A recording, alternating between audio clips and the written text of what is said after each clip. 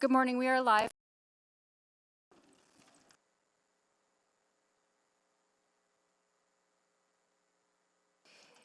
City Council, if you could just, if you have, sorry, rather I'll start over. If you have not seen the chat yet, we have created a different meet to use today for eScribe. It's the December 14 continuation. That's the meeting in eScribe that you'll need to go into.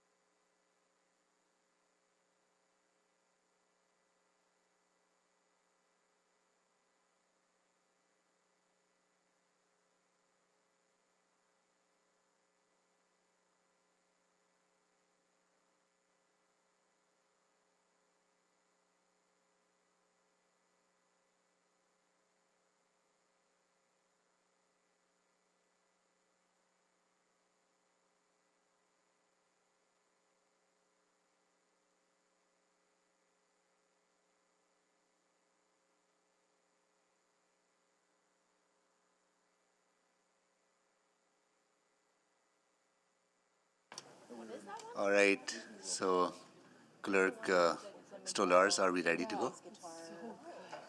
We are, yes. All right. Okay. Good morning, everyone. I would like to call this meeting back to order.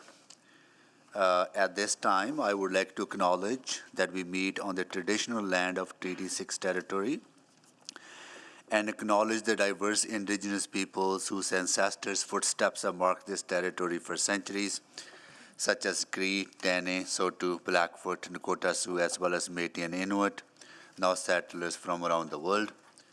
And I will do a roll call of council members. Councillor Wright. Good morning. Councillor Knack. Good morning. Councillor Principe. Good morning. Councillor Stevenson. Good morning. Councillor Plaquette. Good morning.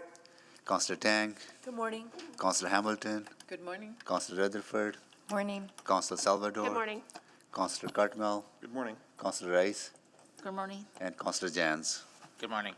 All right. Any protocol items? None, right? And before we go into our next amendment, which will be OP 37, right? We will need to do the randomization process. Oh, for yes, we need to operating. do that. But before we do the randomization, is there a update from administration that you want to give, or? So as where we landed yesterday, with the motions carried, we will be sitting at a 5.01%, 5.15%, 4.29%, and 4.47%, based on all of the motions. When you look at the different funding sources that we're tracking, there's approximately $160,000 left in financial strategies from the EPCOR dividend. The rapid housing funds are now fully spent. There is approximately $2.2 million in community safety and well-being starting in 2025. Financial stabilization reserve has about $3.652 million left. Council contingency for the 2023 year, $700,000 still available, and $126,000 carry forward from 2022. Okay. Thank you so much for that. Okay, now we go to randomization. Right, okay, go ahead, please.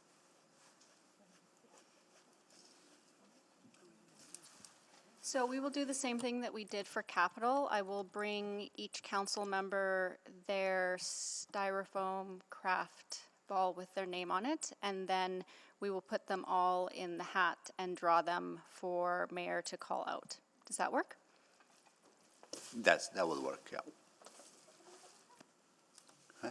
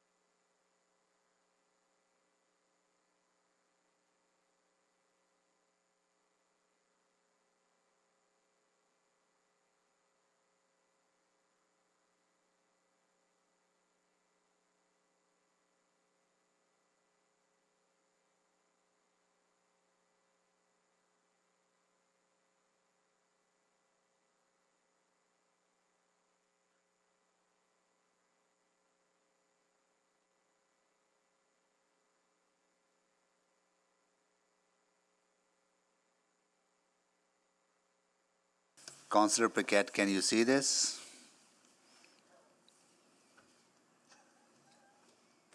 I can. There you go. So I'm going to be putting this in the what you call roster or the draw, that so you know that I'm doing it on your behalf.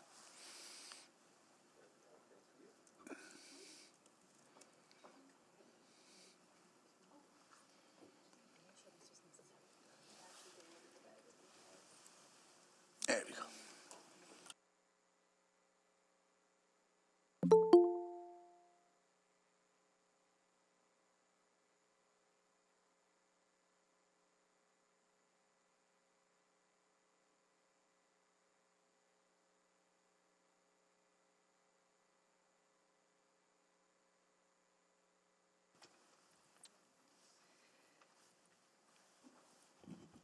Okay, so we will now draw, and I will do my best to show the name in the screen. So our first one is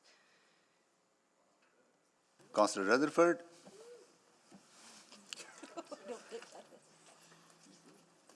our second draw is Councillor Jans, our third draw is Councillor Hamilton, our fourth draw is Councillor Cartmel, our fifth draw is Councillor Wright, our sixth draw is Councillor Rice, our seventh draw is Councillor Salvador,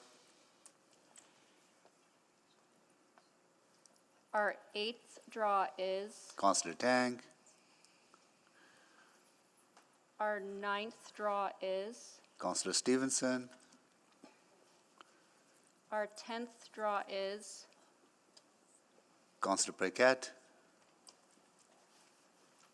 our 11th draw is Councillor Principe,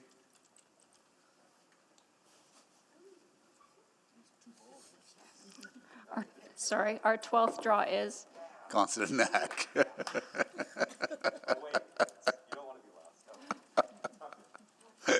You're last for the reductions. You get to actually be first for the additions. That's what I learned.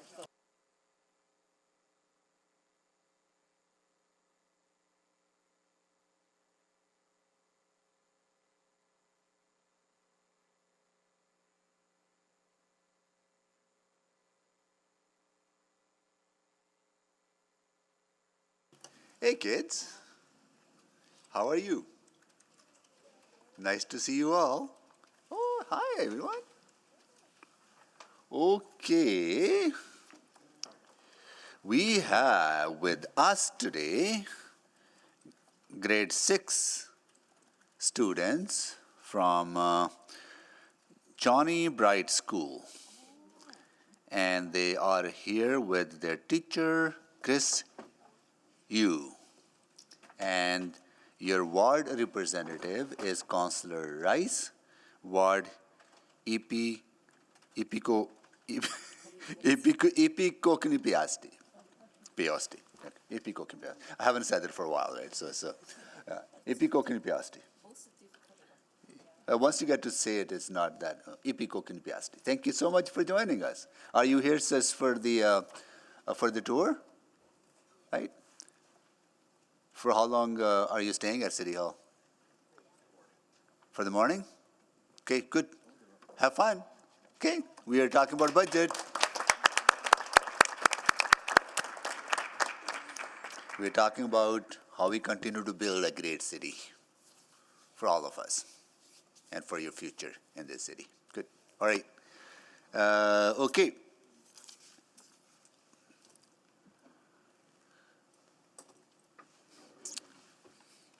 Let me know when we are ready.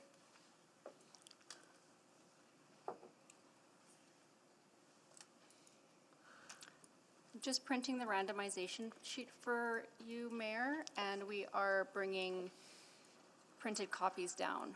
No worries, but we can start with Councillor Rutherford, right? Yep. Yep. Councillor Rutherford, Yeah, let's. state the number so we can go to the page. OP 62. OP 62, Yeah. page 25, right? That is correct, Yep. yes. Go ahead. Okay, I am going to read in that the Talent Acquisition Service and Solutions Branch 2023 to 2026 operating expenditure budget be decreased by $253,000 in 2025 on an ongoing basis to eliminate and remove the expanding diversity and inclusion funded service package as outlined on page 131 in attachment 2 of the November 14th, 2022 Financial and Corporate Services Report, FCS 01394, with funding released to the tax levy. Okay, this is was seconded by Councillor Wright. So Councillor Rutherford, can you please make the introduction?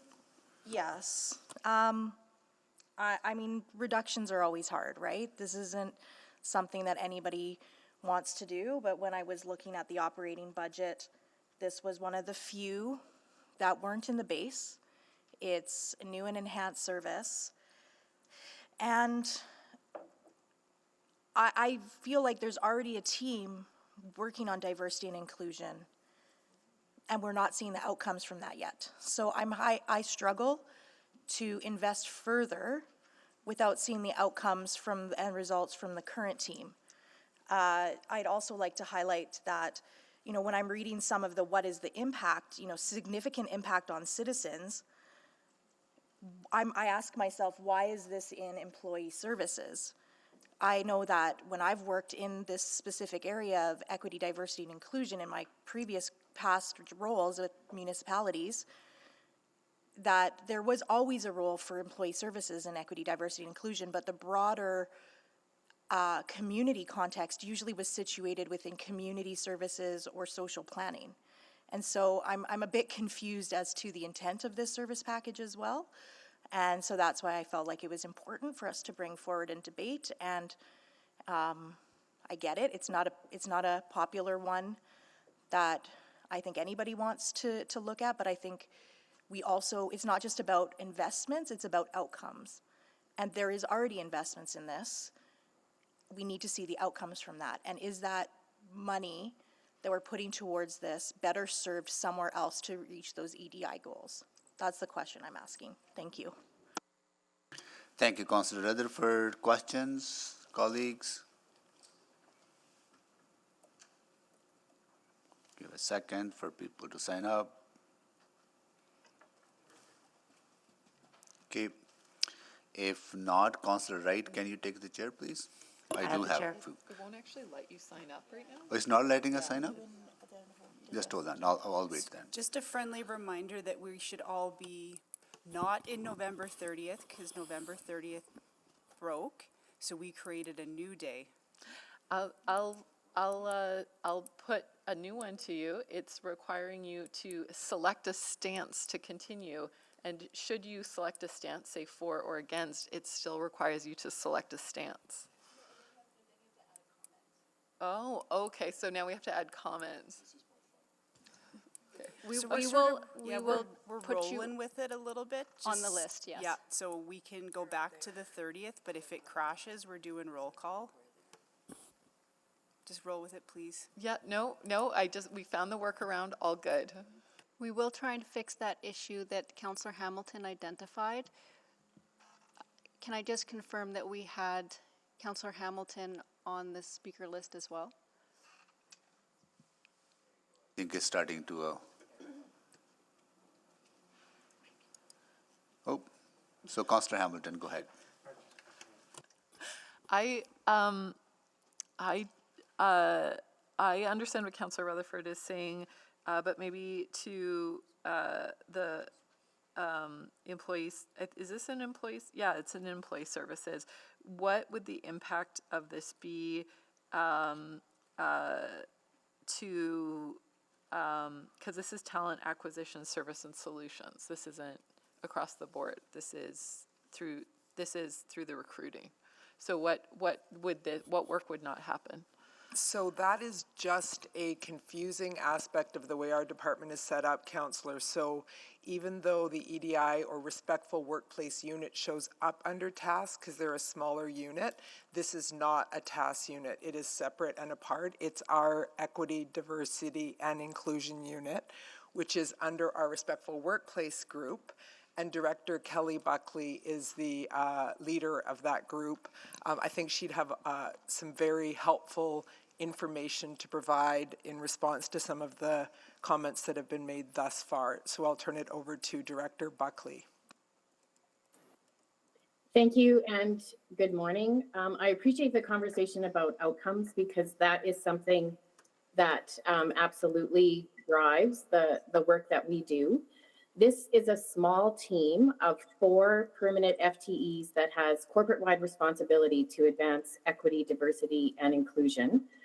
Our team has the responsibility to implement the actions and principles of the Art of Inclusion, which is the city's D&I framework, and leads the integration of Gender-Based Analysis Plus, or GBA Plus, across the city. GBA Plus is the process for inclusion, and the team has been responsible to design, develop, and deliver curriculum, training, and resources to support this tool. In 2022, the team facilitated over 100 training sessions, and the city is one of only a handful of municipalities across the country that requires GBA Plus as part of its council report templates. This team guides and supports the GBA Plus Centers of Excellence that provide the advice and recommendations to council that support our goals of equity and inclusion. An additional GBA Plus course for frontline staff is being developed for delivery in 2023. The team supports and guides the 6 employee resource networks, 9 department D&I committees, and 8 department gender-based analysis plus centers of excellence. We also contribute to the disaggregation and analysis of employee experience survey responses by diversity demographics, and we provide support to the D&I committees and ERNs for action planning purposes. Providing subject matter expertise on equity-related issues is a big piece of the work of this team. And as of October 2022, the team was contacted over 400 times for advice or to sit on project teams, review documents, participate in hiring panels, or provide information and referrals. The team is also agile and responds to the needs of our organization in addressing issues that affect Edmontonians. Following the murder of George Floyd in 2020, the team developed both a 12-month self-directed anti-racism learning guide and an instructor-led anti-racism course. 2 additional anti-racism courses have been developed and delivery will begin in 2023. Other resources and trainings have been created to support employees, including the gender transition in the workplace, the inclusive language guide, and the diversity calendar. The team also provides subject matter expertise in relation to supporting collaborations with our colleagues in other departments across the city. So community services and city manager's office are key partners in our work. Currently, the demand for our services exceeds our capacity, which is a very good problem to have. It demonstrates the commitment of our organization to be anti-racist and to be equitable, but it is not sustainable without additional resources. We have been mitigating capacity issues through the utilization of temporary contracts, but it has been mentioned before, this is not an efficient or long-term solution. Equity and diversity and inclusion are key goals for the city, and our progress on these goals will be slowed or in some cases reduced and eliminated without the resources to maintain our current demands and our ability to respond to increasing needs and emerging issues. All right, I'm out of time. Thank you. Thank you, Councillor Hamilton. Councillor Stevenson? Yes, thank you very much. I think, again, this is a budget item that, in no way sort of questions the merit of the work. I think this work is incredibly important, and I think for me, again, it's just that question of growth versus in the base. So, Ms. Armstrong, I believe that the information we received to some questions during the budget written submissions is that there are 12 vacant FTEs in employee services right now? I would have to confirm the number. I don't know what it is off the top of my head. And do you have the ability to repurpose those positions to fill this EDI team? So the positions that are vacant are being utilized in other capacities. I would be happy to provide a follow-up of every single vacant position and the work that they do. If I were able to reallocate resources that are not required to the EDI team, I would have done so. I haven't had the opportunity to do that because the resources that I have are doing other work. For example, payroll and benefits, which we discussed at length last night. So just to clarify, so those positions are vacant, but those resources are being used to pay for overtime or temporary staff? When someone leaves a role, for example, on a maternity leave, which happened last week, or an illness, which also happened last week, we enter into recruitment to backfill that role. When somebody leaves the organization and there's a vacant position, we enter into a recruitment to fill that position. So the fact that there are vacancies is a normal part of any enterprise's operations. Yeah, oh, for sure, and I understand that a zero vacancy rate wouldn't be feasible or normal. I think the 12 vacant positions put it at about a 5%, but I think what I'm hearing you say is that each of those positions is being actively recruited for at the moment? That's my assumption. I don't know of any position in our department that is not in recruitment now. If I could just add, Councillor, that given the decision we made last night, where we're going to have to find a whole bunch of those important things out of the base, I really have to say, like, I'm at the line now between the decision of not funding a bunch of those critical employee services that I will, find in the base somehow, combined with the need to go find 300 million, which I'm up for that task. Like, I'm at the point now where another 253,000 is going to make it harder for me to achieve the 300 million task, quite frankly. That's kind of where we are, I would say, on these types of amendments. Yeah, and that's helpful. I mean, I think my next question was going to be, I noticed that these resources don't come into play until 2025. So is there an opportunity in the interim for that, kind of reviewing the base for priorities work to happen to find the resources for this? But I'm hearing you. Yeah, I've got 300 million worth of that to do now. What I'm asking council is, this pretty small amount in comparison. I think it sends a really important message to the corporation.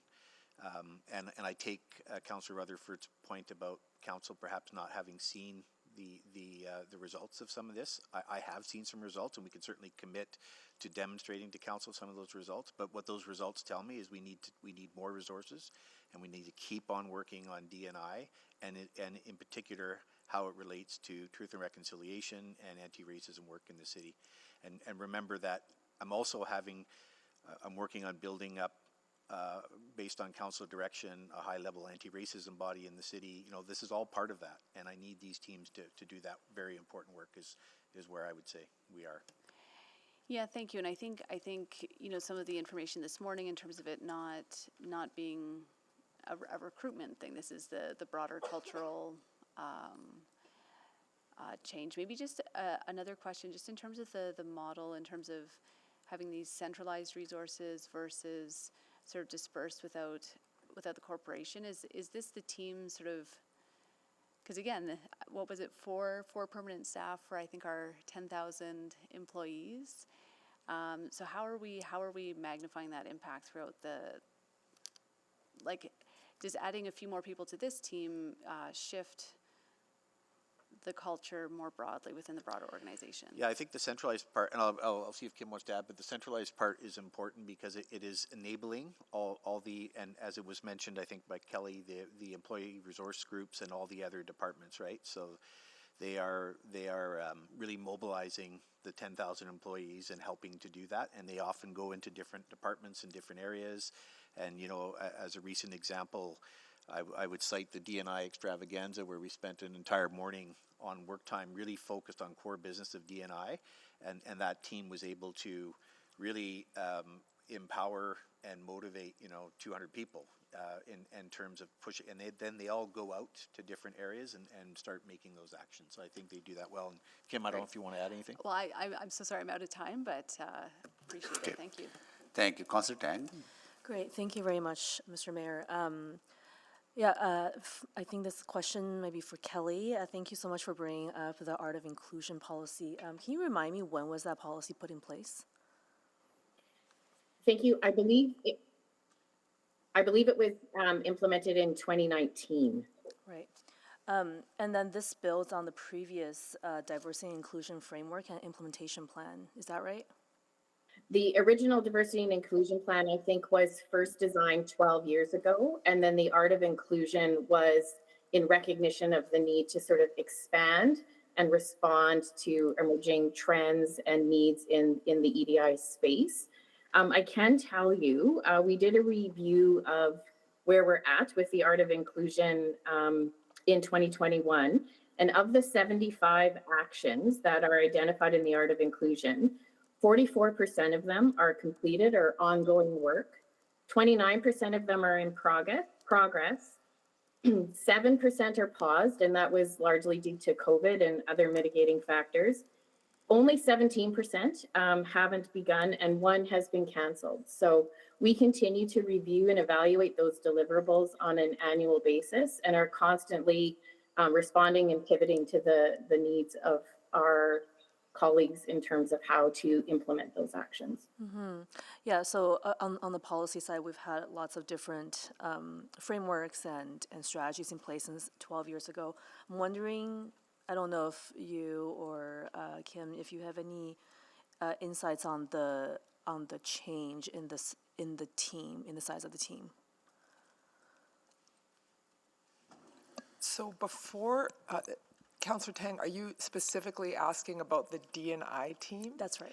I don't recall there being a D&I team when I started at the city 4 years ago, to be honest. So I'll ask Kelly, there might have been one person, I think Jill Chesley was sort of officially a D&I employee, but it is since I started that we have been recruiting Lee McLean, like the GBA Plus specialist, the director of respect in the workplace. Those positions were created after I started at the city, to my recollection and knowledge. Kelly? Yeah, no, that's correct. Jill was originally the sole D&I employee in the city. And then Lee came on board when the Art of Inclusion was implemented. And we've since added a FTE to support Edmonton Fire Rescue Services with their EDI plan. Right. So in the last 4 years, it's grown from 1 person to 4. I believe Correct. that's correct. Right. Even though our diversity and equity and inclusion policy has been in place long before, but there's never really been dedicated resource to that area from an employee, workforce. And Ms. Padbury just confirmed to me that there was one employee prior to my arrival at the city. Okay, so it's been like 1 for a very long time. Yeah, okay, great. Thank you very much. That's it for me. Thank you, Councillor Tang. Councillor Rutherford, go ahead, please. Yeah, I guess to Mr. Corbold, do we have any other teams or groups within the organization that are working on EDI? Like, because the one thing I'm concerned about here is that, again, their scope is internal and external, which seems very lofty for a team of 4, when really the external work, like, is there social planning? Is there community? Like, are there other EDI roles in other departments within the organization? Yeah, I think what we're trying to do with a centralized team is to have everybody in the corporation be understanding and promoting a D&I. I would say that there's certainly a connection to things like the Indigenous Relations Office, and there's connection to the Anti-Racism Office in terms of things, for example, social. When I think of the procurement staff who are working on the social procurement aspects, those need a whole bunch of inputs on D&I, and so even though there's a central office, those people are working on D&I aspects as well. Now, citywide, I think will come as we do more work on things like the anti-racism body and But like, I want to be clear that it's not just 4 FTEs that are doing all EDI work internally and externally within the organization. Is that correct? That's correct, but it's the central team that sort of, pushes all that out. Without a central team, it would be very difficult for things like employee resource groups to do their work. And I want to be clear that my amendment does not reduce that team. And I do value that team. So I just want to be clear. Absolutely. That is not what this, for those listening, that's not what this amendment is doing. So I just want to. Yeah, we're definitely trying to increase here in that You're trying office. to increase. I get that. Yeah. I guess my other question though is, like, when I read some of the descriptors, when I read this service package, it does sound like a bit of scope creep. Like, should the scope of this centralized team be more internally focused on building employee capacity, building that EDI capacity throughout the organization, rather than both internal and external? Like, I'm just trying to get an understanding of that, because it feels like that's a lot to ask of a very small team. Yeah, I would definitely say that the internal side is the priority, but I also think we have a leadership role in the city, and so we'll do as much as we can. And then just one other thing I want to mention is that this centralized team, we're standing up D&I committees in every department, including the city manager's office, and again, they help those. So we're trying to use this group, increase this group, so that we can get this more sort of put throughout the culture of the entire corporation. Yeah, I hear that. I'm just trying to understand. That all is awesome. That is absolutely awesome. And I'm glad to hear that. But what I'm just trying to understand is, if this team is being stretched too thin, should it be more concentrated on internal and have other areas that do a lot more of the external work focus on the external EDI components? 'Cause it Councillor, says I'm not right sure. here- I'm sorry. No, I'm not asking you a question. Thank you. I hear it says, like, under impact, significant impact to citizens that will change the support to effect and correct implementation of GPA plus, which in turn will work to remove, reduce, and mitigate barriers to equity of marginalized Edmontonians. But that seems really broad for an employee services team. Yeah, Kim? I mean, okay. Like, I'm just trying to understand the scope of this service package. I do think we focus the efforts internally, but and you know, we can look at that. But I would like to ask Kim to respond, if that's okay. Yeah. Yep. I don't really have a response. I think that we've provided information about the work of this group, and it is what it is. Yeah. Okay. Thank you.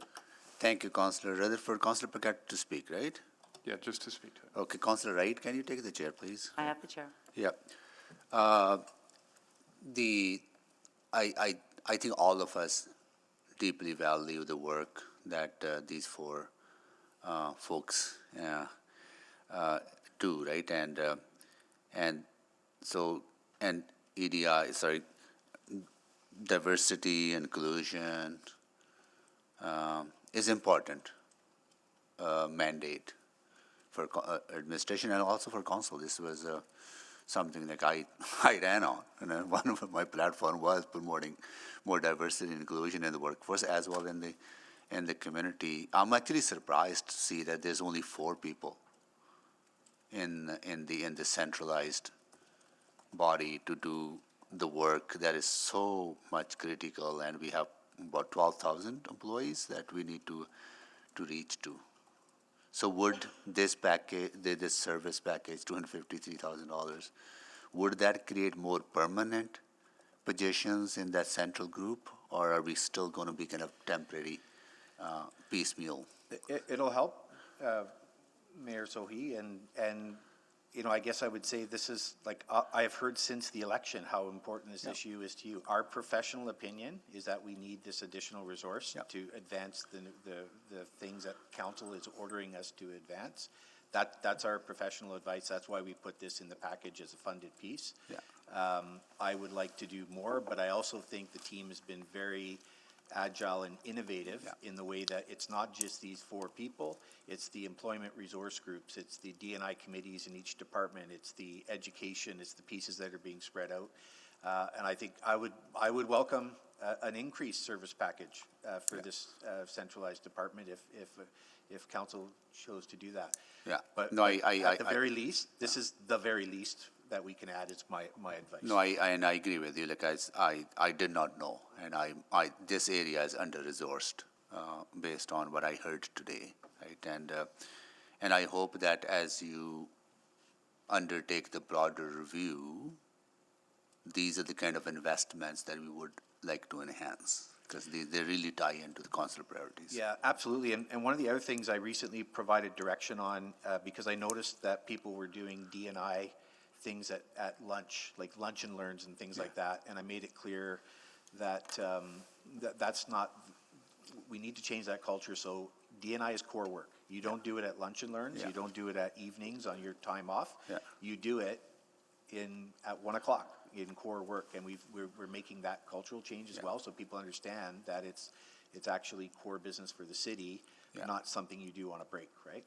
It's also important for internal cultural often collusion, but it's also large number of our employees engage with public. So awareness about challenges faced by people with disabilities, issues around LGBTQ, bias, right? People, anti-racism, reconciliation work, engagement with diverse communities. All of that work needs to be supported by a centralized body, if I understand you correctly, so that our employees are better prepared and better equipped and to do that interface with public. Yeah, I would agree. I think interface with the public is a key aspect of D&I, and I guess touches that point where we start to, it's wider than just the city employees, but we want people to understand and know how to even just the language, right? Yeah. Using the right language from a D&I perspective. Yeah. Got it. Okay, thank you.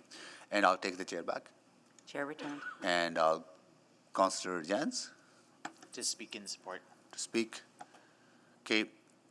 All right, so have we concluded all the questions now? Okay, to start speaking. Councillor Jans, Councillor. That's fine. Councillor Jans. Councillor Jans, go ahead to speak. So, we heard yesterday that, and we heard this morning that where the tax increase is over 5%. And I think it's important to remember that all of these decisions, the administration built a budget and brought us a budget, and it had certain things in it, certain things not in it. Other pieces, like say the Africa Center, we've talked about how that was not included in it.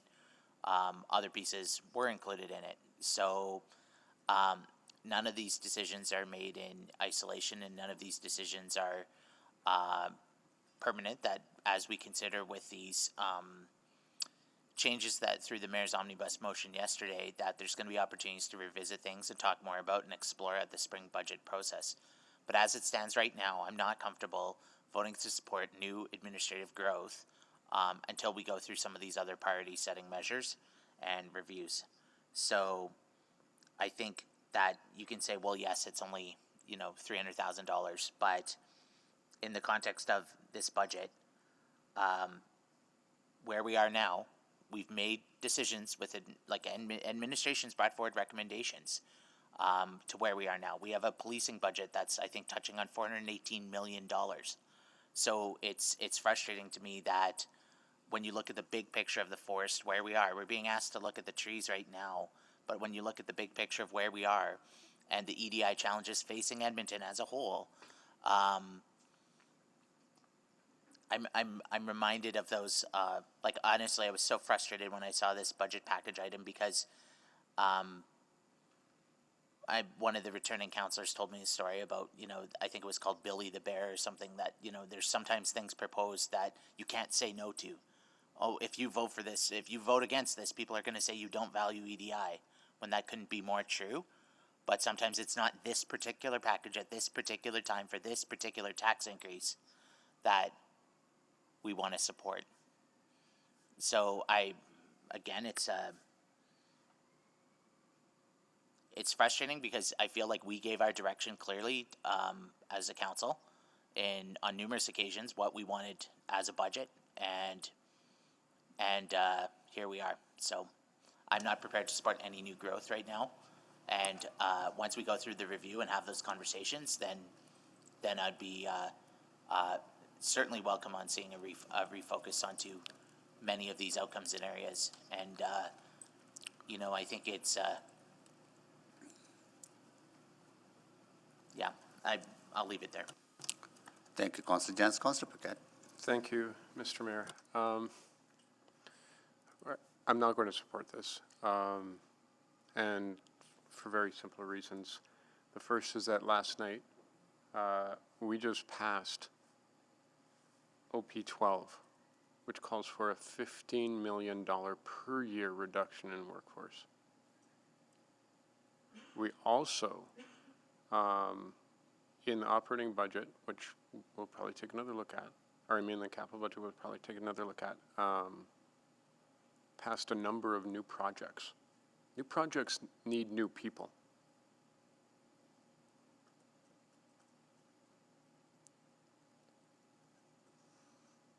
fighting for DNI was hard work. Now, I know that it's like very easy and maybe en vogue to trash the efforts of every council that came before. But there was extremely hard work, and I wouldn't say that you stand on the shoulders of giants, but some of them were.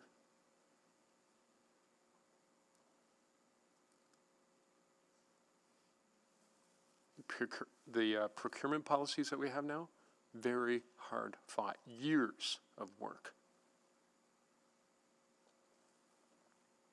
Even simple things like having free menstrual products in the city, washrooms.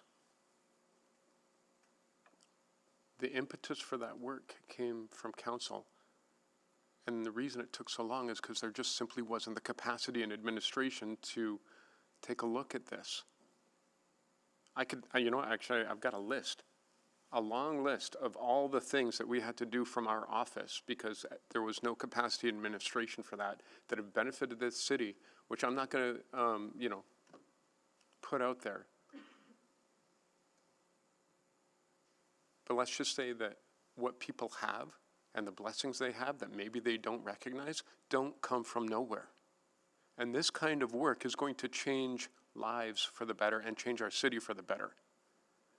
We just passed a massive cut to our workforce, which I am personally not convinced is not going to be without repercussions. I will absolutely not support any more cuts to the people that we're asking to do more and more and more with less and less and less. Absolutely not.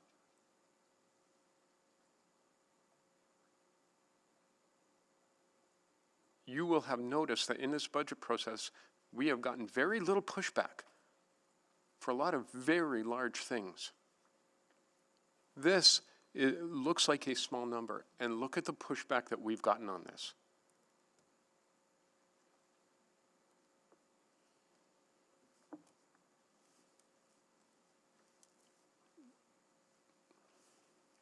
I don't know if I should say this next part, but last week my kid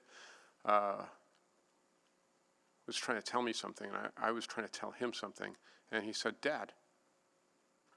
I said, what? He said, I'm trying to teach you something. And if you're talking, you're not learning. And so I've been trying to talk less and learn more. And from what I'm hearing, there's a lot that's being said that maybe isn't being said.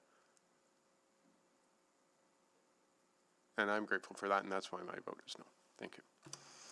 Thank you, Councillor Paquette. Councillor Dang. Yeah, thank you very much. I know it's never fun to be the one to put on the unpopular amendments. I can relate, so I appreciate Councillor Rutherford and your courage for putting this on the table. I think absolutely fair point, Councillor Paquette, around past council and the amount of work that it took to get to this point. And I think many of those people are still sitting here in this room that contributed to where to the progress we made on this file. And I think I revert back to my comment last night around some of the services. If they're so core and essential, it shouldn't be a new or enhanced. It should be part of the base. And I don't think the issues around equity, diversity, and inclusion should be befallen onto a team of 4, or if this passed, a team of 6. I hear and I can see and I understand there are widespread embeddedness of the approach corporate-wide. One of the things I have noticed as well with this budget overall is I'm worried about the way I'm not seeing how we're operating differently. And if the answer is to keep providing the funding to do the same things, then that is a concern for me, and this is one of those examples. I will say the team who have spoken today, and the people who have came up over the years, I've known them, I've worked with them directly, I've known the quality of the work. I I think for a policy that's been in place for at least 12 years, once again, it has come down to this council to continue to actually put resources where it should be.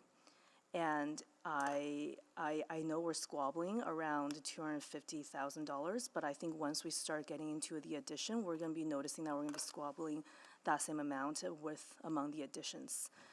And so for a lot of the things that has been discussed here, I'm not sure if we have the votes, but I can't support this under the premise that I also don't think we should be keep funding to do the same things over and over again. And that will be a theme that keeps coming up for me throughout this budget. Thank you, Councillor Tang. Councillor Wright, can you take the chair, please? I have the chair. Yeah. I agree with Councillor Tang that we need to continue to challenge ourselves and look for ways to do things differently. But in order to do that, you need to provide resources to the organizations to do things differently. If people are strapped and they're just responding to calls, and then they're just in that cycle that they don't have the capacity to actually do things differently. And some change is happening. We just need to empower that change with more resources, right? I also hear this, that it should be in the base. Yes, it should be in the base. So this is adding to the base. The only way you can add to the base is come to council for approval for that funding to be added to the base. If we give Andre the power to increase base without council approval, then we would not be transparent. That's how the system works. We add to the base by this process. And that's exactly what this service package does.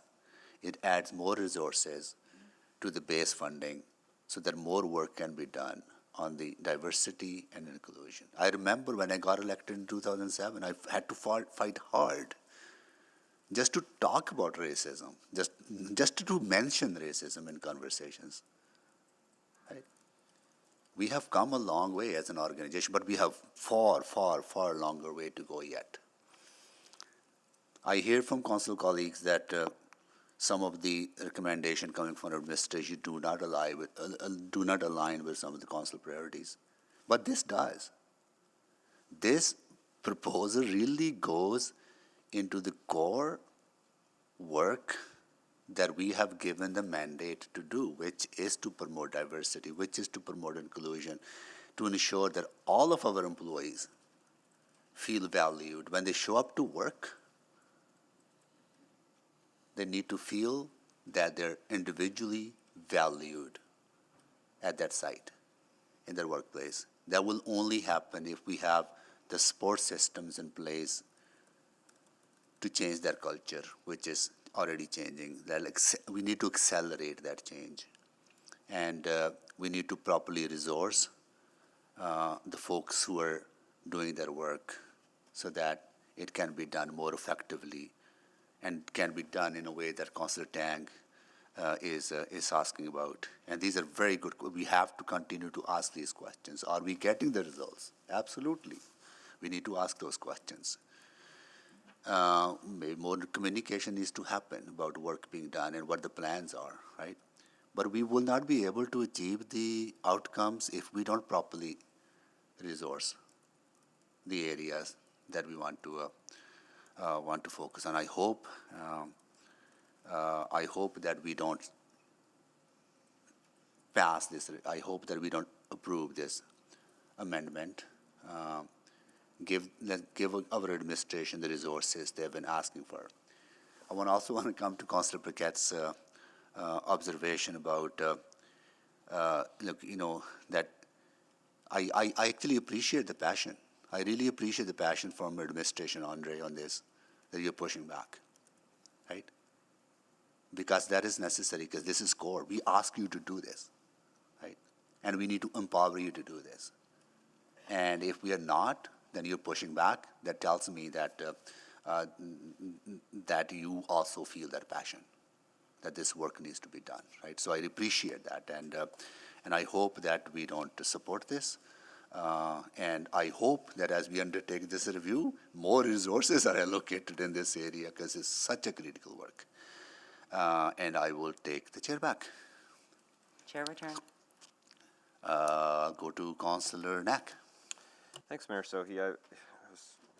I didn't think I was going into this discussion, like, I wasn't thinking I was going to support this amendment at all at the beginning. This has been a really, and I get, a really challenging conversation. Part of what's standing out a little bit to me, though, and part of what I'm reflecting on, and I still want to hear the closing comments, because honestly, I'm not 100% sure yet where I'm going to be. But I am trying to remind myself that we have a few members of council here who have done this work, who have worked in the administration. I mean, we heard from Councillor Tang and how this is it. We've had folks who understand that inner workings too, and when they're picking, when they're looking for things as well, I'm trying to treat that very seriously, because that's an area of expertise I do not have. And I imagine, particularly from those who used to work within the city of Edmonton and used to work within municipalities, they don't pick these things lightly. And so that's why I've been taking this really seriously when I've been listening through these conversations. So I'm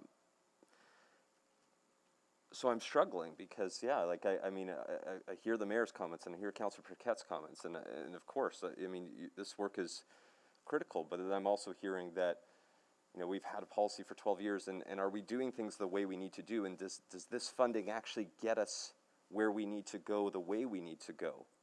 And that's what this conversation's all about. I mean, again, I've said this, during our breaks, but we've never had this kind of debate in any of my past terms on these smaller reduction motions. I mean, this is the amount of reduction motions that are on the floor, and the quality of the conversation behind it is very good to have. So I'm not here to actually convince anyone. I felt I needed to speak because this is such an important one, and I don't want. I would hope that no matter where people vote, that this isn't looking as a disrespect towards the folks who are doing the work every day. And at the same time, I hope that folks know that the people who have chosen to bring this forward, as Councillor Tang talked about, this is not easy. For Councillor Rutherford to bring this forward as the mover, that is a very challenging thing to do for a council to have been talking about this. But the more I have listened, the more I lean to want to follow the recommendations of, in this case, the experts who have done this as well. And there's experts on both sides of these tables.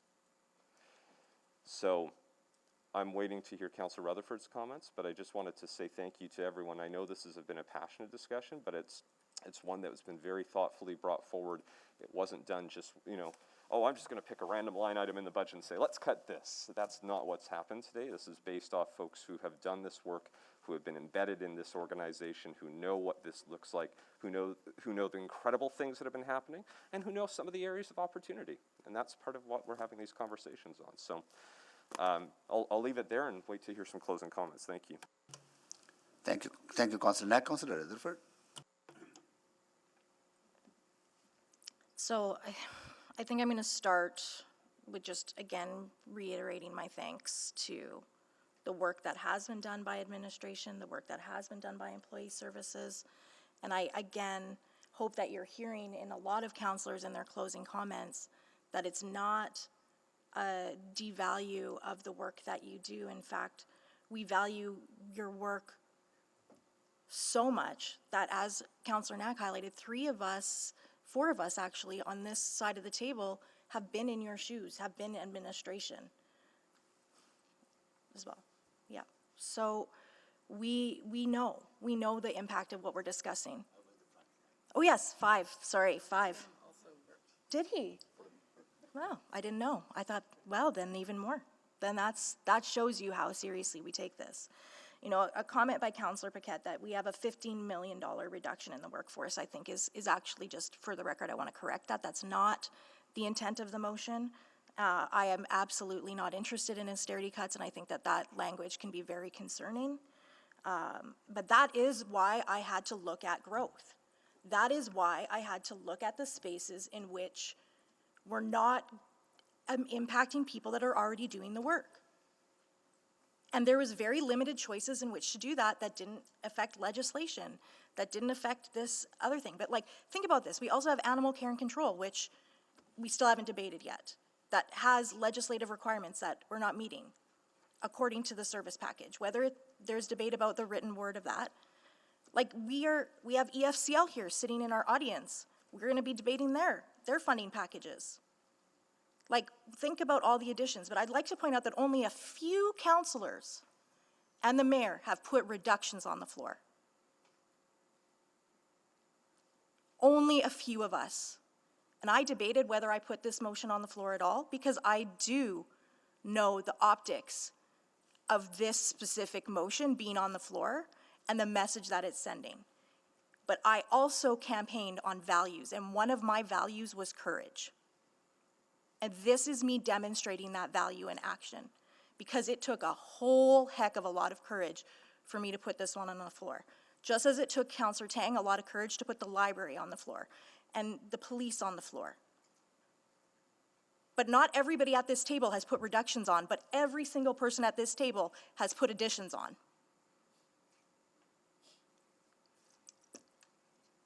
So it's very easy to vote no. It's very easy to vote yes. It is harder to do the hard work of actually saying, maybe, just maybe, we need to look at how we're doing things before we spend the money, and if that's the direction we want to go. There is no debate. There is absolutely zero debate that we value and want EDI work within our organization, and we want to see an inclusive and diverse workforce, and we want to see an inclusive and diverse Edmonton, an anti-racist Edmonton, an Edmonton that works on reconciliation and lives reconciliation. These are all things we want, and that is not up for debate in the amendment that I've put forward. It is a question of, does this create the systems change that we want? And I'd like to highlight again the comment from Councillor Jans. He highlighted that the Africa Centre business case was not in this. This isn't about merit.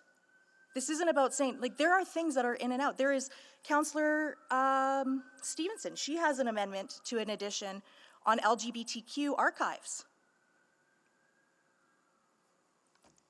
So we have to make the tough choices. If we're at 5%, we have to make the tough choices, and there's very few places where we're finding that room. This is not about my value of equity, diversity, and inclusion. It is not my perception of the amazing work employee services does, the amazing work that administration does. But as Councillor Jan said, I cannot, in good faith, add growth at a time when we're at 5%, at a time where I'm sure there will still be more additions that will pass, knowing that what I heard when I engaged with my residents was, yes, we understand, don't do austerity, but also remember those folks that are on fixed income. Also remember that that's a lot when we're already struggling to put food on our table. Thank you. Thank you, Councillor. Sorry. Mayor, point of privilege. Yeah, go ahead, Councillor. Point of order. I don't think there's such a thing as point of privilege. All right, point of order. There is. There is. There is point of privilege, but Yes. if it makes everyone more comfortable, I'll say point of No, order. point of privilege is acknowledged. Go ahead. As councillors, we cannot assume the attitude or feelings that other councillors have behind the way they cast their vote. And Councillor Rutherford indicated that we would find it easy to vote no. And I don't agree with that. I don't think anyone finds any of these votes particularly easy. Good. Okay. Point of privilege. Okay. Yes. Hold on. So a point of privilege from Councillor Paquette. I acknowledged he has raised his point, and then I can go to Councillor Rutherford for her point of privilege. Absolutely. Okay, Councillor Rutherford. Yes, just the same as you. I wasn't saying yes or no specifically to this vote. I was saying it is easier in general to just vote yes or no rather than moving amendments. That was the intent of my comment. That's not what was said, but I appreciate the clarification. There cannot be back and forth. Sorry. Okay, please vote.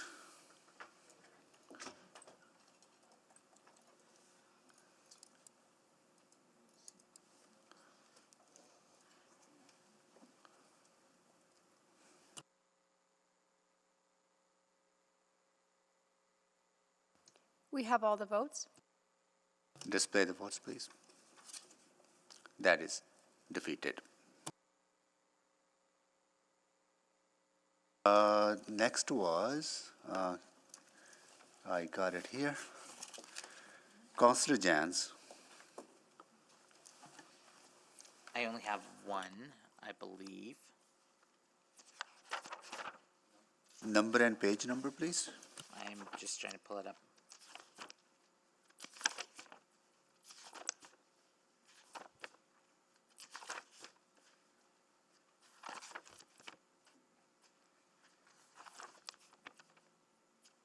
I'm sorry, I'll look to the clerk.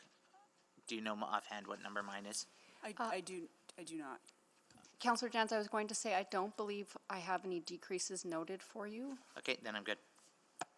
but we will double check. Okay. Yeah, just so, I believe all of my decreases were encapsulated last night in the others. Yeah. Okay, thanks. Thank you, Councillor Jans. Councillor Hamilton. I have neither Okay. a decrease or an increase. Thank you. Thank you, Councillor Hamilton. Councillor Cartmel. Thank you. I do have one decrease.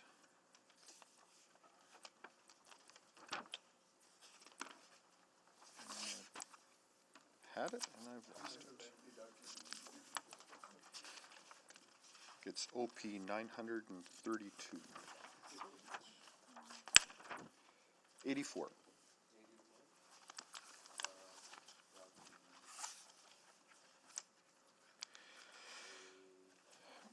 Page 30, item OP 84. That is that the Economic Investment Services Branch 2023 to 26 operating expenditure budget be decreased by 300,000 in 24, 300,000 in 25, 200,000 in 26, and 185 in 27 on an ongoing basis to reduce base funding to healthy cities. Just told that Councillor Principe seconded this, right? Okay, Councillor Cartmel, please go ahead and make the introduction. Yeah, I think that in conversations with Health City and during their presentation at the public hearing, we heard in general, broad general terms that while they might not be excited about gradually being weaned off of city support, they understood and appreciated perhaps the need. They just wanted a bit of time to transition. So this is essentially a 4-year transition to remove their support funding starting in 2024. Thank you, Councillor Cartmel. Councillor Tang, you have a point of Yes. privilege, right? Or, yeah. I guess point of order. I am going, Mr. Chair, I'm going to recuse myself from this discussion due to a perceived conflict of interest. so do you have a pecuniary interest? It'll be a perceived, So the MGA is crystal clear on this. a perceived potential conflict of interest. Sorry, I'm just taking the words from. You need to have a pecuniary You interest to actually need a recuse pecuniary yourself. interest in order Okay. to not vote. I can't put in the record that you have abstained. I need to put the reason that you've abstained. and Okay, it has how to be in about a compliance. perceived potential pecuniary interest? The MGA does not accept perceived. Okay, then that's fine. This is taken from the language from our ethics advisor. So if that's not accepted, that's fine. Just to make sure that we get legal opinion on this, or at Well, least some you know, advice. Madam Clerk is correct. If you have a pecuniary interest, you can recuse yourself, but I don't know what it is, but if you've received legal advice from your ethics advisor, and that advice is that you have a pecuniary interest, then you should recuse yourself. If not, you should vote. It would be perceived, though, is the language I was given. So you are required under the MGA to vote if you are Okay. present in the meeting. Okay, that's If fine you then. are going to abstain, I need to record the reason you are abstaining in the minutes, and it needs to be in compliance with the MGA as to why you're choosing not to vote. Okay. We will take instructions from you. Understood. I've sought legal advice for this, and given the MGA implications, I will stay. Okay. proceed now, right? Okay. All right. We can, am I allowed to ask a question of the mover just to get a little bit of clarification on the amendment? Sure, yeah. Yeah, so I'm gonna, just for Councillor Cartmel, so this came in late last night, so apologies for not raising it. Just wanted to confirm, this decrease lays over to 2027, which is the next budget cycle. Is the intention to end the grant at the end of this budget cycle? I just want to make sure I've got the intention right. No, it's, the intention is that it ends in 4 years, but I understand we can't encumber the coming council, so that's my error. Well, no, I should have caught this last night. Do you mind if we just strike out after 2026 so that we keep the decision within this budget cycle? Is that okay? That's fine by me, I'm sure that's friendly. Is that okay, Mayor Sohi? So what we are eliminating is $185,000 in 2027. Yeah, I didn't catch it last night. Thank you. Got it, okay. I should have caught that too, I'm sorry. Good, good, okay. That's good. Okay. I may just ask a point of order question. Go ahead. Madam Clerk, you have to list reasons if someone abstains from a vote, but you don't have to list reasons if they're absent from a vote. Yes, so just to Correct. let me restate that. So when you're in the room, you are required to vote. I don't record why councillors are absent. I just record that they are absent either with notice or without notice. Thank you. Okay, thank you. Councillor Stevenson, questions? Yes, thank you. I really appreciate the intent of this. Just for my math, does this get it down to 0 by the end of the cycle? By the end of 4 years, it would, yeah. Okay. Not by the end of this cycle, though. It would start with a reduction in 2024. Thank you. Okay, perfect. Yeah, I think there's a lot of sense in that. Thanks. Thank you, Councillor Steve. Councillor Jans? Sorry, to the mover, is it contingent for this organization to have municipal support? Like, do they require that to get matching provincial or federal support? I'm not sure if they require it, but it's certainly the funding that they've received to date has allowed them to leverage that funding and get support and get support and grants for other things. I think the one that comes to mind is the I'm going to lose my vernacular, but it's the simulated and maybe administration can help me, but it's essentially the simulated statistical work around a blood study of some sort that got federal grant dollars for it. Can I ask maybe, so why isn't this, I mean, being a new councillor, not knowing the history here, like, we've been in this for a while. Yep. It seems like it's a provincial responsibility. No. Why are we doing this? And if not us, why isn't Edmonton Global or Unlimited or somebody else? Like, as I read, it looks like we're on an exit off-ramp. So why not take that off-ramp maybe a year or two sooner? Well, that's two different questions. I think, so the origins of this precede even my time on council. Was a table that was set up, I think, the year before I arrived here, and it was effective. It was two things. One, it was trying to establish a bit of an economic development piece, and it recognized that there were, within that health realm, that there were barriers to collaboration and access to particular players in that realm. So it was hard for instance, Alberta Health Services to talk to somebody that would have an innovative idea around in that health world. So this table effectively brought people together that could penetrate those barriers and have a collaboration conversation and move with speed. And so it was set up as essentially an economic development table, and has evolved since then and has done great work. Why it didn't migrate to Edmonton Global is, again, from my recollection, is because it was bundled with our other innovation and innovative groups, like the film industry, like Edmonton Innovates in their precursor, that kind of a thing. So it was within that realm, and that's the realm that they generally operate in, as opposed to health care. So that's where it is now, and could the off-ramp happen quicker? I suppose it could, but what I heard was that they needed some forewarning so that they could find other ways to fund themselves. Okay. I guess where I'm struggling is that, not everybody is getting the same forewarning as others in the off-ramp, and some have a hard right, others have a gradual right, and I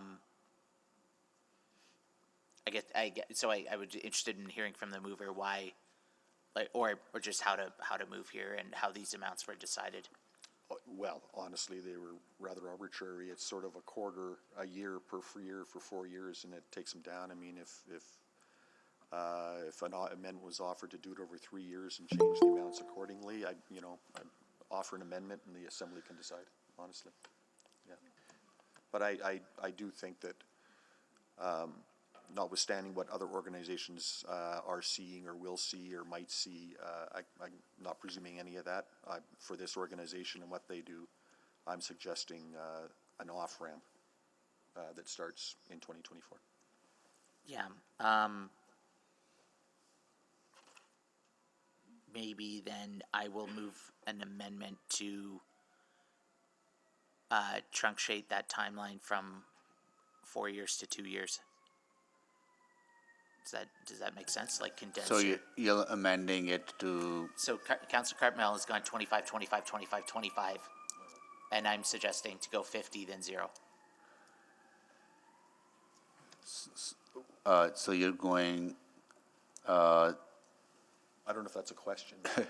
just need a look, how much are you proposing for 2024 and 2025? I don't have, well, let's see. Take the base amount and then take half of it. Yeah, so that's 8, so you 4 and 4?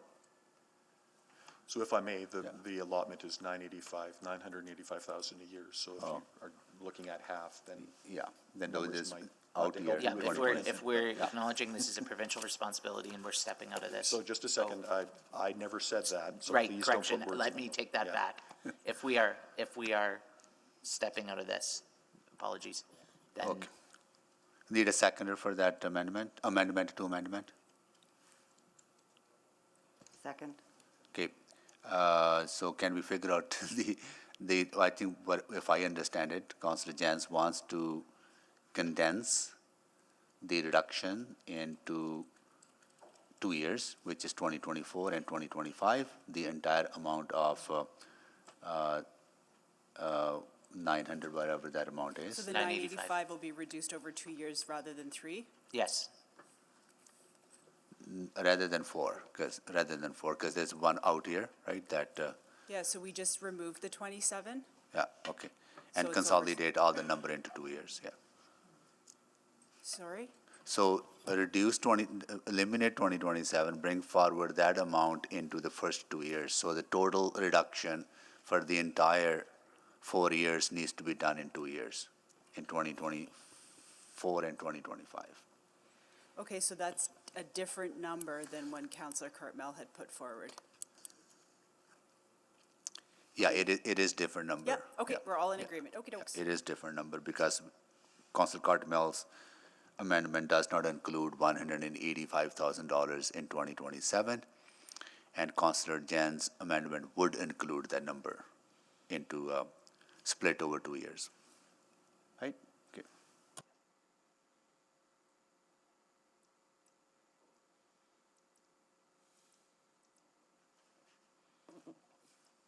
Okay, any questions on the, okay, Councillor Hamilton? Yeah. I don't know if there's anyone on the line that could answer this from Health Cities. Understanding that council's looking to, I think in Councillor Cartmel's original motion, slowly on a more measured scale divest our interest in Health Cities. What would an accelerated divestment mean in terms of getting grants, for instance, or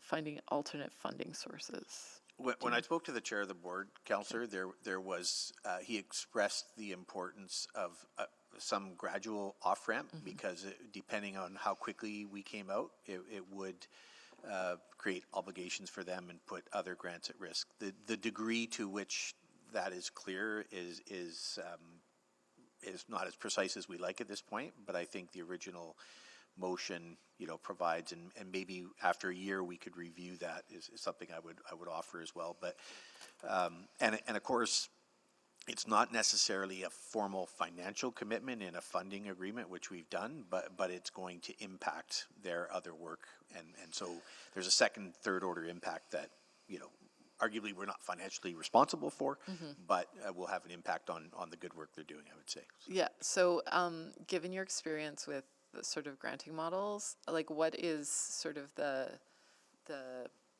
long range on it? Is it like grant cycles are 18 months, 2 years, like?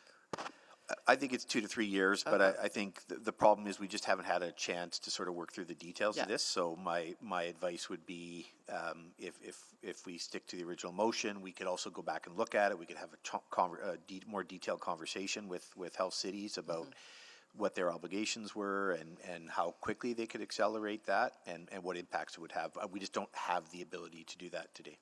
All right, that's really helpful, giving me context for the impacts of these two motions, or the amendments. Thank you. Thank you, Councillor Hamilton. Councillor Cartwell? Yeah, no questions, just to speak to the amendment. Okay, so any more questions? Seeing none, so we would be speaking to both of them together, and they'll be stacked. Councillor Jans will be the first to be voted on because it's a higher amount in a condensed time frame, and Councillor Cartmels will be the second. If Councillor Jans fails, then we'll come to Councillor Cartmels' amendment. I got that right? Perfect. Here you go. See? Getting there. It's only took me more than 1 year. Just kidding. Okay, all right. So speaking, Councillor Stevenson. No, because Councillor, this is okay. Who will close on this then? Will Michael close on it, right? Because yeah. I would say technically it was Councillor Cartmel that started it, and it's been your practice to. Yeah, so Councillor Cartmel will close it. Yeah, okay. Councillor Stevenson, yeah. Yeah, just want to say thank you to the mover. I think it's really important for us to support organizations as they're getting up and running, but then be thoughtful about revisiting that relationship as we move forward in time. So I really appreciate the thoughtful off-ramp approach. I think this is a really effective way to not undermine any of the work and investments that we've made over the past number of years. And yet still extricate ourselves from the organization. So I will not be supporting the amendment to do this more quickly. I think what's been proposed is a good way forward. Thank you. Thank you, Councillor Stevenson. Anyone else? I don't see Councillor Cartmel to close. Yeah, thank you. I would agree with Councillor Stevenson. I think a slower off-ramp for now. I think we've done a great job of incubating this organization, and it's really borne a lot of fruit. It's time for them to leave the nest, just to chain a bunch of colloquialisms together. But I think if we indicate that that's what we're doing, but we take a measured approach right now, that's prudent, and that has been stated. Once we've ironed out some details, we might be able to accelerate the exit in the second or third year. But let's not presume that necessarily, and let's not generate unintended consequences. Let's create the exit ramp, but do it in a measured way. Thank you. Thank you, Councillor Cartmel. Please vote on Councillor Jans's amendment to amendment first.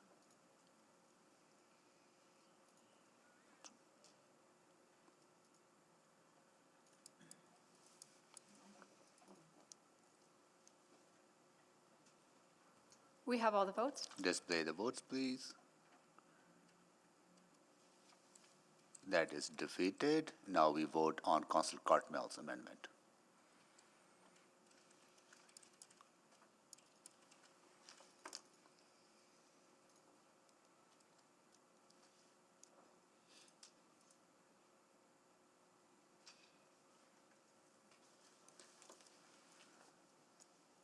We have all the votes. Display the votes, please. That is carried. Okay. Next is Councillor Wright. Thank you very much, Mayor Sohi. 60.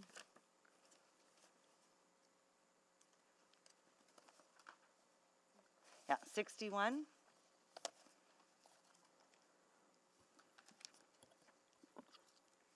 And I'll read it in, that the Edmonton Police Service, sorry. Okay, go ahead. That the Edmonton Police Service 2023-2026 operating expenditure budget be decreased by $4,481,000 in 2023 and $5,842,000 in 2024 to eliminate the one-time multi-year funding for the Healthy Streets Operations Center as referenced on page 179 in attachment 2 of the November 14th, 2022 Financial and Corporate Services Report, FCS 01394, with funding released to Community Safety and Wellbeing Funds. Okay, this was second by Councillor Knack, so please make the introduction, Councillor Wright. I was a little bit surprised to see that there was a second a funding package in the budget for the Healthy Streets Operations Center for 25-26. My understanding from our police funding discussions was that that this would be incorporated, that the 2023 and 2024 funding for the police officers would be incorporated within the police funding formula. So I'm just, I guess, trying to get a better understanding as to why that wasn't. And I think maybe I'd like the money put back to community safety and well-being so that we can support other community safety initiatives as well from it. I understand that our community safety and well-being funds aren't going to be available until 2025 without this being available.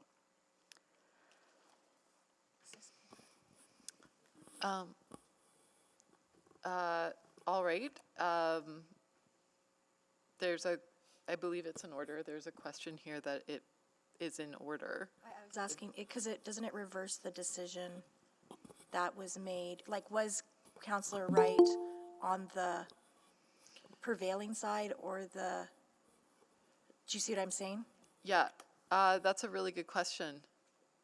Madam Clerk, is this motion in order? Yeah, so we were having a sidebar when we got caught there. So this is going to take a bit of a team effort because at the top of my head, Andrea, I just cannot remember. But the council just put this funding in this calendar year? I can, if you want. Yeah, so without getting into all the mechanics of it, if council made a decision to fund something, I'm thinking out loud, council does regularly make decisions to change its budget throughout the year. But if council just put it in, I'm trying to figure out how council could just take it out in the same calendar year. That's another question I raised with her. We just hold on. Okay, you need information. When was the decision made? Well, so legal services and I have this conversation all the time. And it's about, for example, you're taking money out of a budget that was actually just approved this time last year. So for example, like, not to complicate this, but the budget is a fairly fluid event. And so this is a 4-year budget. And next year when you make changes, whether you increase or decrease in April, you're not going to be reconsidering the decisions you just made today. You're going to just be moving forward. So it hasn't been the practice to reconsider every single time because you're always forward-looking. But because this was a new program, I gotta think this might require a coffee break. So can we not just come back to this? Can I go to the next amendment from, we can pause this? Are you okay, Councillor Wright, that we pause this until this is cleared by legal and city clerk? Sure. Yeah, so what do we have to do? Because withdraw this, then go to the next amendment? No, I would say it was moved, seconded, and postponed. We're just going to pause, and apologies, we just didn't get to this from the cleanup from last night. I just need to chat with legal and check with No finance. problem. So we'll postpone this. That requires a vote, right, to postpone this? No, because everything's postponed friendly. Okay, all right, that's good. We'll come back to this. And that was Councillor Wright.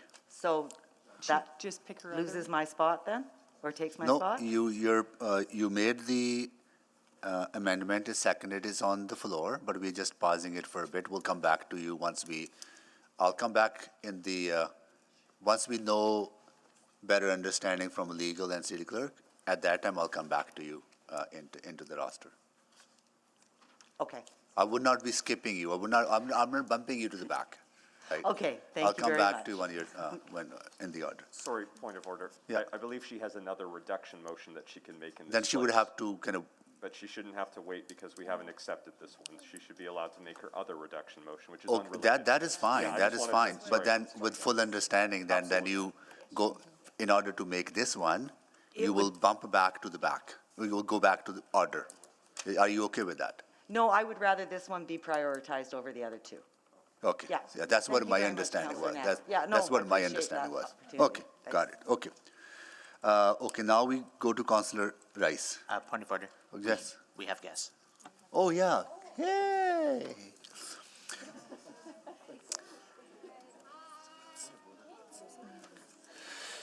All right, we have with us students from Johnny Bright School grade 6 class with their teacher, Julie Wilson. And your ward representative is Councillor Rice from EP Kokani Peosti. Nice to see you all. Are you having fun?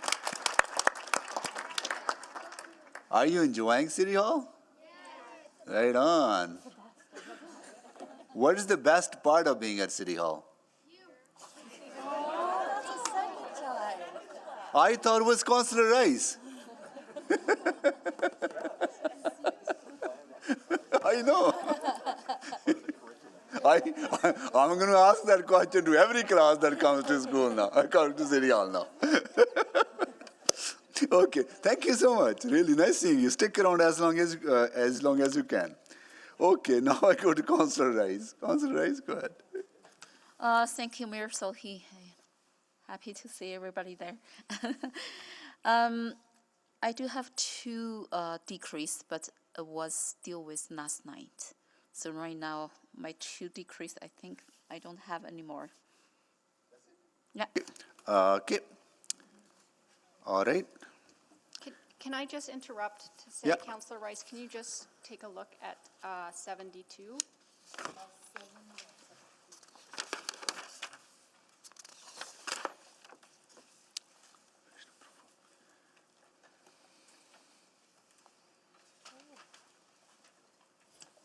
So 72, I thought I already deal with last night, so it seems not. Okay, so I will present this one.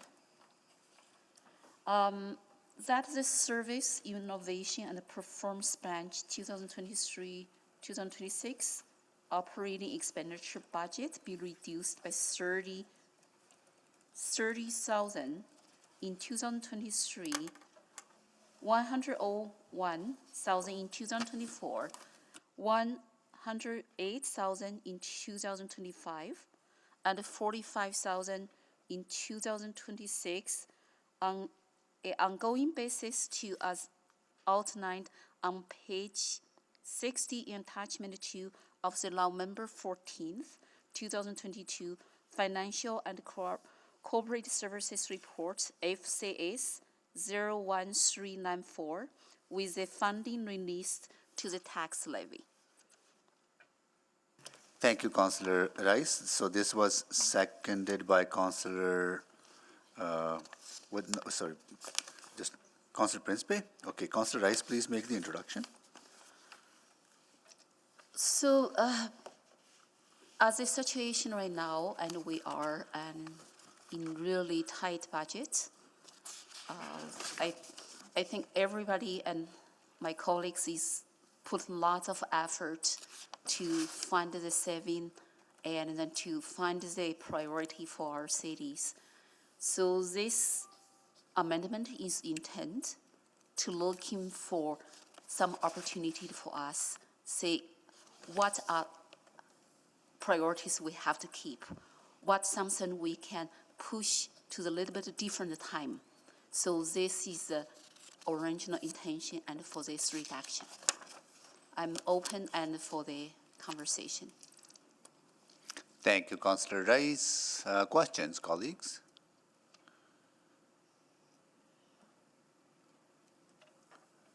Okay, I can, Councillor Wright, Councillor Principe, you're signing on it. Go ahead, please. Yeah. Thank you. This is just to administration. What impact will this have? I believe Ms. Matheson is on the line. If you could take this question, please. Or Ms. Sparks. Yeah, I'm going to let Catherine Sparks take this one. Go ahead, Catherine. Hi, good morning, Council. Thank you, Council Principe. So this team is really comprised of three different groups. We've got our business intelligence and analytics team. So this team does things like open data for Edmontonians. They support our GIS services that enables 90% of the public services like development services, parks, snow and ice, assessment, taxation.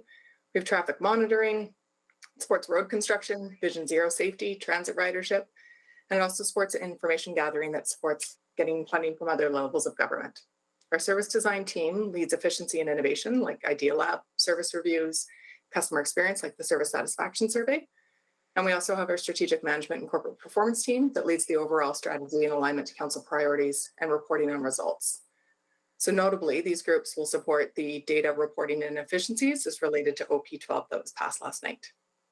So the impact to the $284,000 reduction would really be related to, it'll come down to personnel. So with the approval of OP 11 last night, the SIP branch budget will decrease by $1,698,000 by delaying SIDS by 1 year, and 83% of the branch costs are personnel.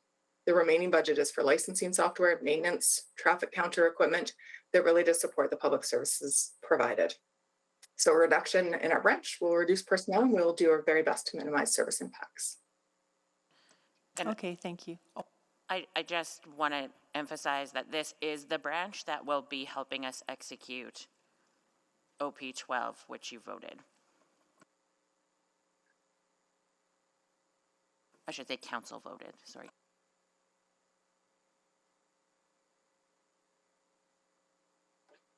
Sorry, Mr. Mayor, that's it for me. That's Thank it. you. Yeah. Any more questions?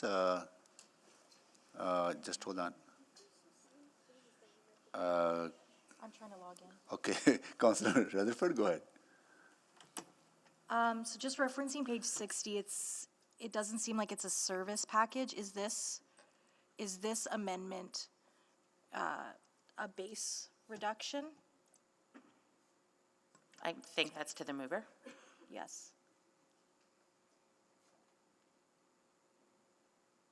So I would like to defer this to administration to clarify, is it reduction for the base budgets and also for the growth?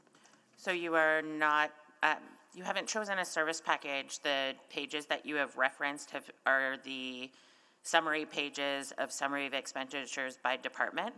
So I can't speak to your intention, only you can speak to your intention. And because right now I don't have this, and my original submission is different page, and then right now the wording on my hand is page 60. So I cannot go to that page 60, but I do want to get clarification if this is a reduction for the base funding or is it different, either for growth? Page 60 of the budget is strictly the corporate tables, which means it would just be a base adjustment to, it would be an adjustment It's not a new or enhanced service package. It's an adjustment to a line item on a corporate table. There is no associated Which would have, service and what package. I heard from Ms. Sparks is that would have human resource impacts? That's the bread and butter of that area, yes. Yeah, okay, that's all I need for my questions. Thank you. Okay, thank you, Councillor Rutherford. Councillor Rice, you So just quickly. Yeah, I will quickly say, and because this decrease and developed, and before knowing that last night is a 12, one to be brought and passed, and then right now, and we know this is after we have 12 amendment. So amendment number 12 passed, and then to support that work, and then so I will not take this one. So you want to withdraw it? Okay, Councillor Rice is withdrawing it. So keep. All right. Thank you, Councillor Rice. Councillor Salvador? Yeah, thank you, Mr. Mayor. So I do have some reductions. You might recall me saying the same thing over and over related to parking when I was tabling. And I'm just wondering if I... OP number Yeah, and so it's OP please. number 75, 76, 77, and 78. And I'm wondering, for expediency, if we can do them together. If not, that's okay, but they are quite related. Let me seek advice from from City Clerk. 75, 76, 77, 78, right? Yes. 4, okay. Or these are 4, right? Together? Okay. Advice, please. I think at this late stage in the process, perhaps bundling them would create some efficiencies if that's amenable to council. And that is perfectly okay. Our councillors, we are okay, colleagues, bundling them all together. Okay, everyone seems fine to bundle them together because they are all service fees. Okay, Great. So I guess just for my purposes then, would you like me to read them all in individually? yes, I'll have to do that. we'll read them all Yeah. together, Sure. all of them together. Yeah. Okay. So OP 75, that the Parks and Roads Branch 2023 to 2026 operating revenue budget be increased by $478,000 in 2023 and $160,000 in 2024 on an ongoing basis, as outlined in the reduce free e-park parking from 30 to 15 minutes revenue option on page 266 in attachment 2 of the November 14th, 2022 Financial and Corporate Services Report, FCS 01394, with revenue from e-park user fees. 076, that the Parks and Roads Branch 2023 to 2026 operating revenue budget be increased by $195,000 in 2023 and $65,000 in 2024 on an ongoing basis, as outlined in the introduced Sunday paid parking revenue option, same page, same attachment. And then 077, that the Parks and Roads Services Branch 2023 to 2026 operating revenue budget be increased by $638,000 in 2023, $212,000 in 2024 on an ongoing basis to adopt the extended operational hours for all e-park zones revenue option, same page. And then 078, that the Parks and Roads Branch 2023 to 2026 operating revenue budget be increased by $113,000 in 2023, $37,000 in 2024 on an ongoing basis, as outlined in the on-street hourly rate increase revenue option, page 266, attachment 2. Thank you so much, Councillor Salvador. They were all seconded by Councillor Stevenson, which is good. No complications around that. Okay, make the introduction, please. Great, thank you. Yeah, so with this bundle, looking to put forward several of the revenue options related to parking, and that includes 4 main parts. As mentioned, the reducing free e-park from 30 minutes to 15, introducing Sunday paid parking, extending e-park operational hours, and finally increasing our on-street hourly rates. And I'll start by saying I understand this likely will not be super popular, but part of the reason I'm putting it forward is because of the answers I received in the operating questions. I asked how many times in the last 20 years have we increased our off-street parking and on-street parking fees, and by how much? And just as a comparator, over that same time period, how much have we increased single fare transit fees, and by how much? And I thought the answer was really interesting. In the last 20 years, transit fares have risen by about 75%, whereas parking fees have not significantly increased over that time.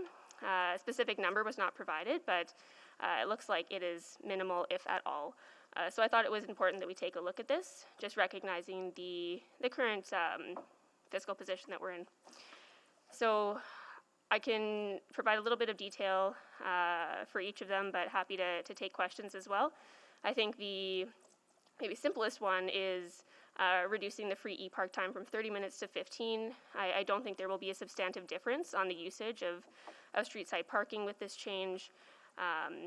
And then for Sunday paid parking, generally speaking, I'm guessing that Sundays being free is rooted in history rather than evidence. So it seems like a bit of a layover policy that's not reflective of the city's modern understanding of service delivery. And then, yeah, I think there's opportunities around extending e-park operational hours in select areas that make sense. And same thing goes for the increase of on-street hourly rates. But happy to dig into any of those details. I will end it there. Thank you, Councillor Salvador. Councillor Principe, question, please. Thank you, Mr. Mayor. My only question is, I'm glad we bundled it together, but I would like to request that we vote separately, though. That's all.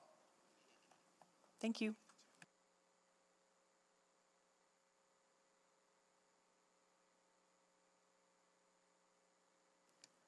Councillor Cartmell? Thank you. So thank you for this. I'm just looking at the 30-minute to the 15-minute. And Councillor Salvador, I described this as relatively simple and not a big change, but there's quite a big dollar amount attached to it. I guess I'm curious about that.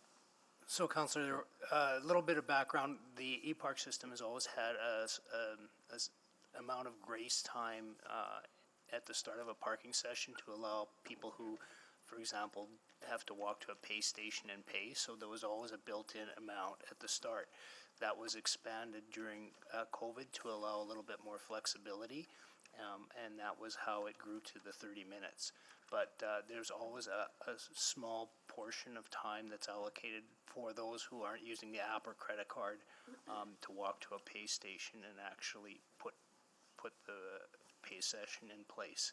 So that's how that's developed. If you want more specifics, I can get Craig McEwen to just speak to a little bit more on the revenue assessment. No, that's fine. That's helpful. I wasn't sure just what that was.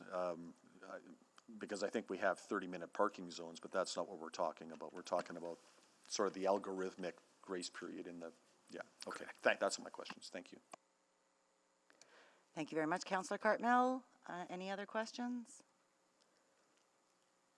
Anyone to speak? To close, Councillor Salvador? Oh, okay. Councillor Stevenson, go ahead, please. Just very briefly, want to thank the mover for bringing this forward. I think these are really important ideas, small changes that not only help us strengthen our revenue side, but also support curbside management, which is a really strategic thing that supports our businesses and communities. So really pleased to see this moving forward. I will be supporting it and hope others do as well. Thank you. Thank you, Councillor Stevenson. Anyone else to speak? No? Councillor Salvador to close? Yep, no, thanks. Happy to make this really brief. I would just add that it looks like cumulatively this set of amendments will raise close to $2 million annually in revenues. And at the same time, it should help make parking actually more available for folks when they need it, as it creates some more turnover. And I would argue as well that it is in line with our curbside management strategy to actively consider the rates and policies we have in place. And finally, it does not escape me that while our on-street fees have stagnated, many private parking lots have been increasing their fees for years. So recognizing we do exist in a market, and to a certain extent we have to follow those market signals and price accordingly. So I really appreciate the conversation. Thanks. Okay. Mr. Mayor, this is Michelle. Oh, here you go. Just a note on OP 78. That this will require a bylaw amendment. So I think if council wants to proceed on this, and as long as the understanding is it would be implemented later in 2023, but really on the condition that council passes that bylaw. The bylaw's ready for the new year, but just I wanted you to be aware. Got it. That's only for OP 78, right? Correct. Okay. All right. Everyone understands? Okay, there'll be a bylaw coming back if this passes. Okay. Can I ask a question? Yes, go ahead, Councillor Jones. So the bylaw would come back specifying the amounts if this motion were to pass with the amounts in this motion? Or would we need to go through a secondary conversation about when that bylaw comes up, whether those amounts are correct or not? Well, we can bring a bylaw forward for your consideration, but it needs to be increased, I think, is the point. Okay. So, yeah, that makes sense. Thank you. Okay. And if we, in working with the department, if by any chance we're able to add it on Friday, We can also do that, and that way it aligns. Typically, what council does is it approves its budget, and then if there's fee schedules, I call it housekeeping. It's all the procedural tidy up that's then required, but of course, the bylaw would reflect the direction from council, 100%. Okay, good. All right, so we are going to vote separately as requested. So we are voting on OP 75.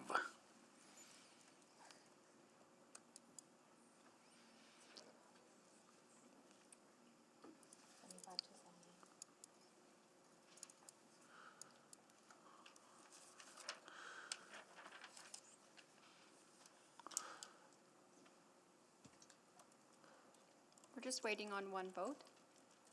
I'm a yes. Thank you, Councillor Jans. We have all the votes. Display the votes, please. That is carried. Now we are going to vote on OP 76.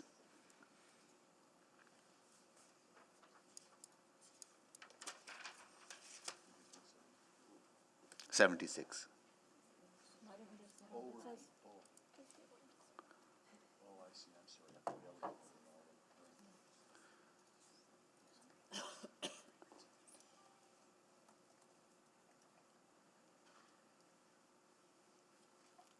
We have all the votes. Display the votes, please. That is carried. Now we are voting on OP 77.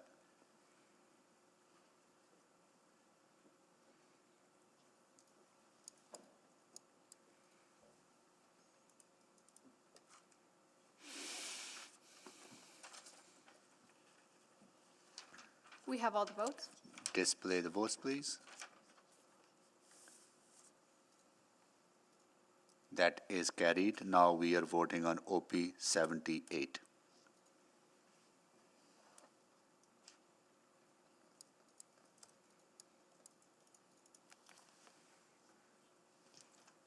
We have all the votes. Display the votes, please. That is carried. And I can confirm from the department who have been listening attentively online, we'll have the bylaw ready for you and we can add it this afternoon and then you can approve it on Friday.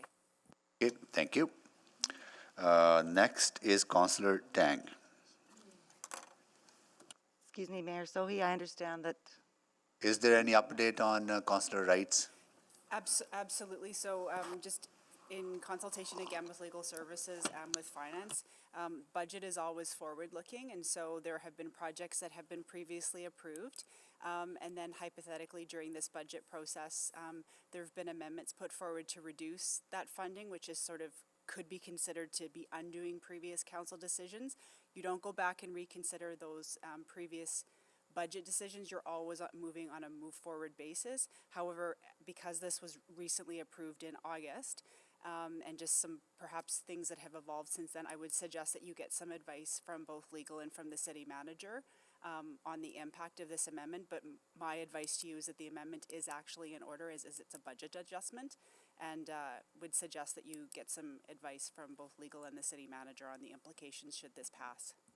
The amendment itself is in order.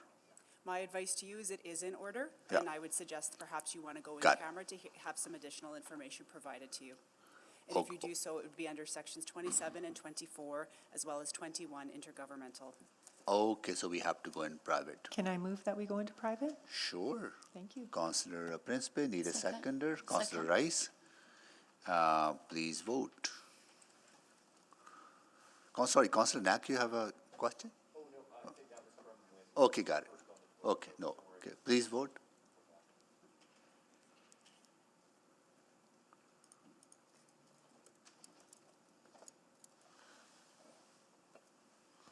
We have all the votes. Display the votes, please. That is carried.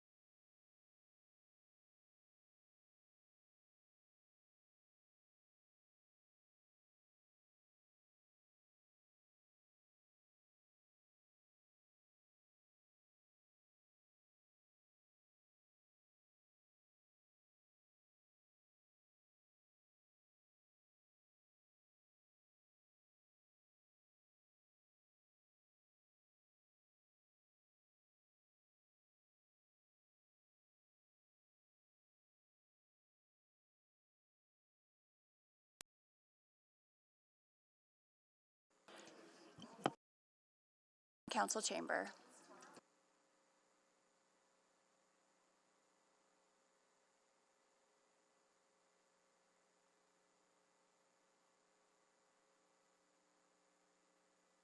Well, good afternoon, everyone.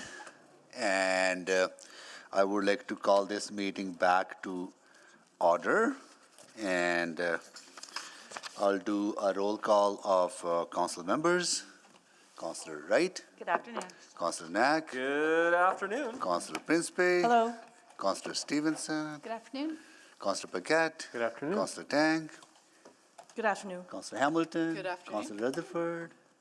Hello. Councillor Salvador. Good afternoon. Councillor Cardmell. Good afternoon. Councillor Rice. Good afternoon. And Councillor Jans. Good afternoon. All right, before we go into our budget deliberation, we are very, very happy to see some students join us. I would like to acknowledge grade 6 students from Johnny Bright School. They are here with their teacher, Kayla Nabe, and their ward representative is Councillor Rice, Ward EP Kokani Peoste. Thank you so much for joining us. Should I ask them? Yes. What is the best part of being at City Hall? Just say it. What is the best part of being at City Hall?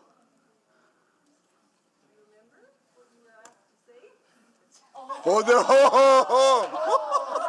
so this is all staged. Is the media here to capture?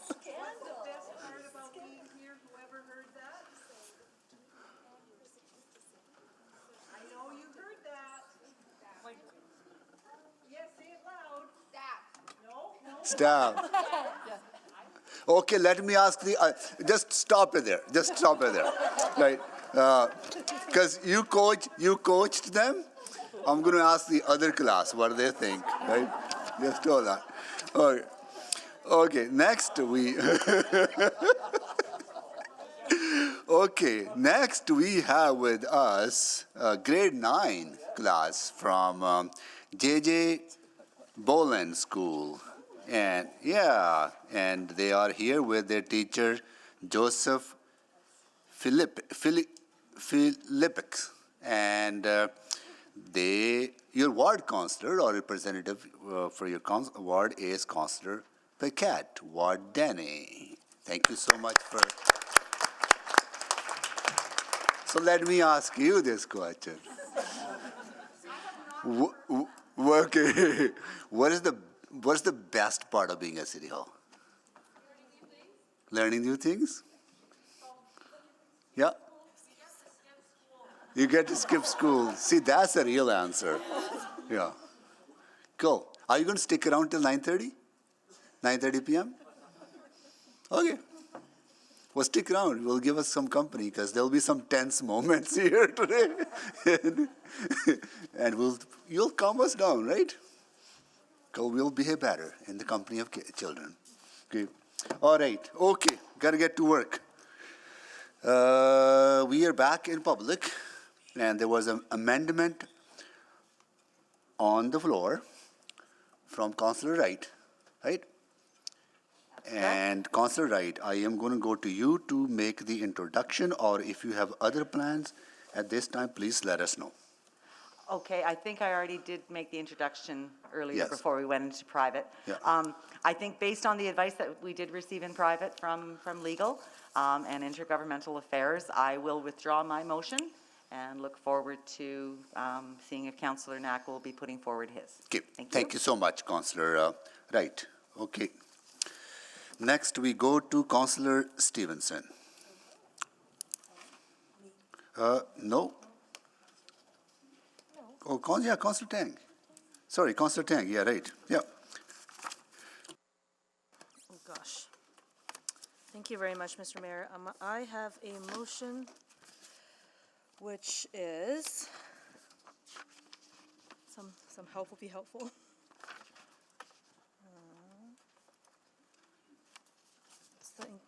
It's a reduction. Councillor Tang, we have for you for decreases 40, 41, 41, thank you. Oh my God. And So number 86. 40. And I would like to, I will actually like to restate that amendment, please. Go ahead. I'd like to restate it to say that the funded encampment and unsheltered homelessness response integrated service package be reduced as follows: to remove all funding with the exception of the encampment cleanup for 1.171 million ongoing and the one-time prototype funding of 250,000 in 2024. The reduction is as follows: community standards and neighborhoods expenditure budget reduced by 869,000 in 2023. 1.03 million in 2024, 504,000 in 2025, and 8,000 in 2026. Parks and Road Services expenditure reduced by 4,000 in 2025 and 4,000 in 2026. Social development expenditure reduced by 1.267 million in 2024 and reduced by 29,000 in 2025. On an ongoing basis as outlined on page 108 to 109 in attachment 2 of the November 14th, 2022 Financial and Corporate Services Report FCS 0139 with funding from the Community Safety and Wellbeing Funds held within financial strategies released. Okay. This was seconded by Councillor Paquette, so I assume the Councillor Paquette, you're okay with the amended motion? Can we get a copy of that, please? Yes, apologies. I'll send it over right. So just for clarity, Councillor Tang is amending not to reduce the cleanup cost, which is 1.17, and also the prototype of $250,000, right? Yeah, I'm happy So can you make the introduction, to please? introduce Yeah. it as well. So of course, in the last few years, we've seen such a rise in the number of Edmontonians who are unhoused and living rough on the street. And that number has more than doubled after pandemic. And this is no longer something we're seeing in the core, but it's something really across the city, including in my own ward. Our encampment response teams are doing tremendous work here, and it's a constant, work of helping to take down, clean up, but also work with people to redirect them and connect them to the appropriate support, whether that's shelter, housing, social service, etc. And yet people are still choosing to sleep outside for a lot of reasons. And I do think, the kind of compassionate response that we're doing, we need to continue that. However, compassion alone is not enough, especially if the system in which these interventions are happening are not changing. Interventions that we have allocated even more funding to during budget adjustments this past year. I get lots, in fact, more than what I'm expecting, a lot of feedback from ward residents and from unhoused folks themselves directly, and sometimes, the business community that support them. We've heard quite a bit in my ward, which is largely suburban, and the kinds of negative, deeply traumatic experiences that they're having with the current encampment response. So while this amendment is a reduction to the proposed service package, I am proposing this change because I do think it's time we shift the way we do things around encampment and our own shelter homeless response. This amendment specifically reduces the aspects of the service package which focuses on enforcement while still leaving space for cleanup and prototyping, which I think will be important to find new ways to address these issues. And that is it. Thank you. Thank you, Councillor Tang. Questions, colleagues?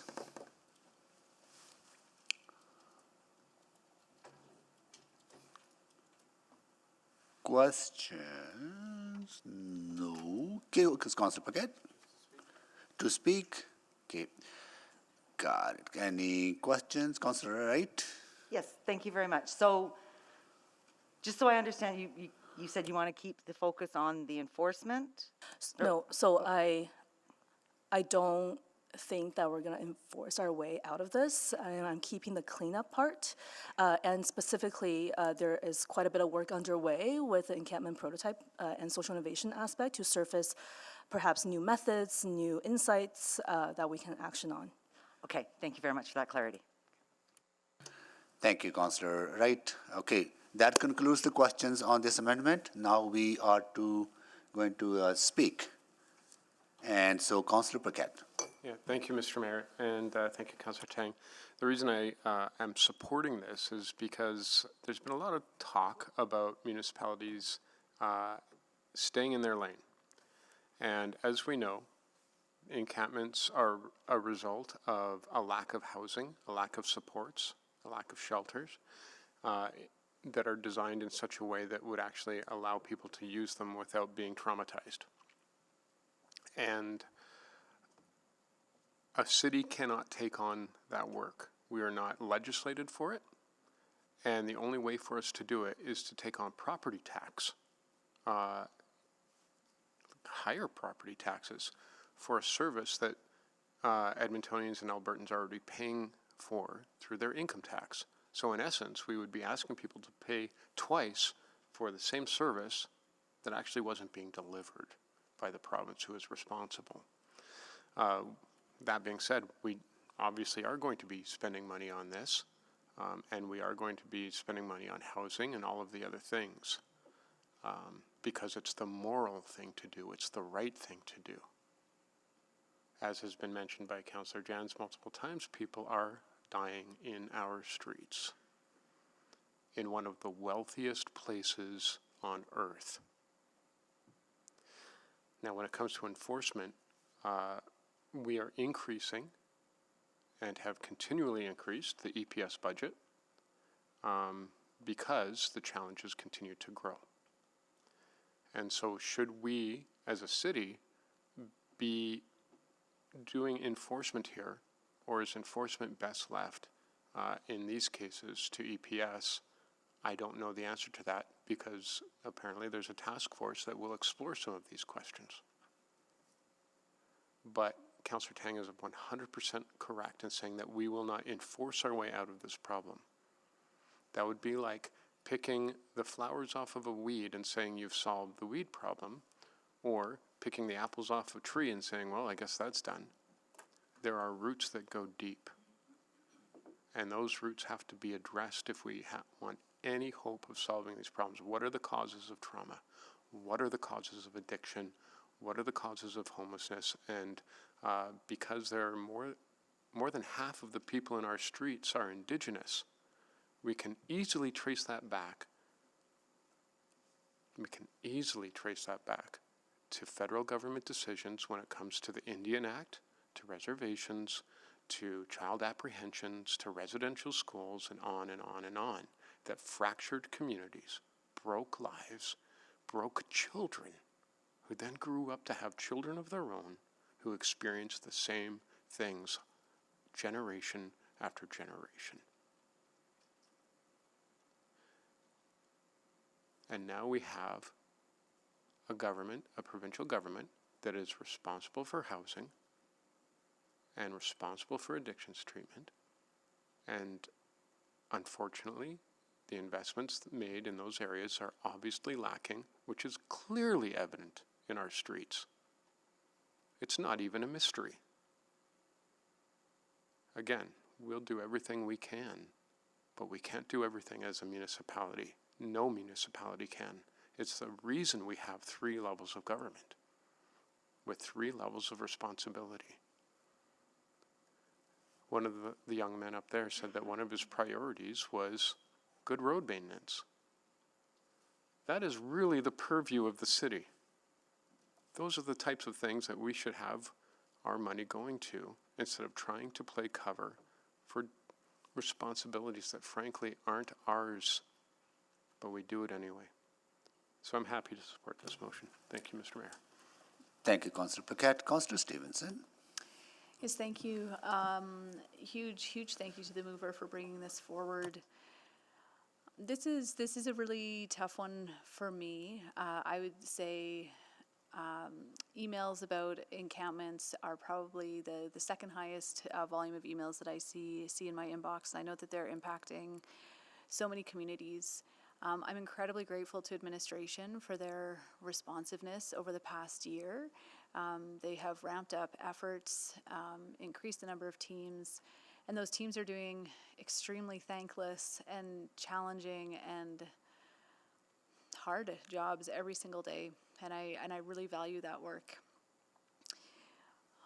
I think what the past 6 months or so have really shown me is as Councillor Tang said, that we just can't enforce our way out of this problem. And whenever, what I've been experiencing is that when encampment kind of maybe relents in a certain area, I'm immediately hearing about it in another area. I think that there needs to be a balanced approach. I think that the resources we currently have for encampment, for responding to encampments, the models that have been built in terms of having more integrated teams is very positive. But I think that we are at a tipping point, and adding more enforcement resources will only exacerbate the challenges. So it's a fine balance. We need everything. We need all of these pieces in place. But I support these reductions as set out. I think that again, the team has been doing incredible work. I think that the risk matrix is a very positive development. I think we can continue to evolve our encampment response, build back greater involvement of the social service agencies in the sector. I think that they can also bring really positive perspectives and approaches to this work. I'm incredibly pleased to see the continued funding for the prototype, as again, I think that might help us get to better solutions ultimately. I often say that encampment response is a bit of a misnomer. The only true response to encampments is adequate, affordable, and supported housing for the people who need it in our community. And I believe we need to really focus our attentions on those efforts. So again, greatly appreciate the work that the encampment response team is doing. It is highly valued. The increased cleanup will be a huge help to the whole community. But support what is brought forward here. So thank you. Thanks again to the mover. Thank you, Councillor Stevenson. Councillor Cartmel. Thank you, Mayor Sohi. I regret that I missed the opportunity to ask questions earlier. So just by way of speaking, I certainly appreciate the comments of those that have come before me and share the apprehensions that have been expressed. My only concern with the motion as presented is that do we create a safety risk for those individuals that would be involved in the services that are being retained as a result of this motion? And I understand that to be more on the cleanup side of the encampment work. And is there a safety element to having at least some of the resources that are being removed present during that cleanup work? So that is my tension point in considering this motion, and so I look forward to Councillor Tang's remarks, perhaps that might address that. Thank you. Thank you, Councillor Cartmel. Councillor Wright, can you take the chair, please? I have the chair. Thank you so much, Councillor Tang, for bringing this forward. I was going to speak to the students, right, but they're leaving. But maybe, Edmonton is a very caring and compassionate city, and we do what we can to look after those who need our help the most. And we have 26 or so Edmontonians who don't have a place to call home, right? And out of those, close to 850 of them are sleeping outside.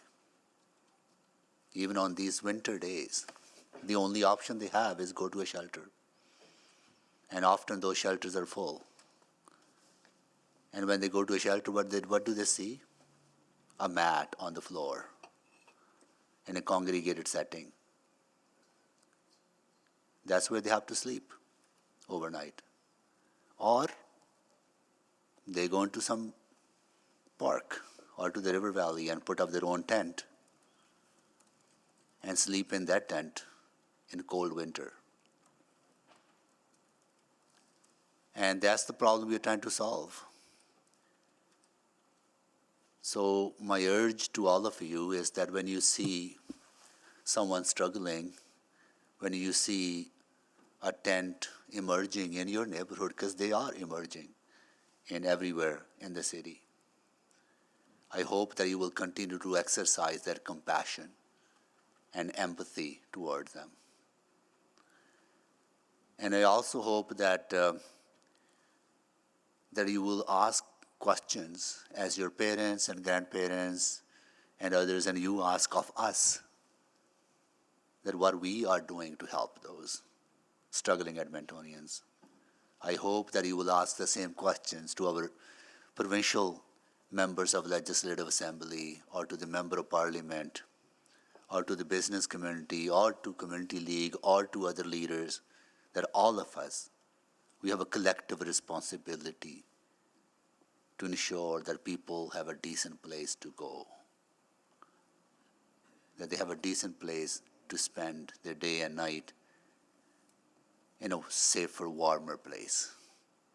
And that's what we're trying to do here. So I absolutely agree with Councillor Paquette. Even though people don't care when people are struggling, people want help, they don't care which government is supposed to provide that help. But it's very, very important for all of us to understand that the government with the most resources is the provincial government. They have close to $17 billion in surplus that they can actually solve this problem today like this if they want to do it. If they want to fulfill their fundamental responsibility to people of Edmonton who are struggling, who are houseless, sleeping rough, they can do that. But it requires political will to do it. This is a deliberate problem created by government policy. People struggling on the street, it is not their fault. They are there because they have been victimized by the society. And we have to step up, and our provincial government needs to step up to fulfill their responsibility. So please have a conversation today when you go home to talk to your parents, what they can do to engage the province and the federal government, and what they can do individually to play their part. And they are. Edmontonians are doing their part. And I thank you, Edmonton. I thank Edmonton for doing that. So thank you so much for being here, and I thank you for listening to me. Really appreciate that. Okay. And I will take the chair back. Chair returned. And I'll call the vote. Oops, sorry, so Councillor Tang to close, sorry, yeah. Yeah, thank you, Mr. Mayor. Maybe I'll start by just elaborating a little bit on some of the stories I have been hearing in my ward, which is not typically a place I think we expect a lot of encampments to happen. You know, in recent weeks, my team has been connecting with several residents who are houseless, who are, you know, camping out, you know, behind commercial spaces and whatnot. And there's, to my, I don't know the word, but I was actually quite heartened to hear about the business communities there surrounding them have been, you know, giving people full access to the washroom, you know, access to phone to use, to get a hold of me, and just the amount of support there is among Edmontonians. I think it's very heartening to hear. But they've been reaching out because they were facing some constant issues with the enforcement of the encampment response, constantly being moved and losing their community of people that support them.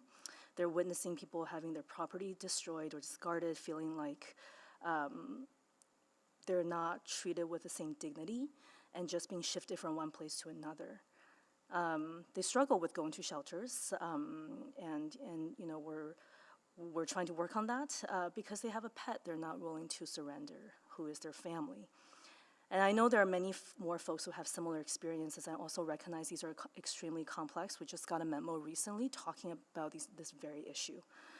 And I know we have great people working, at the city on these responses who do their best to support our unhoused neighbors. I have no doubt about the good intention that they're walking into these situations. I get that. But like I said earlier, if the system itself, which is impacted by so many other levels of government, different sectors, if itself doesn't change, then it won't result in much greater impact if we continue to fund the same practices.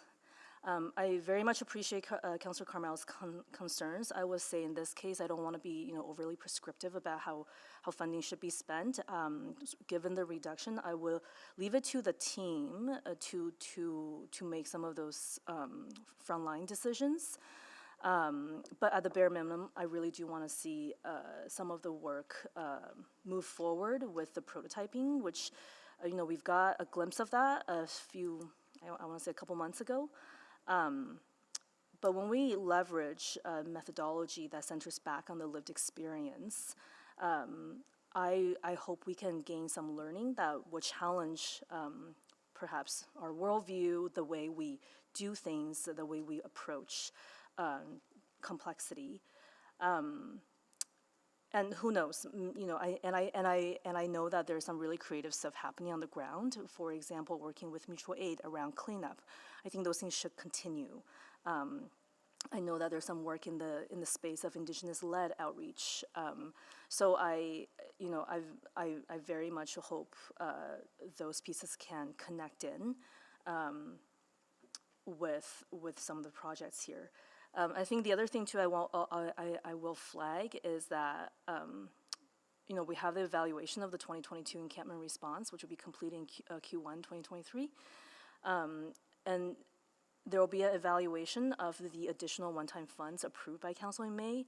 I would like to see this evaluation results before we put in more funding to do the same. That's all. Thank you very much. Thank you, Councillor Tang. Please vote.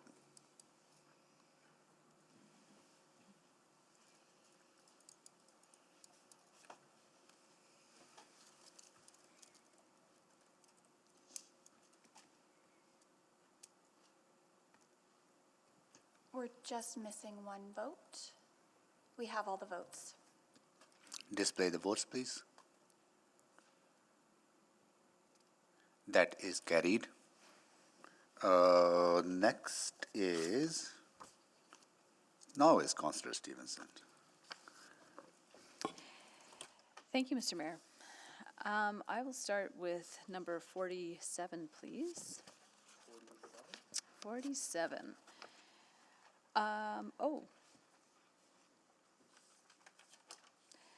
Nope, that is not mine. 47 is yours. But that's actually an error. I didn't move the FCL. No, 47 is the River Valley Park. So what page is this? Okay, in any case, 47 River Valley Park. That is the one I would like to move.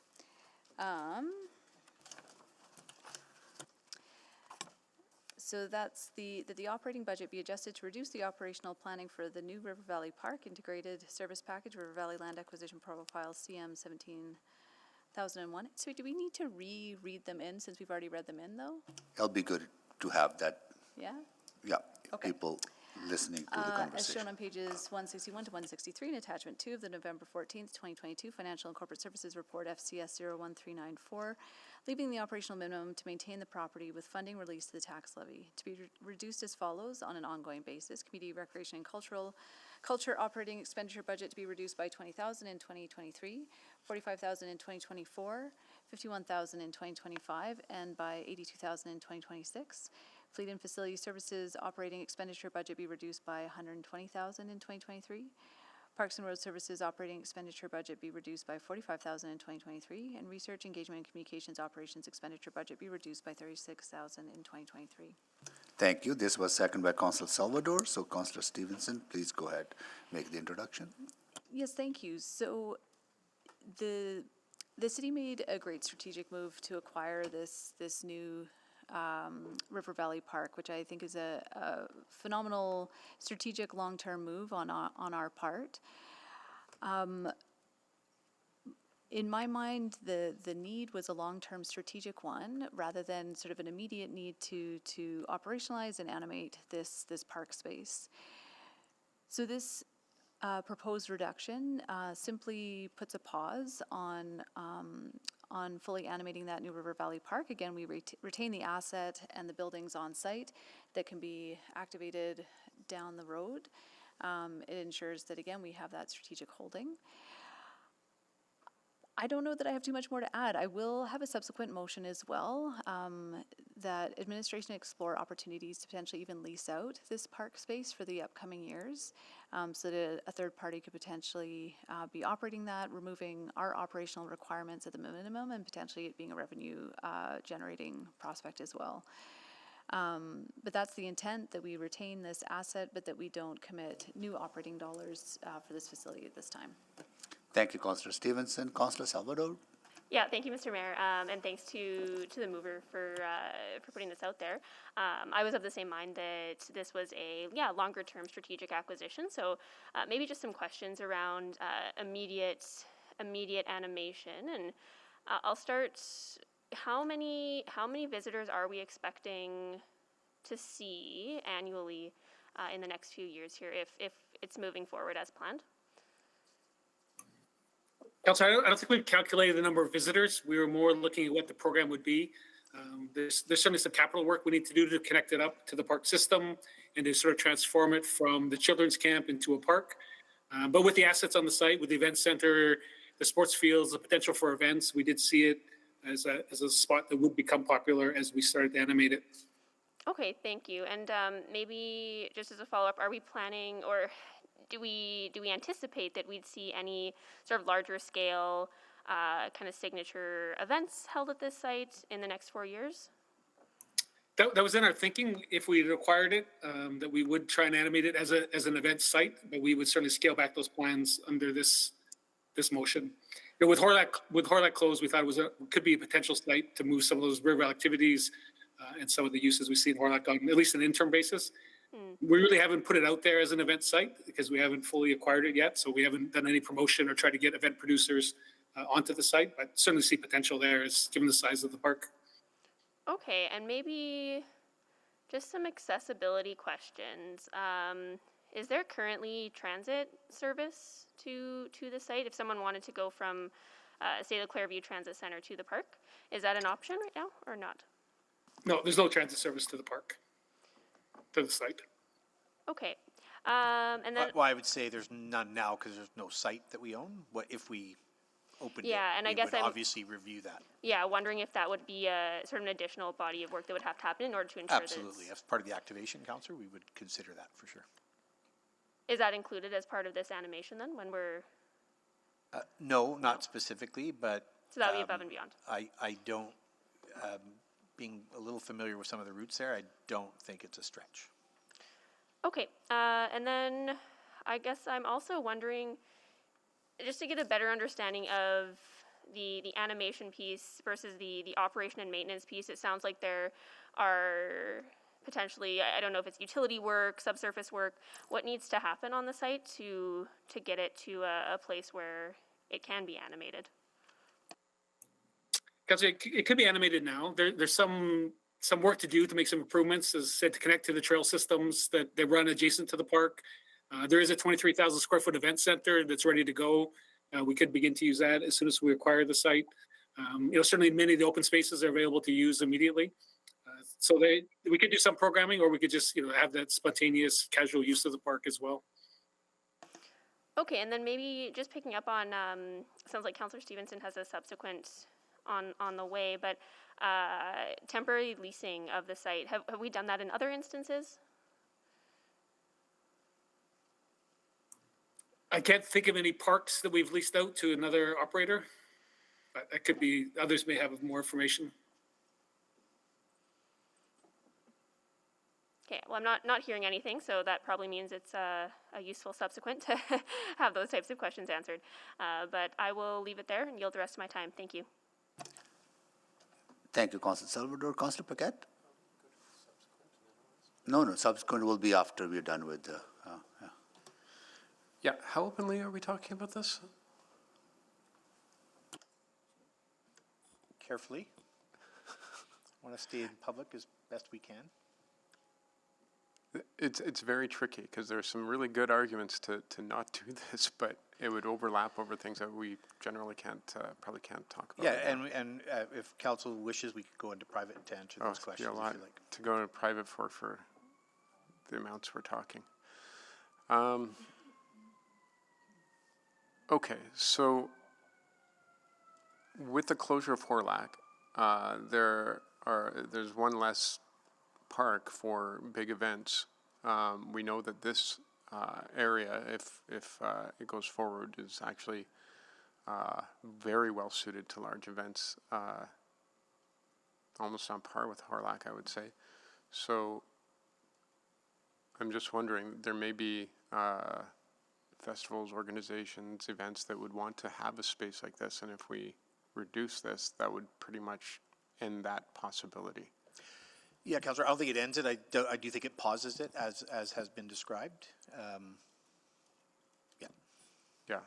So for the amount, there's a lot of opportunity cost that goes out the window.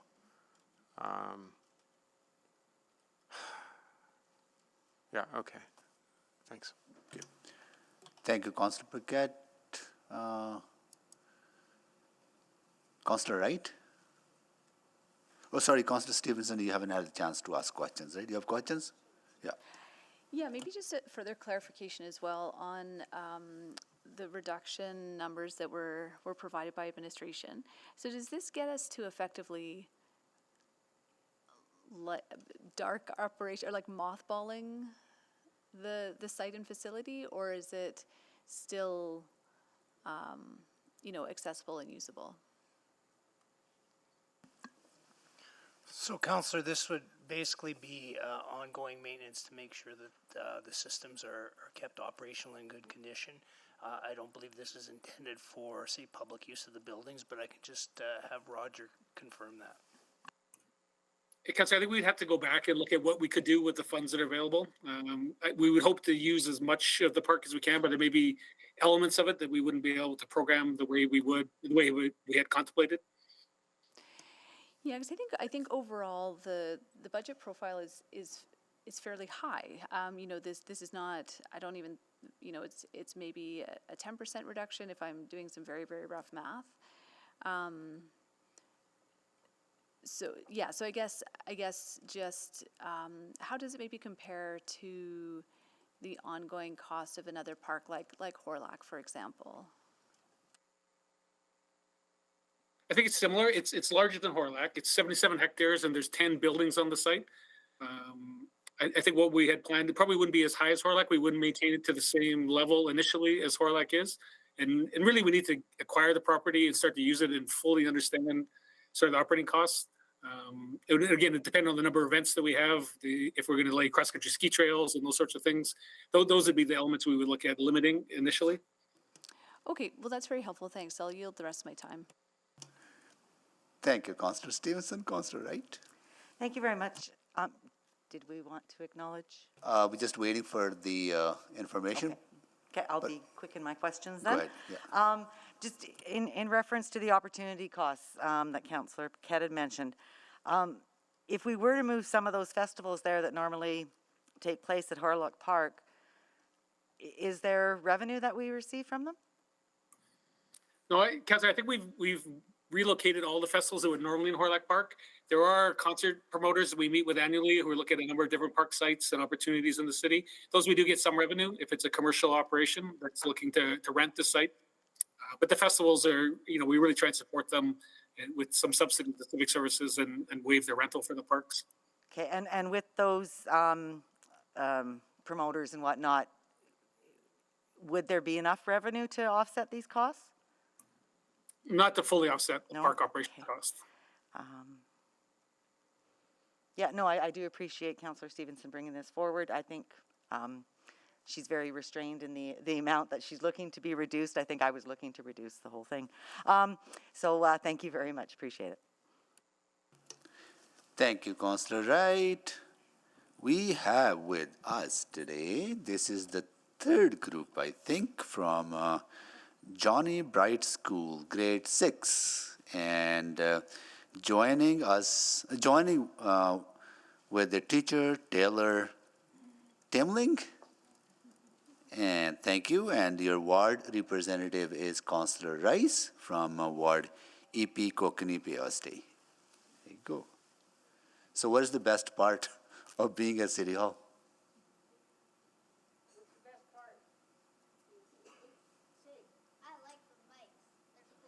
Ah.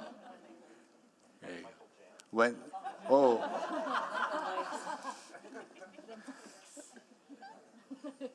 Yes. One more. What is the best part?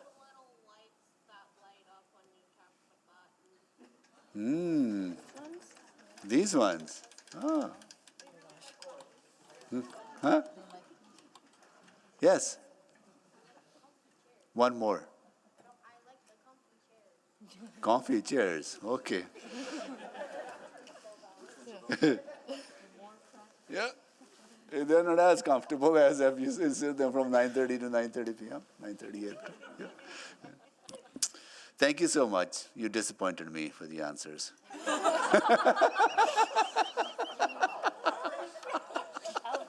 Just kidding. I thought you were coached to give a different answer, but okay. Lovely seeing you all. Those were good answers. Yeah.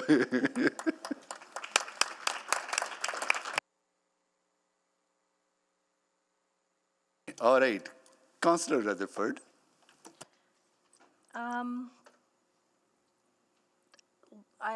I know that this is what, as Councillor Stevenson mentioned, a very small portion of the overall service package for this park. I guess I'm just wondering if this fails, would there be opportunity, like when does that construction with Horlac start, and would there be construction for some of those city ops to at least temporarily be deployed to supplement this service package? Do you get what I'm saying?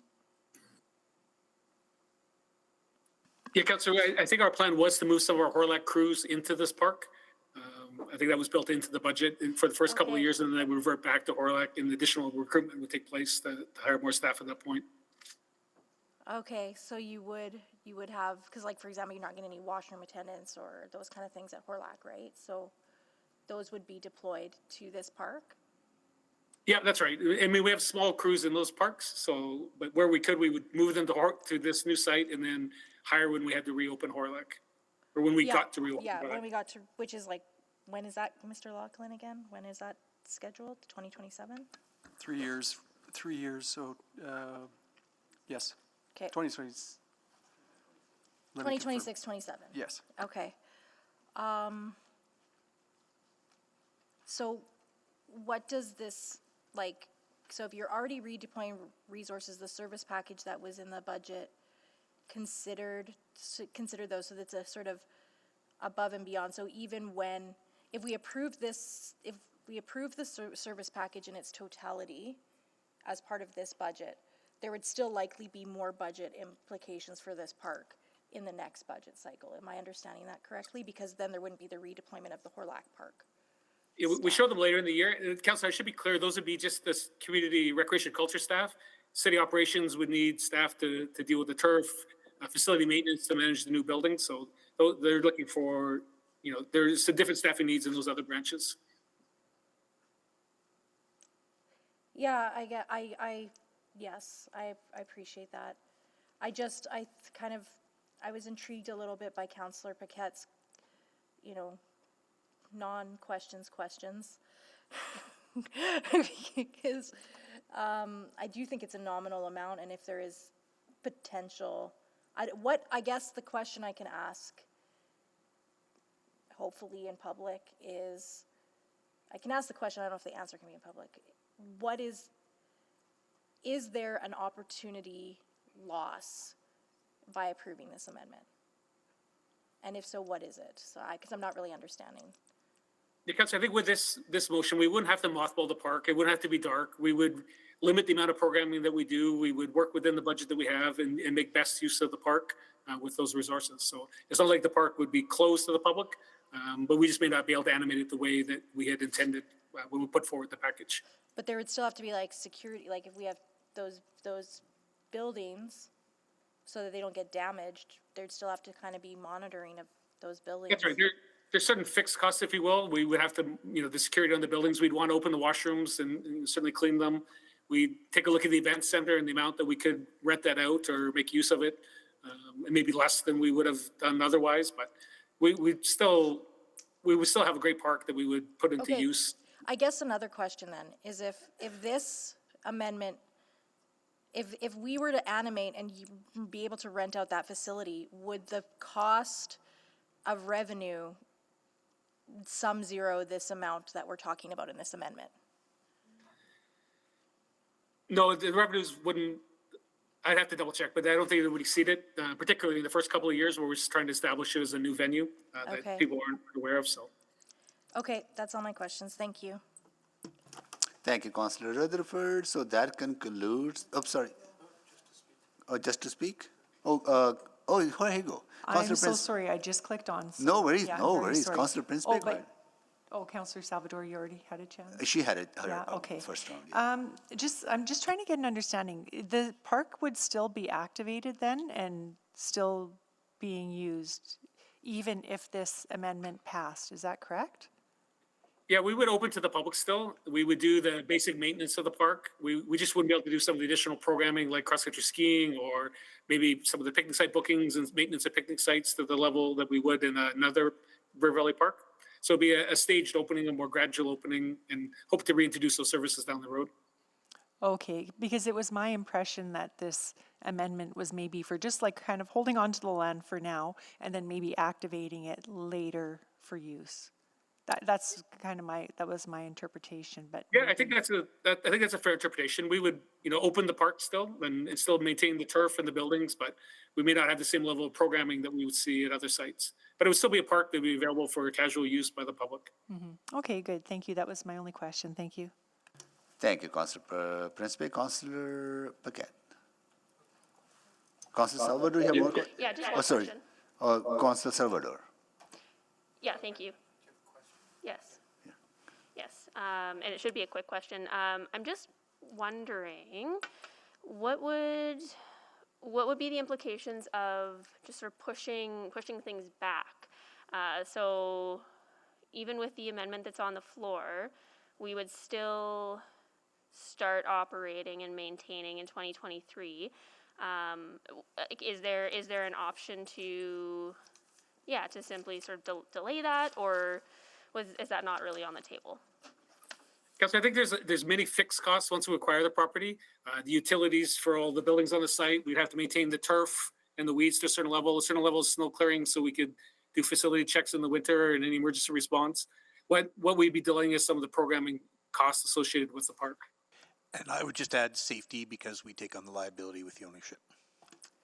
Okay, that's helpful. Well, I'll speak to this when the time is appropriate, Mr. Mayor. Thanks. Thank you, Councillor Salvador. Councillor Paquette. Yeah, so interesting. If we reduce staffing and expenditures here by this much, we don't get full functionality, but people can still use it. Should we be looking at this model across the city then?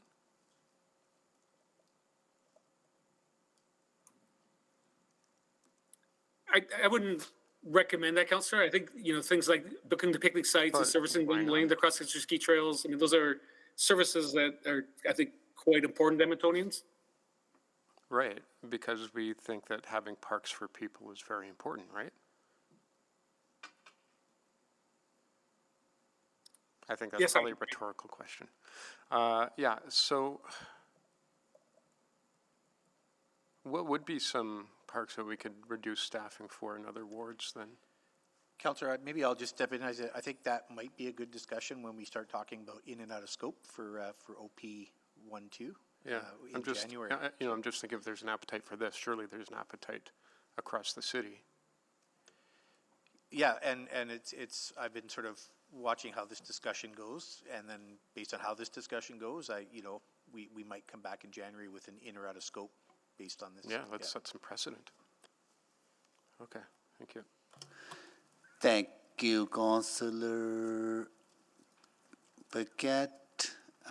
Councillor Salvador to speak, right? I don't know if someone else wants to speak. Councillor Salvador to speak? Okay, go ahead, please. And I'll speak to this too as well. Go ahead. Yeah, thank you. So really appreciate the conversation today and the answers to questions. So I just want to reiterate, I do share the view of the mover that this was a long-term strategic acquisition. And when I look at the amendment that's been put forward, I see a very small portion of the overall service package and recognize that this would not be closing it by any means to the public. It just wouldn't see that full animation and full programming. But again, with the long-term vision in mind and long-term view in this mind for this site, I think there are plenty of opportunities to ramp up that programming as the years go by and as we see, things like better access via transit. I think I'll just leave it at that. I do think that this is a prudent move from the councillor who put it on the floor, and just want to thank them for doing so. Sir, Councillor Wright, can you take the chair, please? I have the chair. Thank you so much. I know we were careful how we speak to this, right? But I am actually really excited about this opportunity, and I'm pretty sure that when people find out, when this information is known to the public, I think they'll be excited about it too, right? Because green spaces, parks, people admire them. And we have beautiful parks throughout the city, and they're well used, animated, and I think, I really admire Councillor Stevenson's efforts to find some savings, and all of us are trying to do that, right? But I worry that once this is open, the excitement might not be, or we may not be able to live up to that excitement when people will find out that they can go there, but they can't have a picnic, or they can have a table, or they can have this little bit of amenities that people love. And it's about making life affordable for people, because a lot of low-income families, newcomers, particularly in the area where this location is, there's a demographic in that area that doesn't have as much wealth and resources as other parts of the city, right? I think it'll be good to have that animated space for them, right, to go to, right? So I understand they were trying to save money, but I think this may not be as much.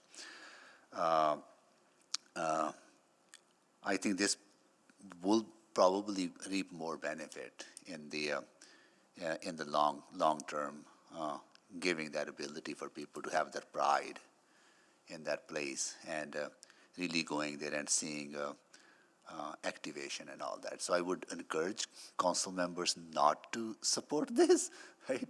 Because I think it's going to be so exciting, and people would want to use that place. People would want to be there and go and enjoy, right? And so, yeah. And I'll take the chair back. Councillor Paquette? Yeah, thank you, Mr. Mayor. And just to add my voice to that, I know everyone's heard the jokes about the north side. What's that? Talk closer to the mic?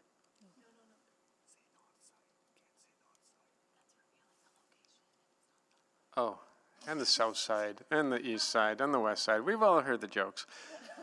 But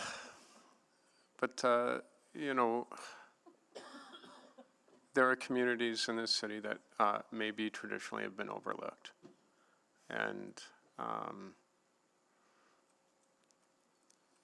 And I understand the intent of this motion, but it also introduces a precedent, because what's good for the goose is good for the gander.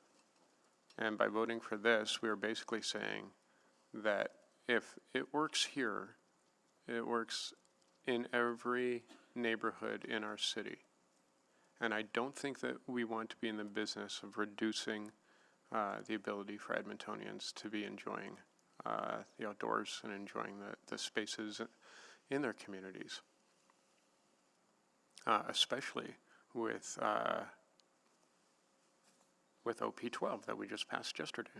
These are things to keep in mind. Every action has a consequence. As the mayor said, there are some people who, there are communities surrounding this area that actually don't have access to a park.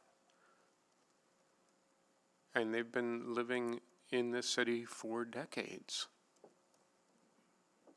And it's, you know, this isn't asking for a rec center,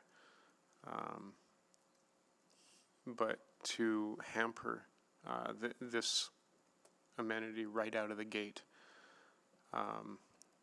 simply because it's there.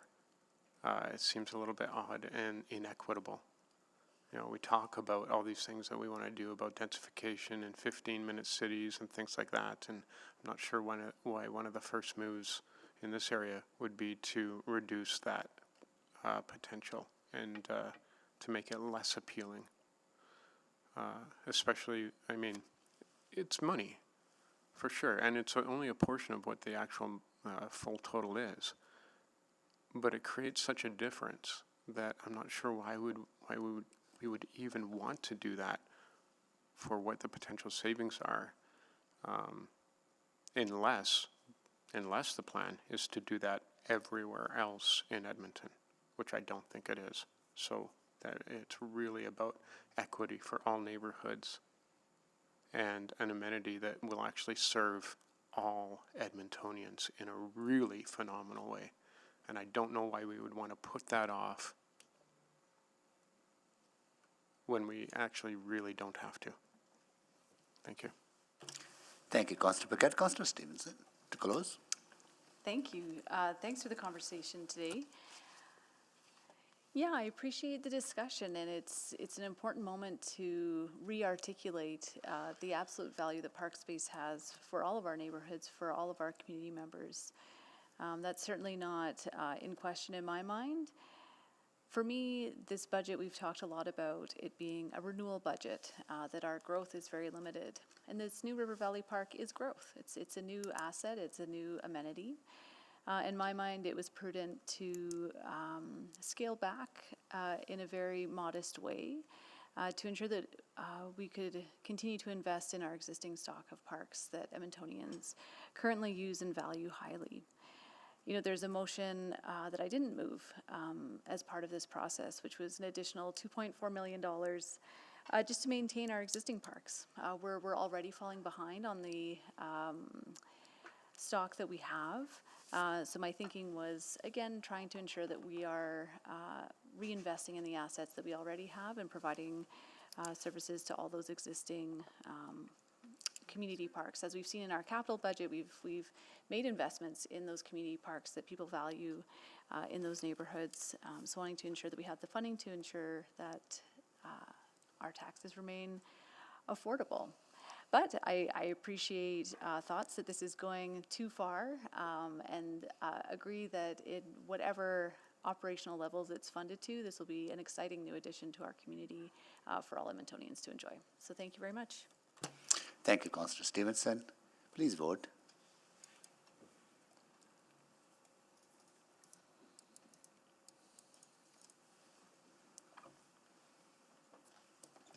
We have all the votes. Display the votes, please. That has failed. Okay. Next one will be Councillor Paquette. Which one was mine? I don't have them. Okay, all right. Councillor Principe. Thank you, Mr. Mayor. So I'm on OP 81. OP 81. Okay, go ahead, Councillor. Thank you, Mr. Mayor. Well, as we all know, this is a very difficult part. Well, it's all difficult parts, but decreases I find very difficult because it's hard taking away money from areas within the budget. But there was an area in the budget that I wanted to increase, so I felt that it was good for me to find an area to try to find a decrease. And the reason that I chose this area, oh, sorry, I'm very sorry, Mr. Mayor, I'm supposed to read it in, Yeah. right? I'm I'm sorry, very yeah, sorry. Yeah, It right, just right, dawned on please. me. Yeah, It's sorry. my That- mistake as well. Good. Go ahead. That the 2023 operating expenditure budget for Edmonton Arts Council be reduced by $1,100,000 on an ongoing basis with funding to be released to the tax levy, and that the funding agreement with the Arts Council reflects these reductions. Yeah, so this So- was second by Councillor Rice, and so go ahead, Councillor Principe, please. Right. Thank you. Introduce it. Thank you. So the reason that I chose this profile is that from 2021 to 2023, the net transfers is going up $2.2 million. So I thought, well, maybe we could just have that and just make it $1.1 million as opposed to increasing it by $2.2 million. And in that way, we could, again, I was just looking at a way to try to level off the tax levy, so, because I will be asking for an increase later. And there's no doubt about the, you know, the value of arts in our community. It's very important, and I've, you know, had the pleasure of seeing a colleague of mine, seeing his art exhibition is fantastic, wonderful artist in our presence. And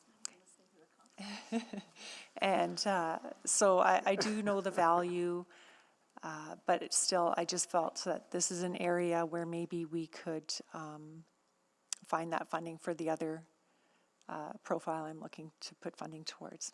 Thank you. Sorry, I thought you were talking about Andrew. Thank you, Councillor Principe. Questions, please, colleagues, questions?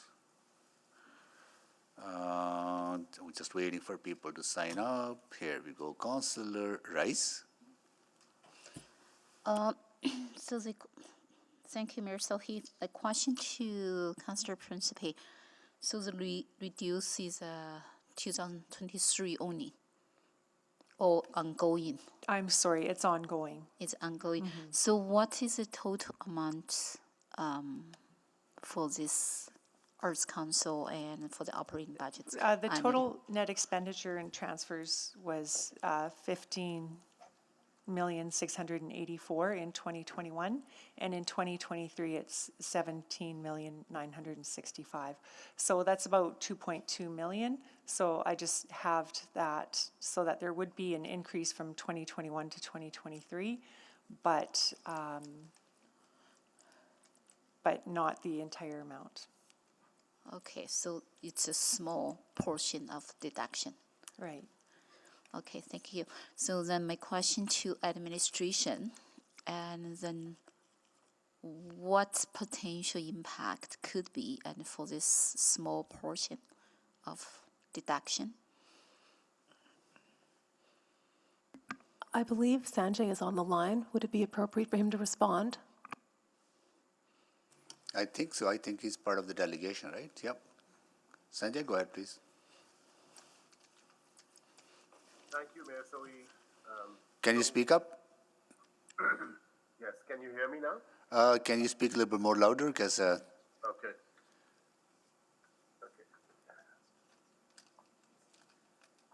How about now? it's a little better. Okay. Just trying to see. Okay, is it better now? Yeah, go ahead. Yeah. Okay. The Edmonton Arts Council has two streams of funding. One of them, which we have presented to you at the full-year operating budget, that comes directly from the tax levy, and that is the amount that Council Principe referred to, which is $17,864,408. So we are at that figure because in the 2019-2022 budget, the Edmonton Arts Council received a $5 million increase to implement Connections and Exchanges, which is the city's arts and heritage plan. And that amount has taken our funding to the current level. The other stream of funding that we receive is from the capital budget, which is driven by the public art policy. So it's enabled by the public art policy, the percent for art policy. And that amount is for 2023 is $1.8 million. And that amount is, we consolidate that amount into our operating budget when our board has to approve it. So the relevant amount for these discussions is the $17,864,408. That's what is actually before you. I don't know whether I've answered everything. I also have my colleague Shirley Comden, who's a director of finance at the EAC. If she would be permitted to speak, she'd be able to add more clarity if there is to be added. Thank you. That's my question. Okay. Thank you, Councillor Rice. Councillor Hamilton. Thank you. Sanjay, can you mute yourself? Here you go. Good. Thank you, Sanjay. So this is to you as well.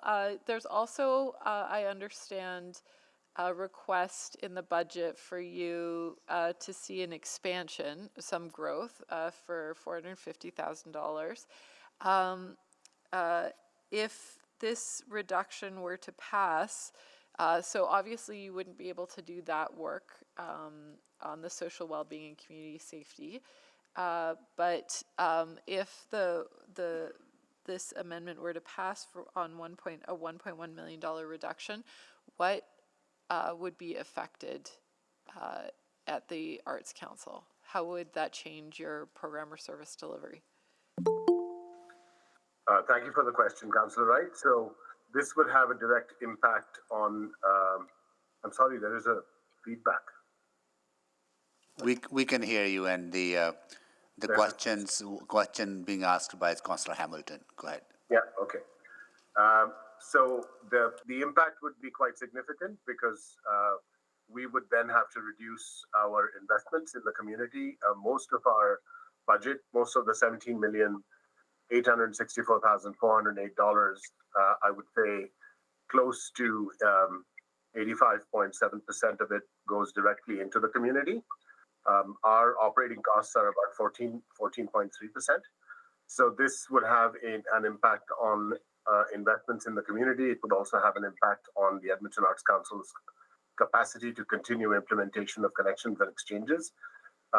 As you have heard in my annual report to Community and Public Services Committee, Councillor Hamilton, we have achieved a lot in the last 4 years, despite the effects of COVID, which have been quite devastating to the arts community. And to be reduced at a time when we should be supporting recovery and ensuring that artists in this community are valued and stay in our community, and arts organizations and festivals have the capacity and resilience to do their work. This kind of reduction will send the wrong signal, and it will be very difficult for us as an Arts Council to fulfill the strategy, Connections and Exchanges. Thank you. So thank you for that, Mr. Shahani.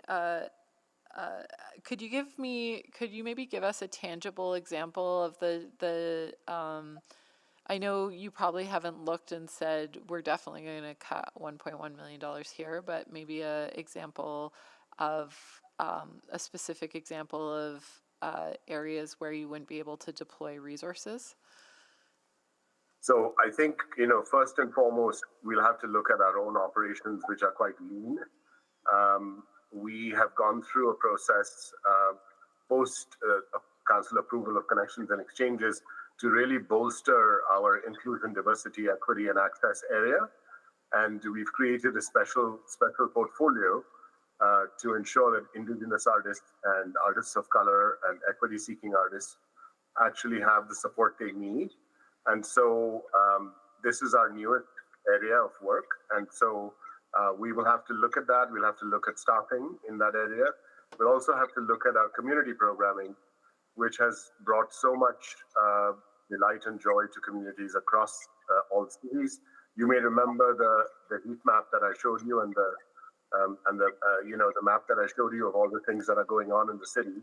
So that would take a hit. And then finally, our granting programs, which are the lifeblood for artists and arts and festival organizations in this city, they would also take a hit. So I think that overall, this cut would be quite devastating. All right, thank you. Those are my questions. Thank you, Councillor Hamilton. Councillor Stevenson. Yes, thank you. Maybe just a point of clarification with our administration. So is this a reduction or is it a lesser level of growth? Because I see that the budget in 2021 was 15.684 million. Then it kind of jumped up to 18 in 2022. So again, just like what would we consider their base level funding?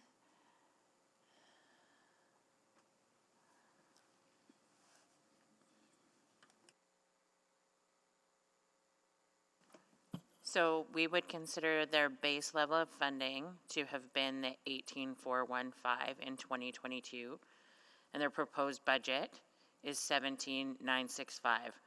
So my interpretation is that this would reduce the 17 million by 1 million. And that the 17 million is already somewhat of a reduction to what they were allocated in 2022? Well, that's an adjusted budget, so I'd have to go back and look at it, because I just noticed that 2021 and 2022, there was a jump there, so I'm not sure if there was some one-time allocation. It's just the arts habitat is the only difference.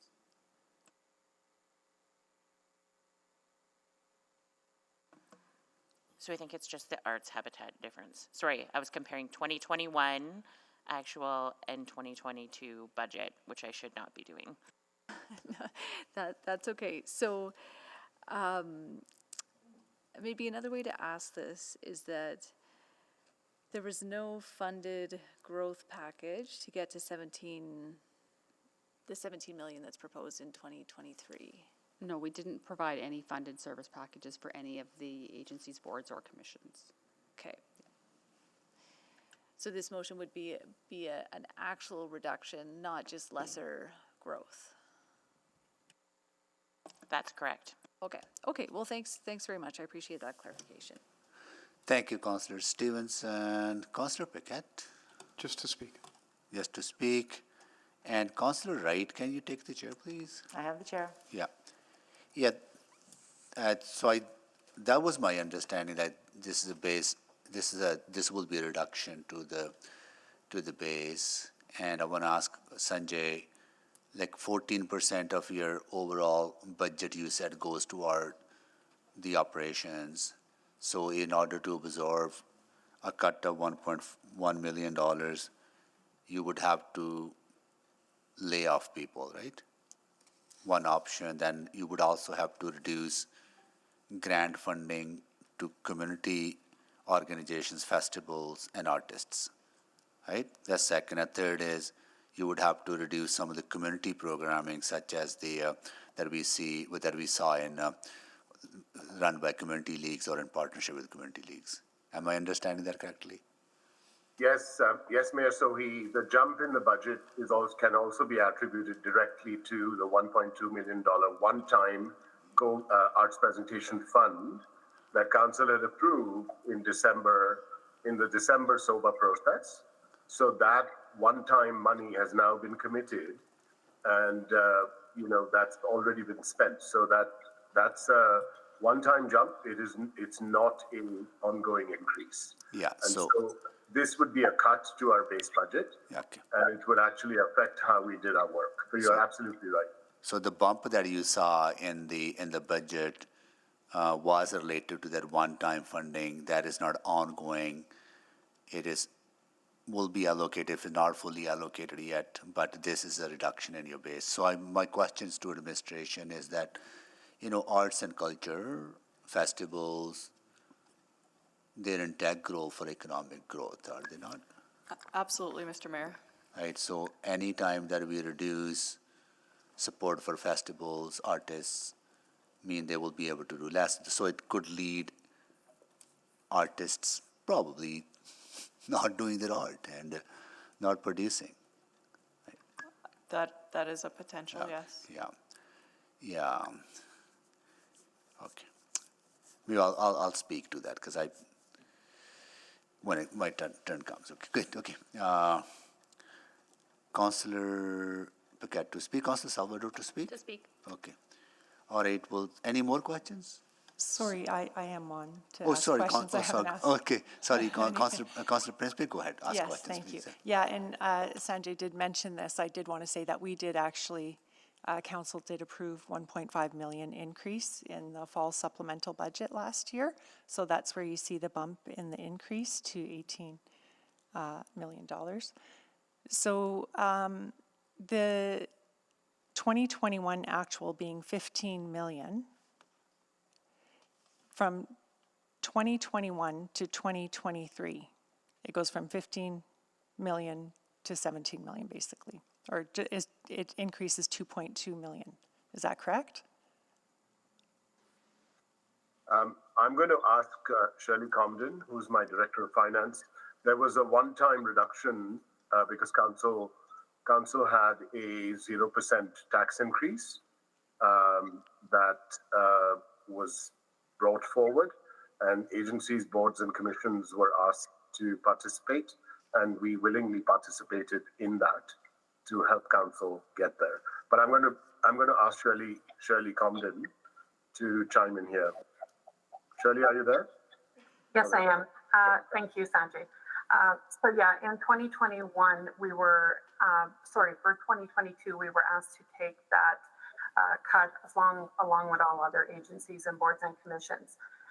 And our 2022 adjusted budget also included our 4-year service package increase that was approved in the last budget cycle.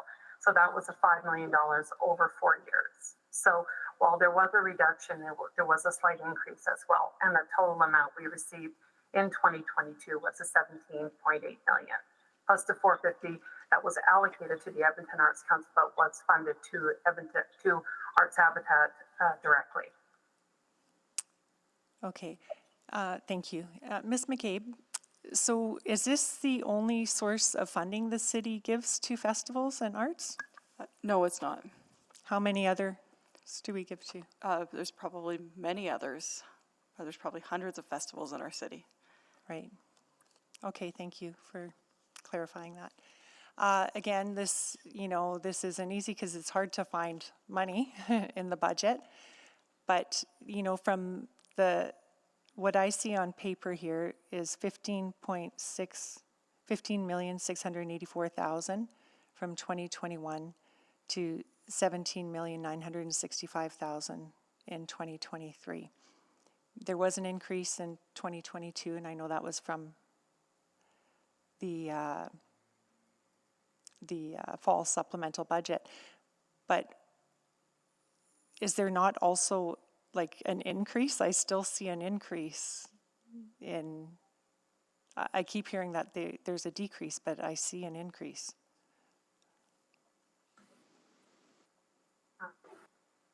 So and you can go ahead, Shirley. You can go ahead. So just to clarify that the 4-year budget approval in the last 4-year budget cycle, there was a gradual increase from 2019 to 2022. So we were planning to end the 2022 year with a budget of $17,800,000. And that is where we ended at the end of that 4-year budget cycle. So our new base budget at that point was $17,800,000, and that is ongoing, or we assume is ongoing. So I guess the increase for the amount that's on the table for 2023 is the 2022 final number. I hope that's clear. And so I can maybe help a little bit. So the number that you see in the adjusted budget column for 2022 is 18,415. A million. Sorry, right, 18,415,000. And at the end of the 2020, like in the last cycle, they were getting up to 18 million. So the only real difference there is this arts habitat amount, which you see come out of their budget in 2019 because we're funding that directly. And You so know you're, what, but so their you're, base, sorry to interrupt, but their base was not 18 million. Through the fall supplemental budget, we gave them a one-time, I think it was 1.5 million. right, so that it would have wasn't been their one base. time. We would have given it one time, but their base would have still been the same. So they would have gone So one-time like increase. 16,915,000. So when we build the 23 to 26 budget, we make it comparable and we remove one times. Like we do the adjustment for one time so that it doesn't skew the tax levy. So what would have happened in 19 to 22, we would have made that adjustment before we moved into 23 to 26 so that we weren't counting it as part of the tax levy. Okay, So thank you. I think that's why it's not quite showing the way you're expecting it. Okay, thank you. I'm out of time. Thanks. Thank you, Councillor Principe. All right, any more questions? Seeing none to speak, I'll go to Councillor Paquette first. Oh, thank you, Mr. Mayor. I can wax rhapsodic about the value of the arts in our everyday life and how it actually informs who we are and what our communities are, and that every civilization is defined by their arts. But I'll skip all that because what has been in my mind this entire budget process is the request from some of our speakers from the business community who said, whatever you spend the budget on, keep in mind, for every dollar you spend, keep in mind your ROI, your return on investment. And that's what I've been doing.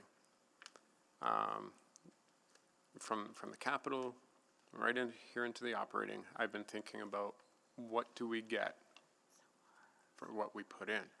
Now, in Michigan, they calculated that for every dollar they put into the arts, they get $51 back in economic activity. That's pretty good. It's pretty good ROI. Now, Edmonton is not the artistic hotspot that Michigan is, but I think that the concept holds true. Every dollar we put in to the arts returns $51 to the community. And maybe in Edmonton it'll be $40. Maybe it's $8. That's still pretty good. And what it does is it provides families, individuals, communities with invaluable experiences, from festivals to music, to movies, to shows, to video games, to learning programs, to all sorts of different things. And so the value cannot be overstated, I think. This may be one of the best returns that we get for every dollar we invest. So from that lens, from what brings the most benefit to the taxpayer, I can't support this motion, because why would I cut something that brings so much economic activity back? Thank you, Mr. Mayor. Thank you, Councillor Paquette. Councillor Salvador. Yeah, thank you, Mr. Mayor. I'll just start by thanking the mover for bringing this forward. I think we agree that we need to exercise fiscal restraint, and ultimately, for me, that's why I decided with a heavy heart against bringing the additional Arts Council service package forward. However, I will not be supporting this amendment. Our tax levy contribution to the Edmonton Arts Council overwhelmingly supports community investment programs. This amendment would be a cut to the status quo, just as the arts sector continues to recover from the pandemic, which, as we know, again, hit the entertainment and arts disproportionately hard. These are dollars that flow to local artists and that build resilience in arts organizations. These dollars create jobs in our community, support talented artists who choose to stay in Edmonton and to build their lives and their careers here. And artists do that when they feel valued and when they feel supported. And to Councillor Paquette's point, the ROI is very clear when it comes to investing in the arts. I worry that this amendment would send the opposite signal and lead to losses in the arts ecosystem well over the 1.1 million described in the amendment. And when I think about the arts ecosystem, yeah, it's I would describe it maybe as a fragile ecosystem. The Edmonton Arts Council has proven to be a very thoughtful and effective steward. They have an award-winning plan in connections and exchanges, and it pains me that we won't be able to fully fund that during the budget. And during tough times, they've been a very willing partner on many of our shared goals. They're embedded in our downtown vibrancy work, for example, bringing people to Churchill Square and the Civic Plaza. So fundamentally, I believe that the Arts Council delivers for this council, for the arts community, and for Edmontonians. And maybe I'll just say one more thing before I wrap up. If we want to get even more value out of this investment, let's make sure that we also are willing partners. Let's be boosters for the arts. Let's help raise awareness about the fantastic programs that are available in our communities.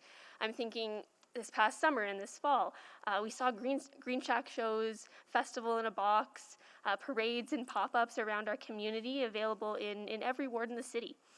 And I know they were enjoyed by community members across the entire city, so let's continue to do that. There's so much vibrancy and connection and community building here, but again, I'm worried that this amendment would be breaking that work that's been built up over time. So I would encourage my colleagues not to support this. Thank you. Thank you, Councillor Salvador. Councillor Tang. Great, thank you, Mr. Mayor. I'm not going to be as articulate as some of my colleagues here, but I just want to say appreciate the mover for putting this forward. I think we demonstrated that these kinds of reduction amendments are never easy to put on the table, and I think it takes courage. I'll say that again.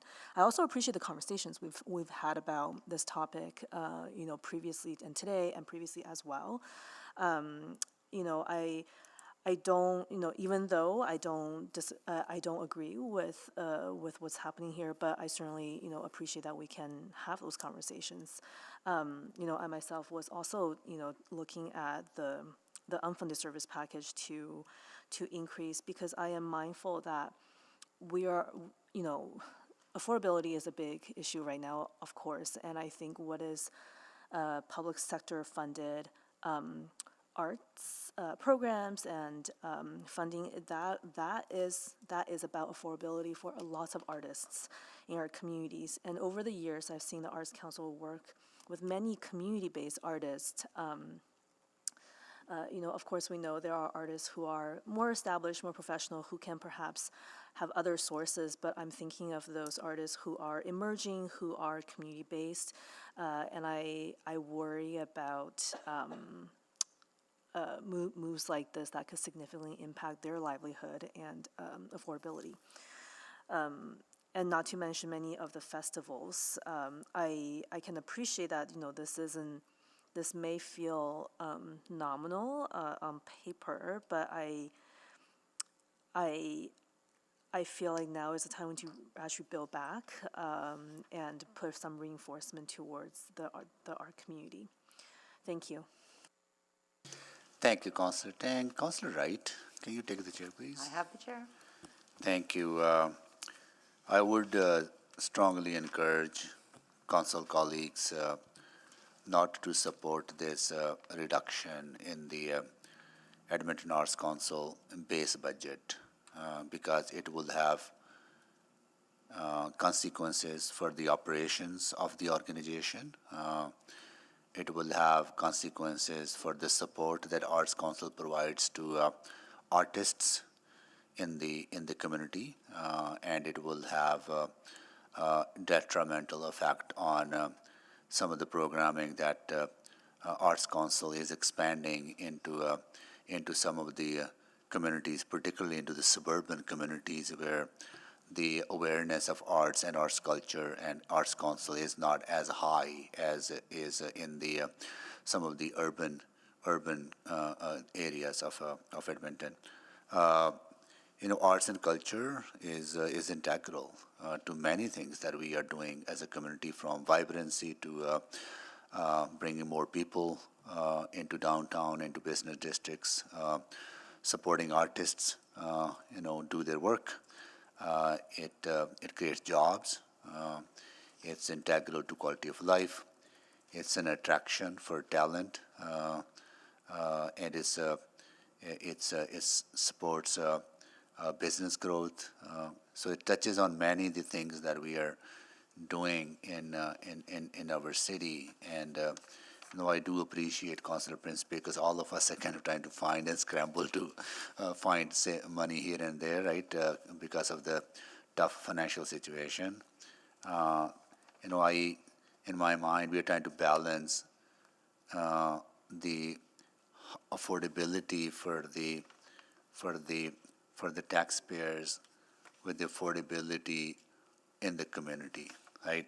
So it's always a fine balance that whenever you make access to arts and culture, access to public amenities, public services, when you reduce cost on that, it impacts the overall affordability in the community, particularly for those who struggle the most or who have the least means to have or pay for those services, right? So that's the balance we're trying to create, and I think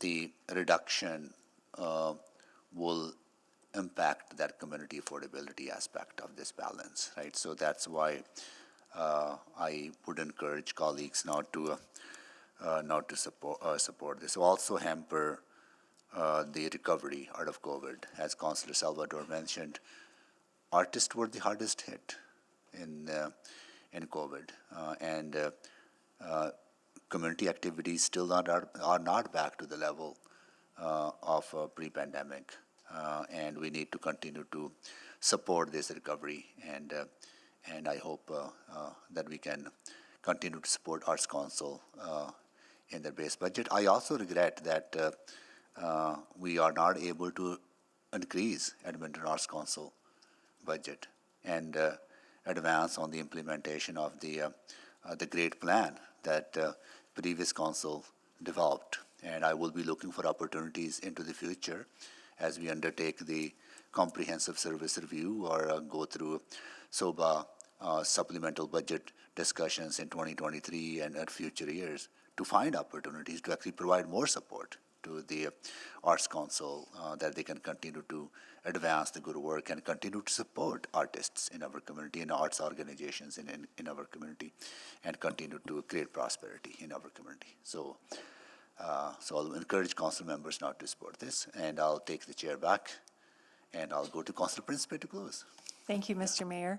And I agree with so much everyone said. This is I knew this was going to be a tough one. I knew it. But, I was just trying to find somewhere to find some monies to fund a package that I will be bringing forward. And I know there's no doubt that arts is loved, and the festivals in our city, it's so loved by many. And the Arts Council has done a wonderful job with the Green Shack community shows. So it's wonderful.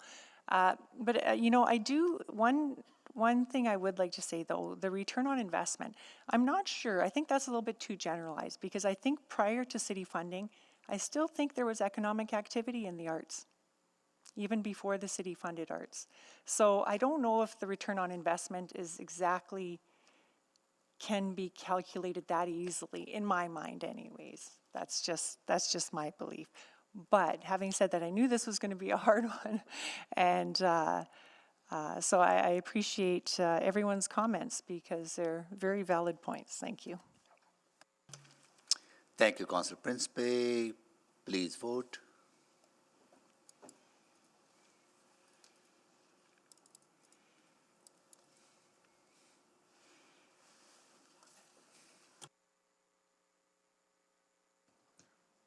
We have all the votes. Display the votes, please. That is defeated.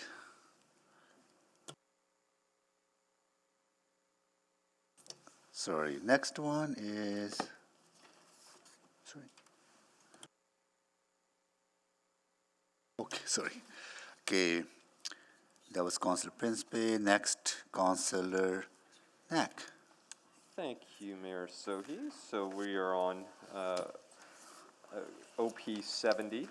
7-0? Yeah, 7-0, which is that the 2023 to 2026 operating consulting. Just hold on, Oh, just sorry. 1 second, if you don't mind.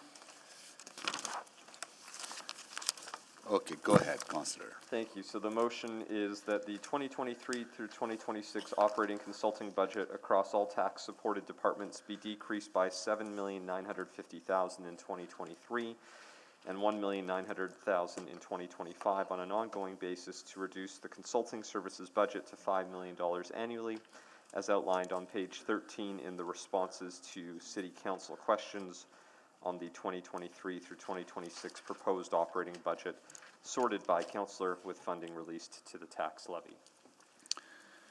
This was seconded by Councillor Wright, but before I ask you to introduce, I have a question whether this would still be in order because of the B12 being passed and reference to consulting fees in that. I just want to make sure that it's in order, then we can get into the discussion. I'm not sure why it wouldn't be in order, What- but you're just- welcome to with, Because I just, if you done that, you looked at B12 and this one, and this is in order, right? Well, I mean, it's a valid amendment that's Okay. discrete action, but I'm sure the city manager might have some comments on it. Comments will be once we go into questions. I just want to make Sir, sure. can you help me understand why you would think it would be invalid? Because with the multi-part motion that we approved, within that is B12 references reduction in consultant fees and budget. So that's what Yeah, I'm, but those haven't been identified yet. This is Oh, I very see. specific direction from city council, and they can choose to give the city manager Got it. direction as they Okay. wish. okay, good, as a Councillor Knack, go ahead, please. Thank you. Yeah. Sorry, can we just sorry. address, I think there might be, just before we move on to the next item, is there anything else we need to do on the last one? I can move that we reconsider the vote. There's just an error in a vote that was cast. I'm really sorry. Oh, I'm sorry, I didn't know that. Neither Nobody. did I. Huh? Neither did I, but we do now. So I think there's a request for a reconsideration. Is that correct, Councillor Jans? Please. Can we do that in a two-step? Because it wasn't immediately recalled. We need to reconsider it. Okay, so we are back to what number was it, sorry? It was Amendment 81, OP 81. 81. Okay, so can we please, someone move that we reconsider the vote on? So moved. Thank you. And we're 100% sure you all voted on the prevailing side? So you voted yes, Councillor Wright, you voted yes? No, You- no. So Councillor Stevenson is moving and Councillor Tang is seconding it. So please vote to reconsider.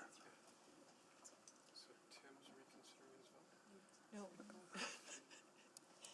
Don't you start that again. I still have my list, but.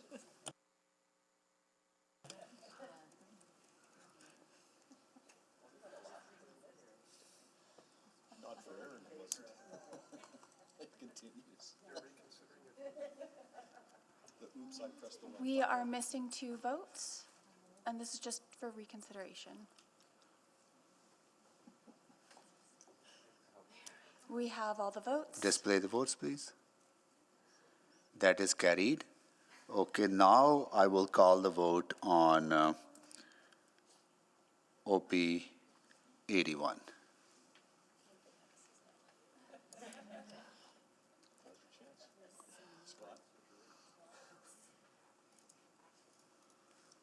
So we're voting for the Yeah, we're voting on the reductions to Arts Council, OP 81.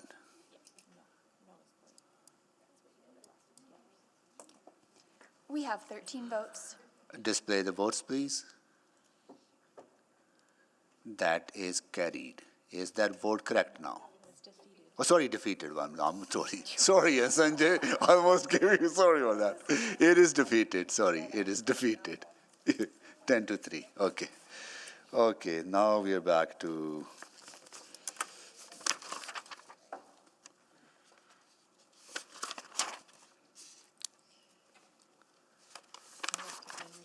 okay. Now we are back on Councillor Nax.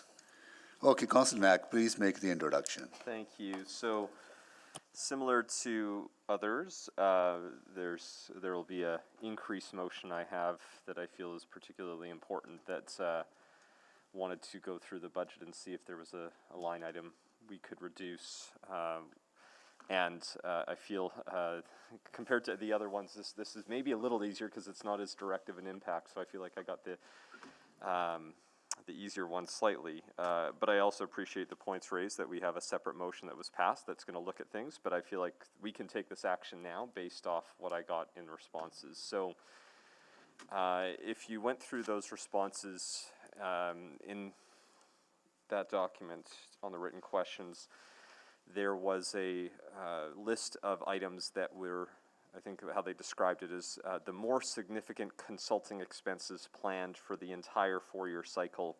And there was a list of very important projects in that. The grand total of those projects on that list that make up the more significant items over the next 4 years is $6,055,000. And again, that's not complete. I recognize there's probably some other things, but they went and listed some of the most important ones on that list. I did not want to impact those, and that's part of why when I settled on a number, felt that it would be something to still have some amount in place. And then ultimately, this comes down probably more so to council than anything else, because we are often the drivers of consulting requests. So through motions that we make, sometimes administration may need to access outside expertise. And by limiting this to the amount that we're suggesting, that means we might have to be very, very careful around what we're asking for. But at a time where there are a lot of financial challenges that we're facing, and to help address one of the amendments that I'll make in the increase side, I felt this was a reasonable amendment to put forward, and I'll just also acknowledge Councillor Paquette did a lot of work on this over the years. He started the consulting talk many, many years ago. There was a good audit around it. There's been great progress by administration, but I think this is a good place to start. I'm out of time for my intro. Thank you. Thank you, Councillor Nack. Okay, questions now, Councillor Principe. Thank you, Mr. Mayor. So my concern, of course, is what would the impact be if this passed? Yeah, I guess, Councillor, that's my concern with this too. I think I've been asked to do something very specific in the direction I got in the service review. This, in my mind, takes that direction, and then which asked me to do something. This direction tells me to do something and how to do it. So I find it overly prescriptive, and really, limits the freedom of action we can take in administration to come up with the ideas I thought we had been asked to do in the omnibus amendment. But I guess the other question I have is, can this count towards the 300 million? I might have a different perspective depending on what that answer is. But if again, it gets back to what I've raised before. If you ask me to find 300 million, I'll find 300 million. But if you ask me to find 300 million and then cut all the opportunities I potentially have to find 300 million, and that's what I think this does, it's going to be harder to achieve that task, but I will follow the direction of council and provide the clarity in January at our first meeting as much as I can. Yeah. Okay, yeah, thank you. And that's what I was thinking as well. I'm not sure. Can I ask the mover? Is this? Of course. Yeah? Of course. Thank you, thanks. Is this intended to be on top of what was requested of administration? I don't know. I don't know if that's my place to sort of dictate that. I think I I don't know how to best answer that. I wanted to bring I- something I- forward, recognizing there was a separate body of work underway to try to, similar to even just the I- last I know. conversation, so. Okay, thank you. Yeah, that's it for me, Mr. Mayor. Thank you. Thank you, Council Principal. Councilor Rutherford. Yeah, so first, just a housekeeping item. There's an error. It says that this is sorted by counselor, but when I looked at sorted by counselor, it was an answer to Counselor Hamilton on page 13. So it's sorted by number. So just a quick friendly amendment. If it's friendly, if it's considered friendly, to change it from counselor to number to correct so people can find it in the right spot. That's friendly. Okay, and I remember, and then I know this is a city auditor, and they often, again, have, like, consultants are not just to do the work that city employees can do. They are often brought in for a very specialized knowledge and expertise. Is that correct, Mr. Corwold? Yeah, I think that's very accurate, Councillor. So when there's an identified gap, let's say, I know that the consulting fees have been used, for example, on Indigenous engagement, because the engagement team that I worked on didn't have anybody that was Indigenous, and we wanted to make sure that that was done in a good way. Yeah, I would say another example is for the anti-black racism strategy, we're bringing in a expert that we don't simply have in the city to help us do that, and that's a consultant example. Yeah. Is there areas of the organization, and I guess this is going into OP12, because I feel like there is a disproportionate, like not all, like this is sort of saying across all departments, but not all departments use consulting fees consultants to the same level. Is that correct? Yeah, that's correct, but I think, that's what OP12 is going to get us to. I believe the direction there is very clear. I'm going to be able to come back, I'm not sure exactly when, but as one of those monthly meetings to sort of provide that detailed analysis. Here's where it's happening, and here's where we think we can cut it. So I think that direction is super helpful to us, and I think this confuses it a bit for me. Okay, I guess, and to the mover, where did because when I'm looking at the response, I'm not seeing specifically 7.9 million in that response. So where did that number come from? So originally, with the amounts that were budgeted of 15 million, 17, and 17, my intent was to ultimately bring it down to 5 million annually. And, which math would normally say 10 million, but based off, I guess, some work by administration, some of the, about 2.1 million or so does not come from our operating budget on this, and so that's why they ultimately gave the number of 7.95 million. So it's still the same end result of 5 million annual spend, but not all of it's operating, so. Okay, no, that helps. That's all my questions. Thank you. Councilor Salvador? Yep, thank you. So just looking at the list that's provided in the Q&A for this, it looks like some of the most significant consulting expenses are associated with things like city plan and environmental and climate resilience initiatives, which I know council has identified as a top priority, and I see work within the Indigenous Relations Office included there as well. So yeah, just recognizing those are critical priorities. What is the relationship, I guess, between reducing consulting services and potential gaps that would be created as it relates to those high priorities? Yeah, Councillor, I don't know. I think the idea is that that's what OP12 directs us to go do and do that proper analysis, and that's exactly kind of the answer I would want to bring back before we make decisions like this, which I'll do as part of the other direction. Right. Okay, so then, moving forward with OP12, it's possible that you come back with some overlap that's on this list, but it provides a bit more of a holistic perspective as opposed to being prescriptive? Absolutely, and I would see a part of that process at some point, there'll be recommendations, and then council will be able to amend those recommendations on and I think there could be recommendations that are in this vein, but I'd rather do all the analysis first, compare it across the whole corporation, bring it back as one package, and also bring it back in the context of all the other things that OP12 directs us to do, because then you can have, it's a bit like the budget, you get to debate and see everything at the same time as opposed to one piece of it. Yeah, so. okay, yeah, just to give us that clear picture. Okay, that clears things up for me. Thank you. Okay, thank you, Councillor Salvador. Councillor Wright? I've been trying to get off the list. Oh, sorry. Councillor Rice? Thank you, Mayor Selhi. So, based on this spending trend, and in the past 5 years, from 2016 to 2021, so is about 22% of total $127 million spent for operational. So almost 70-80% of consultant fee and then spending for the infrastructure is capital. So if that is the case, so can I confirm with Councillor Knack?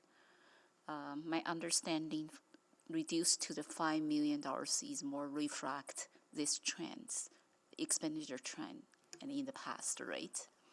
Yeah, just to clarify, so this motion Yeah. only talks about the consulting spend on the operating side? Yes. It would not at Yeah. all touch anything with regards to infrastructure? Yes, I know. Yeah. So that is why I try to reference the data already we Yeah. have.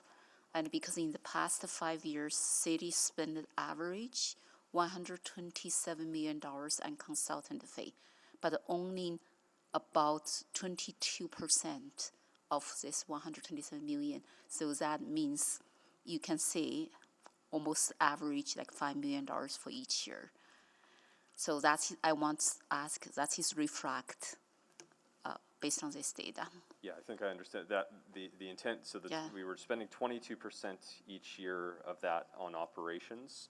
Yeah. So about $30 million, and there's been a sort of concerted effort based off the audit in 2018 to try to move us in a different direction, and I think it started in the last 2 years, but this would expedite that work a little bit.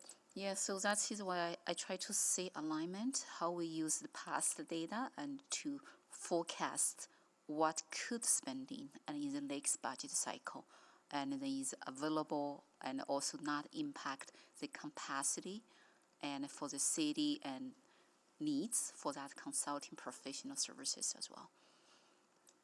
Okay, so that's my question. Thank you. I yield my time. Thank you, Councillor Rice. Councillor Stevenson? Yes, thank you. I appreciate the conundrum here because to the mover, my assumption is that you need a funding source for an increase that you want to make. Is that a fair assessment? I mean, I don't need one. We can have a separate debate, but I think it would be financially prudent to have one. But I will be bringing forward the other significant amendments either way. But Yeah. And yes. then to administration, I mean, Ms. Padbury, I think I know the answer to this, but we can't make any assumptions about OP 12 in terms of a funding source. We can't, that's not funding that can be allocated. Well, I think what you've actually done with OP 12 is remove $15 million from the budget without actually knowing where those reductions are coming from. So we have to produce reductions for you. If you then do this, then we can't use any of this to reduce. So the reductions will be deeper, I guess, is what I would say. And I would say what Mr. Corbould was trying to say is it limits our flexibility and our ability to look at all of the things and make decisions. Mm-hmm. And $5 million in consulting on a $3 billion operating budget is a very small number. Recognizing that we need to control that, I'm just not sure it's realistic. And I'll just add, it's a small number in comparison, but it's an important big number in my scheme of things as I'm looking at the 300 million overall. Mm-hmm. And there's no way that this motion could be crafted because it effectively, we can't double dip from the same sources. There's no way that this could be done to give you more flexibility. Well, you can. It's making it incredibly complex. What I really embraced about OP12 was that it's a mission. I've got clear mandates. I know what the end state is. I've got lots of flexibility and freedom of action to look at all the potential options, and I will bring that forward in several successive meetings over the next few months. What this does is constrain my freedom of action in terms of it forces me down one road on a particular piece. And I think that's premature because I would think council would want to see all the pieces together as they evaluate which of those, especially the second side, the 240 million, which they want us to execute, because each piece is going to have, there will be an impact to this decision. So that impact will play out without you knowing what all the other decisions are in the way OP12 will bring it together. So that's would be my Okay, well, logic. thank you. More to ponder. I appreciate it.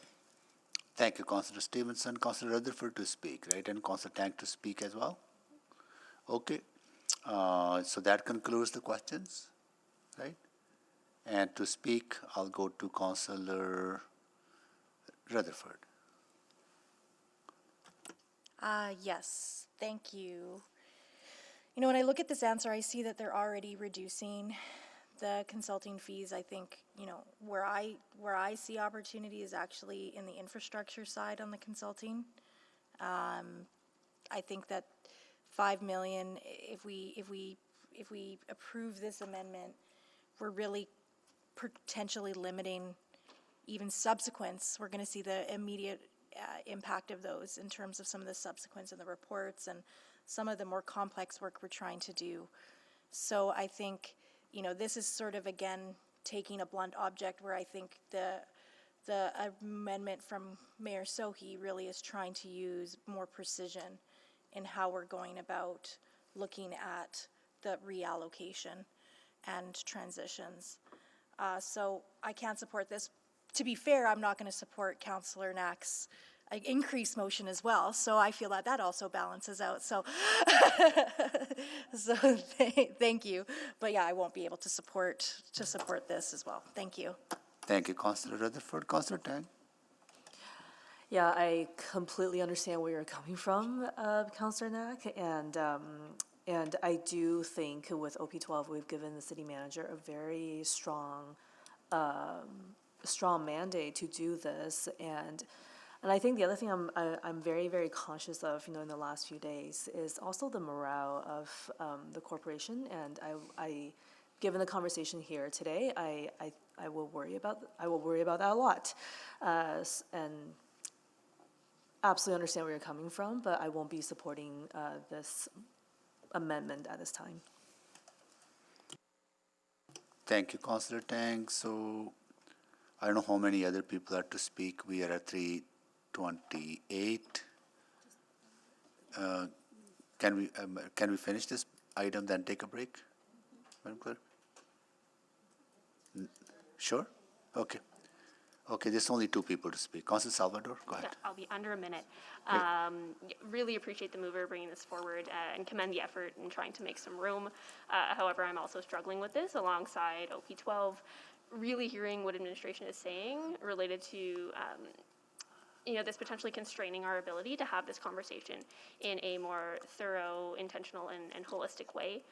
OP12 is a really big ask, and stacking this amendment on top of it, I think would put us in a very challenging position as we're looking to strategically transition and align with key priorities. So for those reasons, I won't be able to support this, but really commend the effort. Thank you. Thank you, Councillor Salvador. Councillor Wright, quickly, can you take the chair? Quickly. Very briefly, for all the reasons that's been stated by my colleagues, our colleagues so far, I cannot support this because this is on top of already very ambitious target that we have set for administration to deliver, and I'm glad they have embraced that task of $300 million, and this will be on top of that. I think they'll create very, very serious complications for the organization. So I cannot support this, and I'll take the chair back and go to Councillor Knack. Yeah, thanks, Mayor Sohi. It's and again tough for a lot of the reasons folks have talked about. When I specifically focused on this, I did it for a few reasons. I think about the consulting audit from 2008, actually not the one from 2018, that showed how spending on consulting services was increasing significantly, and at the time of that audit, it was about on average 30% annually. And then if you look at the audit from 2018, it's a similar story. And you know, I appreciate that there's a large body of work that's upcoming from OP12, but I think this is one that we can do more expeditiously, because it has been identified over and over again as something that we weren't, and it should be clear, in the audit in 2018, it didn't said that we were inappropriately spending money, but it said that there was a large amount of money being spent towards that. And so that's part of why I wanted to focus on something that didn't, and appreciate there's not direct staffing impacts, so I want to be clear about that. This isn't one that would impact staffing. It would change, though, based off workload, based off motions that council makes, based off a large body of work. And I thought for me, why I felt comfortable selecting this now in advance of any other work that has to happen, to help truly have a transformational budget, was that we control a lot of that. So we ultimately direct a lot of that on the operational side through the motions that we make, through the strategic plans that we approve. And that's why I felt comfortable going to look at the operating side of consulting. And again, being very clear, this doesn't at all touch the infrastructure side, which I think every single dollar there is fully justified. The audits over the years have been quite clear about that. So that's important work. It's there for safety. We don't want to have folks on staff when you might only need them in certain amounts of time. But on the operational side, I think there's places where we can make changes today. And yes, that means that additional body of work will be even harder. But I'm actually okay with that. And I know that's hard to say, but I think there's a pretty massive transformation that needs to happen to truly reprioritize. And this will sound odd, but I actually don't know if OP12 is enough to truly do the transformational work that we need to do and properly reprioritize. So I'd like to start some of that now and then work through the rest. So that's why I brought this forward. Appreciate all the great comments. Again, always tough on these, but I think we've spent 15 years trying to address this through numerous audits, and I'd rather not wait anymore and just start taking action on this one now. Thank you. Thank you, Councillor Neck. Please vote.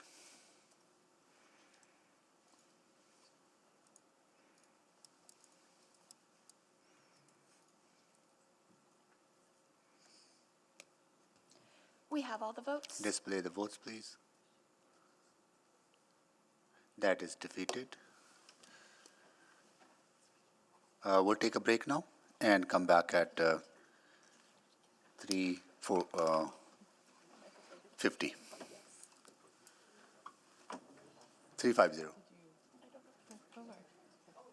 Yeah.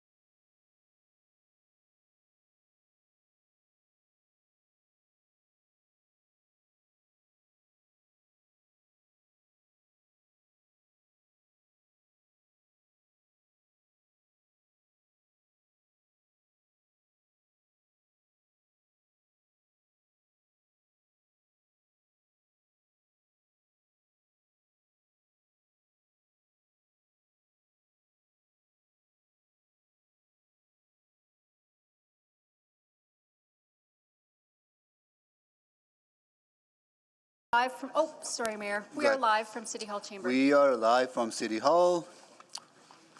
I would like to call this meeting back to order. We'll do a roll call. Councillor Wright, Good afternoon. Councillor Knack, Good afternoon. Councillor Principe, Hello. Councillor Stevenson, Good afternoon. Councillor Paquette, come join us.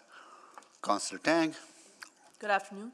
Councillor Hamilton, Good afternoon. Councillor Rutherford. Oh, there's Councillor Rutherford. Councillor Salvador, Hello. Councillor Cartmel, Good afternoon. Councillor Rice, Good afternoon. Councillor Jans. Hello. Here we go, and Councillor Paquette is here too. So all 13 of us are here. We have a lot of work to do yet. And at the pace we are going, we will need to, at this time at least, dedicate Thursday from 9:30 to 9:30 for budget deliberations. And we will monitor the success of this evening. And if we are progressing at a pace that we think we can be done with one day on Friday, we can cancel at that time. But I think we need to give certainty to staff and to security that they're required here tomorrow. And I will ask somebody to move a motion. So moved. Second. Councillor Wright, Councillor Paquette seconded it. Okay.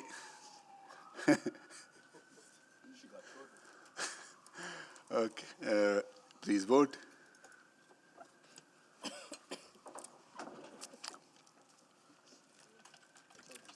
Just a moment, we're getting that up.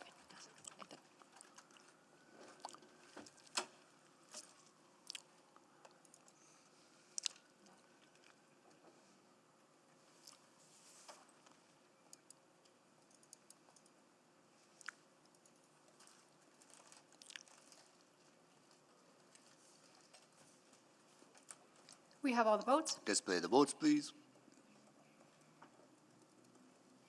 That is carried. Okay. Councillor Knack had a turn. Round 2. Councillor Cartmel. I have no further reductions. Okay. Councillor Wright. Thank you very much, Mr. Mayor Sohi. I'll withdraw my number 58, the 2025 election Just, cost. okay, just hold on. 58.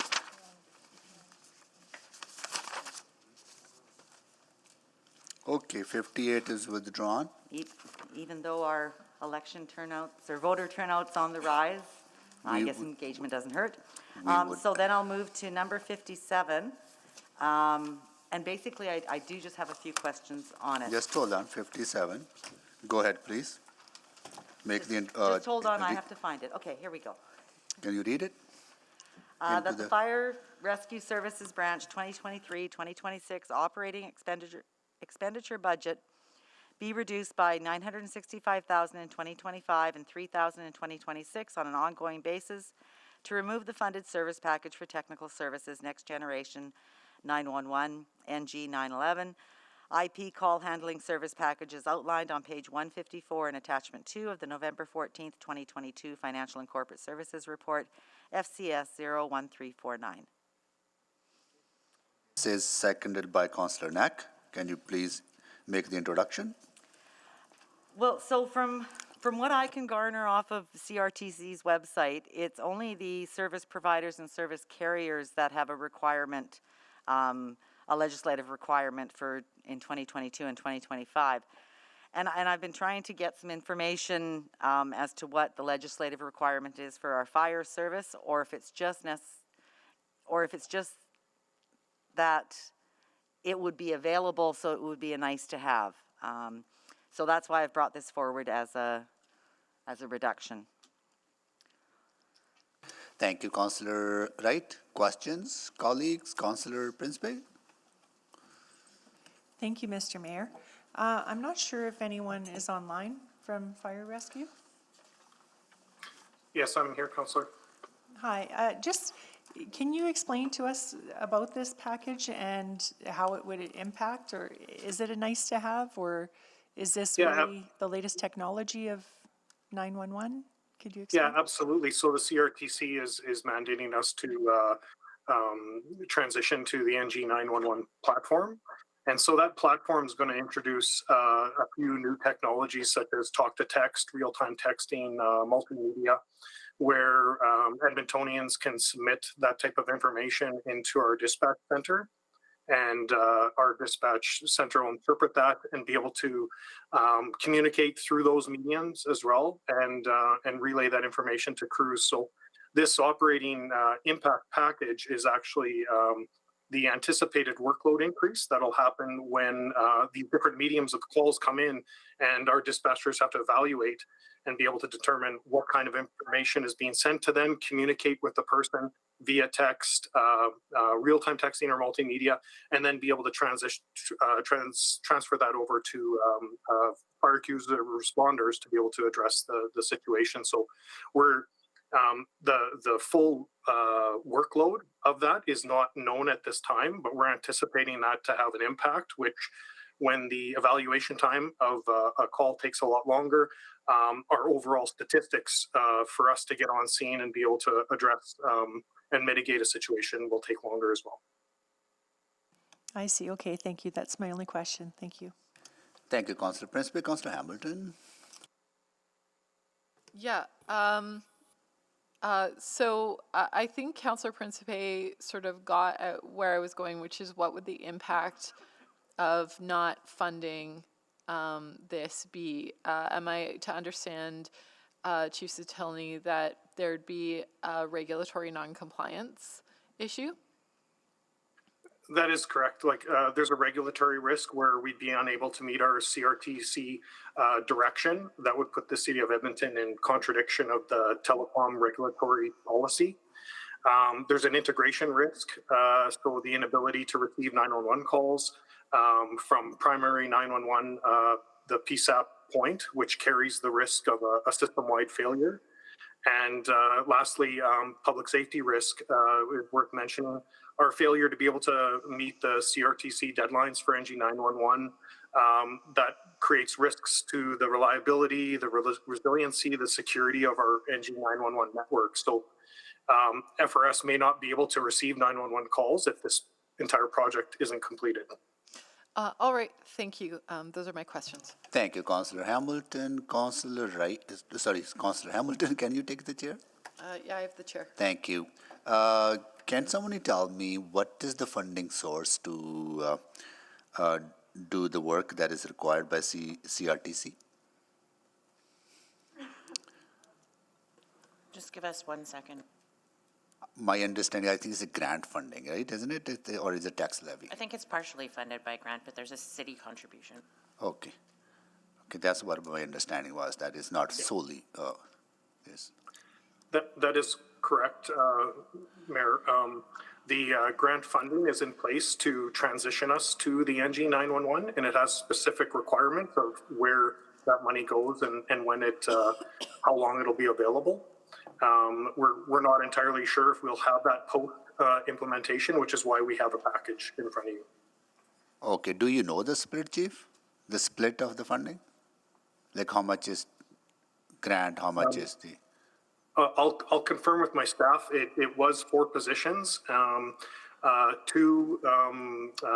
training and implementation staff, and then 2 subject matter experts, but I'll confirm that. Yeah, okay, good. I just needed to know that because is there risk then? Like, I mean, there's a regulatory risk, but there's a risk of losing federal funding then too, right? Or CRTC funding, right?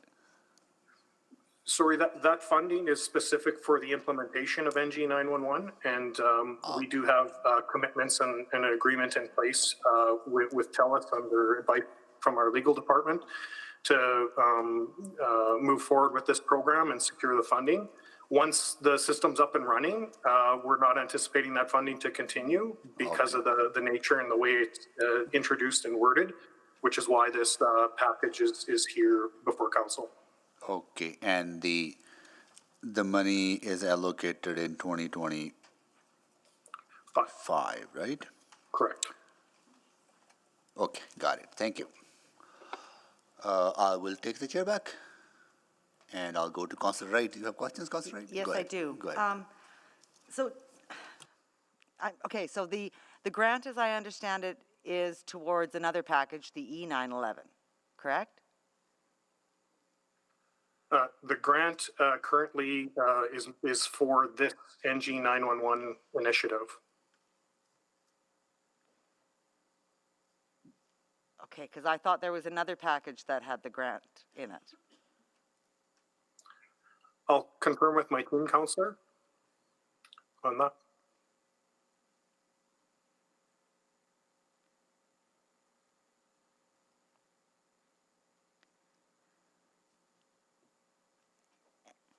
And then I'm also, while that's being confirmed, perhaps I'll ask again. So this is just an estimate of what you think you might need,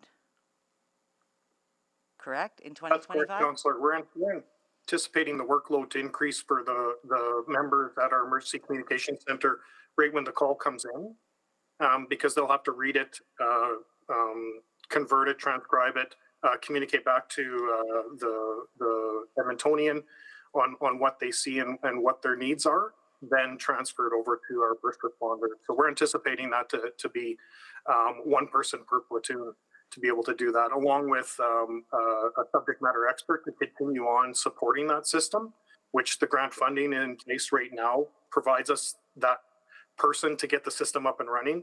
But the ongoing maintenance of the system is what that other position is for. Okay, but it's going to take longer to get the information. It's going to take longer to dispatch services. What's the benefit of this?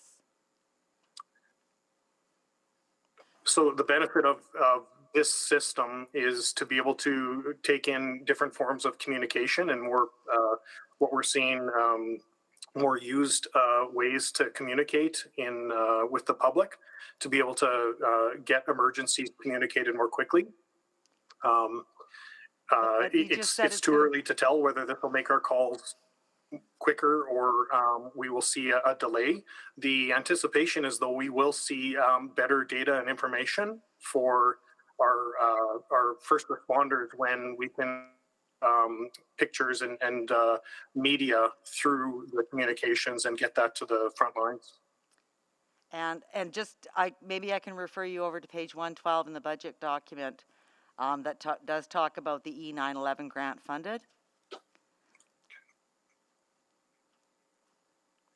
Let me bring that up, Councillor. Okay.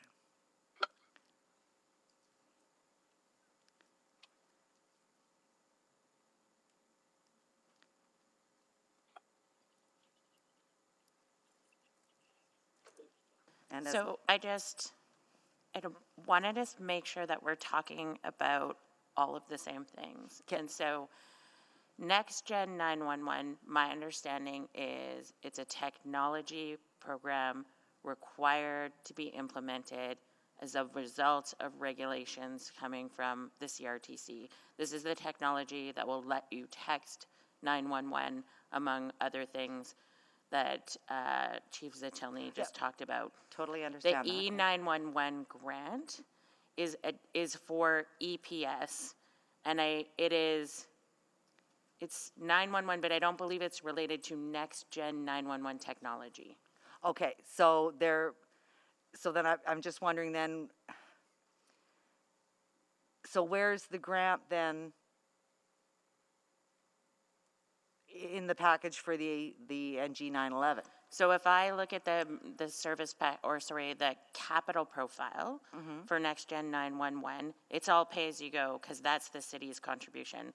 What I'm just trying to dig up is I believe that there was also an EPS contribution. I'm not sure if that came by grant. Okay. So then this NG 911 is not just for fire services, it's for anybody that, like that calls for It's for service? all 911 call centers. Okay, okay. So that would be ambulance, fire, police. Okay. Correct. So ambulance, that's provincial, right? Is there a contribution provincially then to get this set up and running? Counselor, every 911 center would be required to proceed down this road, so they would each be individually responsible for the upgrades and transition to NG 911. Okay. And then my Time. time's up. Time. Can I come Counselor for a Wright. second round for my next question? Where you are next. Thank you very much. So then, again, trying to find where the regulatory requirement is for this, because I look on CRTC's website and it talks about the providers and carriers are required to have this up and running. I'm just trying to figure out where the regulation is that states that all municipalities have to be using this service by 2025. If you would like us to take away and find you the legislation, we can do that. I cannot quote it here. I'm not sure if Chief Zatilny is able to. I can look for that specific regulation. That can be provided later on, right? So, But we can't, huh? but then we can't vote on it, or do we put this off until that No, information I is mean, provided? Councillor Wright, that could have been one of the questions to administration as part of budget process, right? So, Okay. yeah. Okay, so I would like, I guess I would like to have that information before I think of withdrawing this. Thank you. I don't, let's see if they can, but I don't think it's really fair to administration to be, if it's readily available or not, Yeah, right? it's not, it's something that we're gonna need to be able, time to dig up yeah, right, as yeah. we're going forward, but it is absolutely regulated by CRTC. And we have a high-level summary in the capital budget with the profile. But in that profile, we didn't quote the the act and the section or anything like that. Yeah. Okay. All right. Councillor Wright, more questions? No, but if I can't be provided the information, I guess let's just put it to a vote. Okay. Okay, all right. hold And I on. would prefer to defer Just it hold on, then hold- until a okay. supplemental. Telecom regulatory policy, we found a link to it on the website. I'm happy to send it to you. It talks about next generation 911 and the modernizing of 911 networks. Yeah, I've got it And it was here. issued in June of 2017. Here you go. Okay, good. Okay, but I don't have time to review it to see where it says that Yeah. all municipalities have to be up on it, so. Okay, all right. Thank you, Councillor. Any more questions, Councillor Wright? No, Okay, thank you, Councillor Wright. So that is for questions. Any more questions? Seeing none, we are ready to speak. Please sign up to speak. Councillor Wright And to I'll- close. and I'll- Councillor Wright to close. I'll close. Oh, sorry, Councillor Rutherford. I'll be super brief and just say I think that this is essential. I think that texting and being able to text 911 is the times that we're in. So I can't support the amendment on the floor. Thank you. Thank you, Councillor Rutherford. Councillor Wright to close. thank you. I just think we're going into this blind. And if I don't get the support, that's fine. Yeah, I would like to have this information before making this decision, though. Thank you. Thank you, Councillor Wright. So please vote.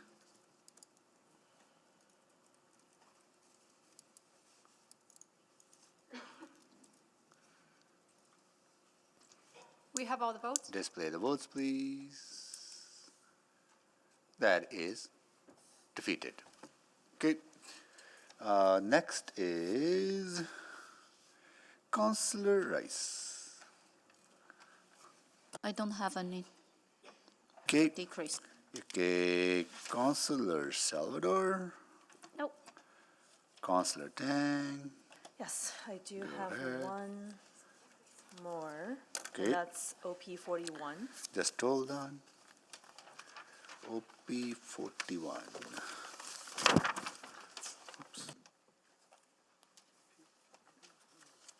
It's another art one. Go ahead, Councillor.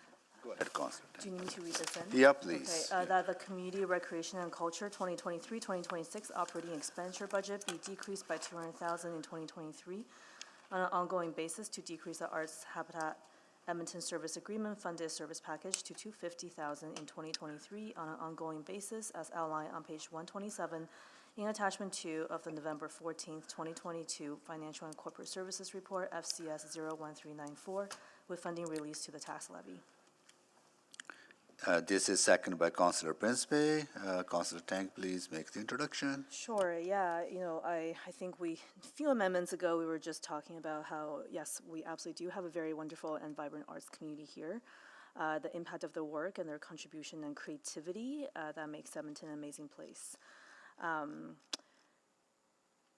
And I think in that same conversation, we've also learned that the service agreement was transferred from Arts Council. The service agreement for Arts Habitat is specifically in the area of arts infrastructure and spaces was transferred from Arts Council to the city directly. I would have expected some savings there just from administrative fees, et cetera, but that's not necessarily the case. I put forward this amendment because our service agreement funding with Arts Habitat is up for review and renegotiation, and I think it's important to take a critical look at where our money is going and what benefit we are gaining from it, and what progress has been made since we first entered into this service agreement initially. And so when I asked administration for more information in the operating Q&A, specifically about one of the pieces we tasked them with back in 2018 as part of the Connections and Exchanges strategy, it's leading the creation of a cultural infrastructure plan. So they're responsible for delivering the plan, and to date, since then, I'm not sure what kind of major movement there has been, which is worrisome for me after reviewing the annual reports. And I understand that there has been research done, and having data is great, but it appears that we still have a long ways to go before we reach a point of actually delivering a cultural infrastructure plan. And I also think this package needs to be put in context of some of the other service packages we have for Arts Habitat, in particular the facility operations of the Ortona Armory. And Arts Hab will be operating and managing the space and will be receiving operating funding to do that. And so I guess just seeing the results of where we are with the cultural infrastructure plan and this other service package in place, I am hesitant to continue the amount of funding we have currently under the service agreement. That's all. Thank you. Thank you, Councillor Tang, for the introduction. Okay, questions, colleagues? Questions? Anybody signing up? Councillor Wright, can you take the chair, please? I have the chair. Yeah. So I'm looking at the description. It said this will provide day-to-day operations of the Arts Habitat Association of Edmonton, and the responsibilities include identifying, managing, and building appropriate and accessible spaces for artists in Edmonton and provide advice, consultation, and recommendation to City Council. So how is this different from Edmonton Arts Council? I know Arts Council is, I just want to get in and understand,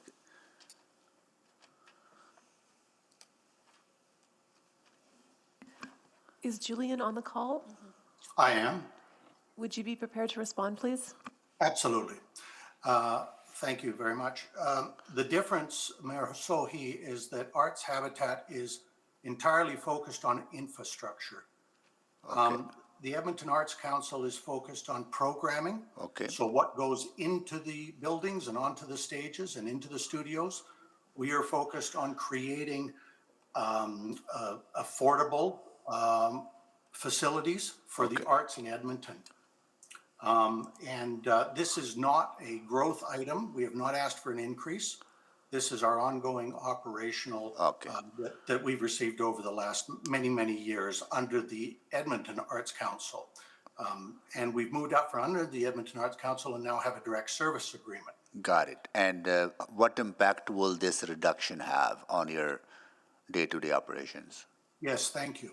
So I do want to address the C&E cultural infrastructure plan that Councillor Tang has brought forward. Part of the challenge with creating and developing this infrastructure plan is that we have to have our partners around the table. And our partners are the Edmonton Arts Council, the Edmonton Heritage Council, and most importantly, the City of Edmonton. To this date, we have not been able to get those partners around the table. And part of it is just basic resourcing. They don't have time, it's not on their agenda. But our hope is that moving forward, we will be able to get those partners. That doesn't mean that work has not been done.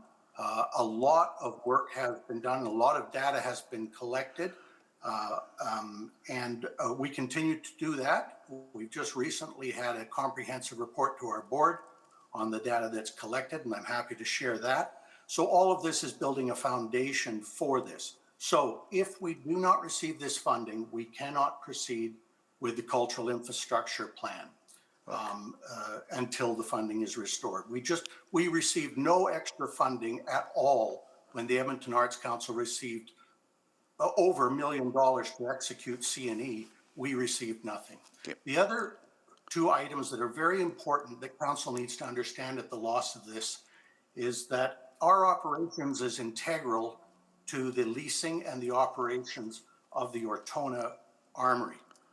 And there is a potential loss of a $1.7 million Heritage Canada grant to the Ortona, which was a joint application between Arts Habitat and the city to develop that space. So that joint application was approved on that basis, and it's the assumption in the Ortona business plan that Arts Habitat, as the leasee, will carry some of the administrative work required for the successful operations. The funding that's coming to us in the other package that specifically Ortona is to offset significant property taxes on that building, capital replacement that ultimately needs to be in place, but the city has asked for very specific amounts as part of the leases in order to make affordable spaces for artists, given the market rent increases and inflation. Got it. We need that money to offset that to make that space affordable. Got it. Thank you so much. And I want to just share one more thing, if I may, Mayor Sohi. Good. I just left a meeting with a private developer. We're currently in negotiations on a downtown vibrancy project that we've received funding for. And this would be a creation of upwards of 30 artist spaces right downtown. Wow. And could offset the loss of spaces in the Great West Salary Building and the potential loss of the Harcourt spaces if the Alberta government takes that away. So our work is vital to affordable art spaces. If you cut this money, we will not be able to do a lot of that work. Thank you. That's perfectly within 5 minutes. My 5 minutes. Thank you so much for those.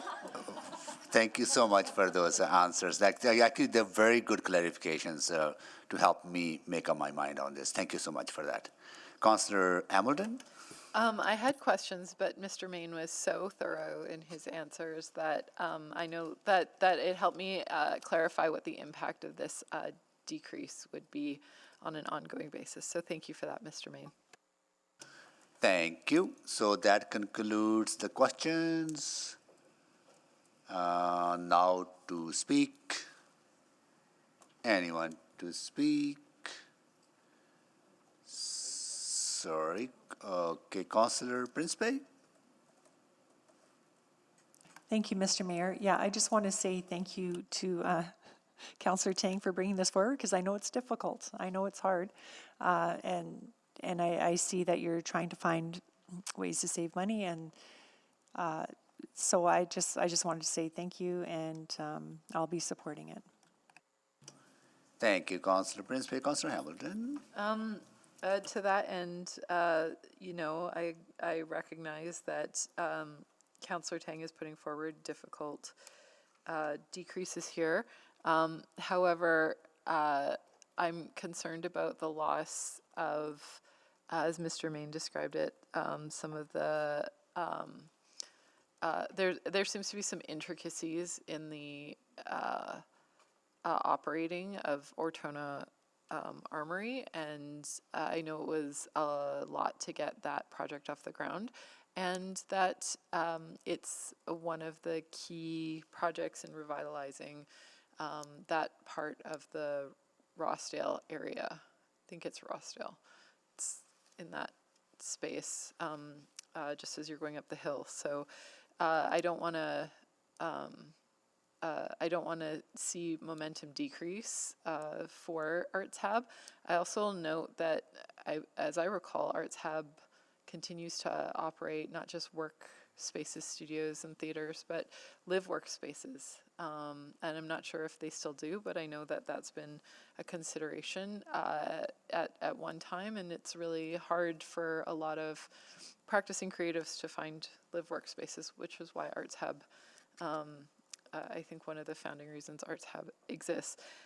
This isn't to preclude at some point another discussion about the mandate of Arts Hub, but I think we should have that discussion in a different context. So I'm afraid I can't support this today. Thank you. Thank you, Councillor Hamilton. Councillor Rice. Thank you, Mayor Sohi.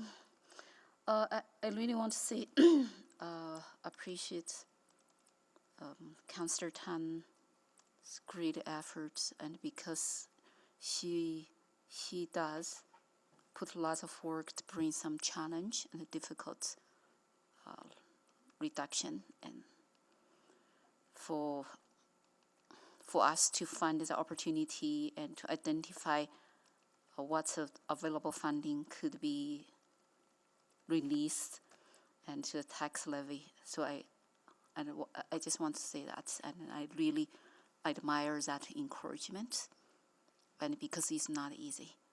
I heard my other councillor colleagues say the same thing as well, and then that encouragement, I think sometimes really needs the big heart to embrace it. So I'm going to support this. Thank you, Councillor Rice. Councillor Wright, can you take the chair, please? I have the chair. I know. I think all of us trying to figure out where we can find different savings, but this is not the right place. This is not the right place. This is really ties to what I talked about earlier about arts and culture and Edmonton Arts Council. One of my goal through this budget process is to increase affordability for access to facilities for Edmontonians. And the work that Arts Hub does, they actually provide that affordable place for artists and artist organizations. And if we reduce this funding, you're basically shifting the burden onto the artists, and that is not the right time during at a time when they're still struggling to recover from the impacts of the pandemic. And I'm looking forward to some of the other exciting work that was mentioned in Mr. Main's comments about the revitalization for the downtown and that space. So I hope that council doesn't support this reduction. Okay, I'll take the chair back and go to Councillor Tang to close. Appreciate the comments from Mr. Ming here. I can appreciate that there are lots of challenges for some of the deliverables to come to fruition. I'm not necessarily seeing a clear line of sight to when that might be. So should this amendment fail, I think I happy to take a conversation offline. I would like to see some kind of annual reporting to council to demonstrate some of those progress. I appreciate the comments from my colleagues. Thank you. Thank you. Okay, please vote.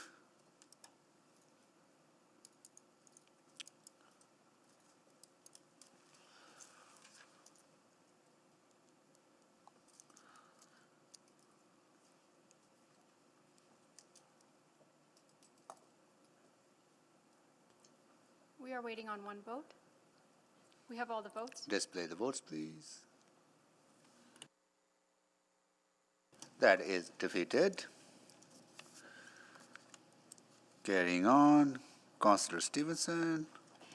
Thank you, Mr. Mayor. I would like to do OP 48. 48. Just hold on. Okay, go ahead, please. That the corporate revenues program revenue budget be increased by $420,000 in 2023 on an ongoing basis by increasing the fees for property tax/tax levy information to lending institutions, hard copy and electronic, from $19 to $25 as outlined on page 334 in the responses to City Council questions on the 2023 to 2026 proposed operating budget sorted by councillor. It was seconded by Councillor Rutherford. Please make the introduction, Councillor Stevenson. Thank you, Mr. Mayor. So this is a fairly obscure process that I had the opportunity to do many times a few summers ago when I was supporting the front desk service for Edmontonians. So anytime you are purchasing property, the banks require certain documentation, and one of the pieces of documentation that they require is a property tax levy information sheet. As you can see by the motion, by adding $6 to this fee, we're able to generate $420,000 additional dollars in revenue for our community.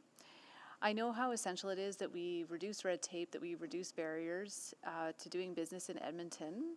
However, when we think about property transactions, these are often, I think, probably always in the tens, if not hundreds of thousands of dollar range. So I believe this is a very modest and reasonable increase that allows us to leverage this revenue for other city purposes. And perhaps could be even higher if someone was interested in exploring that. Again, I think the information I had from administration is that this, is baked into the cost of doing business for banks. So unlikely that we would, see a decrease in users. And again, I don't, when considering the value of the transactions that it's related to, I think it's a very reasonable increase. I'll leave it there. Thank you. Thank you, Councillor Stevenson. Questions? Councillor Jans. If I may ask to the administration, when was the last time this fee was increased? Do we know?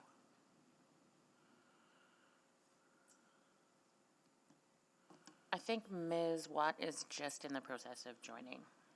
Okay, can I ask the mover then, how did you arrive at $25? Because that seems woefully inadequate. Like, if I recall, we also have a package to increase the tax software. The general costs of taxation are we're trying to bear all of these costs. So $6 seems light. Yeah, and I think that's a really excellent point that you raise. To be fair, the actual process of looking up a property, printing off the information is not considerable for that staff member who's undertaking that work. But when you think about the vast system that supports that information, as you say, our tax software, our assessment teams, all of the individuals' services that support this, I think a higher number could be reasonable. To be honest, I just 25 seemed like a round number. When I asked the question, I didn't know what the volume of transactions were in a year. And if I'm doing my math correctly, it seems that it's about 70,000 transactions a year because $6, if you divide 420 divided by $6, it's 70,000. So that would be my assumption. So again, it's a very high volume thing that happens. I think realtor fees alone, realtors take 7 or 8%, sometimes, and so we're not even recovering costs to the taxpayer here. Like, effectively, renters and non-people who sell their house are subsidizing the people who are selling their house on these transactions. I don't know that I would go that far, but I think the overall point in terms of the vast range of services that the city provides that enable property transactions, is probably valued more than $25. Yeah, no, I would like to see this done on much more of a cost recovery basis, and I'm contemplating a movement to move from $19 up to $100.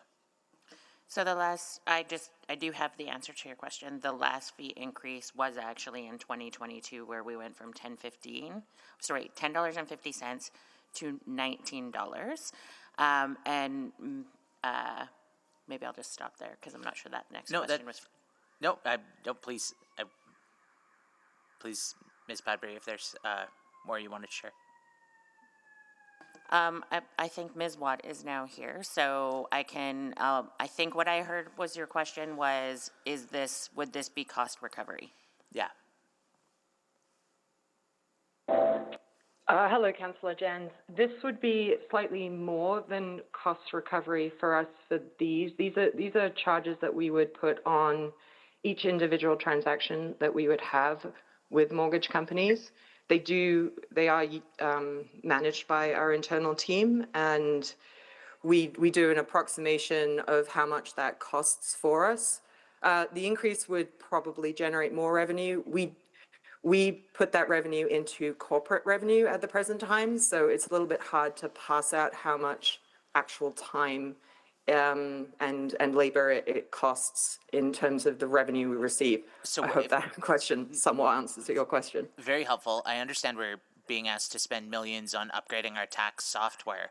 I mean, this to me would seem something like, if we're going to talk about cost recovery, we need to build in all of those increases. I understand, if I'm paraphrasing, it is currently slightly more than cost recovery for the status quo, but I am assuming that that's not taking into account software increases and these other charges that we're going to have to do going forward. That is correct. I mean, certainly this is an item that has a fee structure attached to it that you, as council, pass as a bylaw. There are a lot more costs in administering the assessment and property tax functions that the city incurs, and those are paid for by the general tax levy. We don't separate them out for mortgage companies specifically, except in the very specific places that mortgage companies have a fee sort of applied to them for the work that we do on their behalf. Okay, I appreciate that very much. Thank you. Thank you, Councillor Jans. Councillor Wright.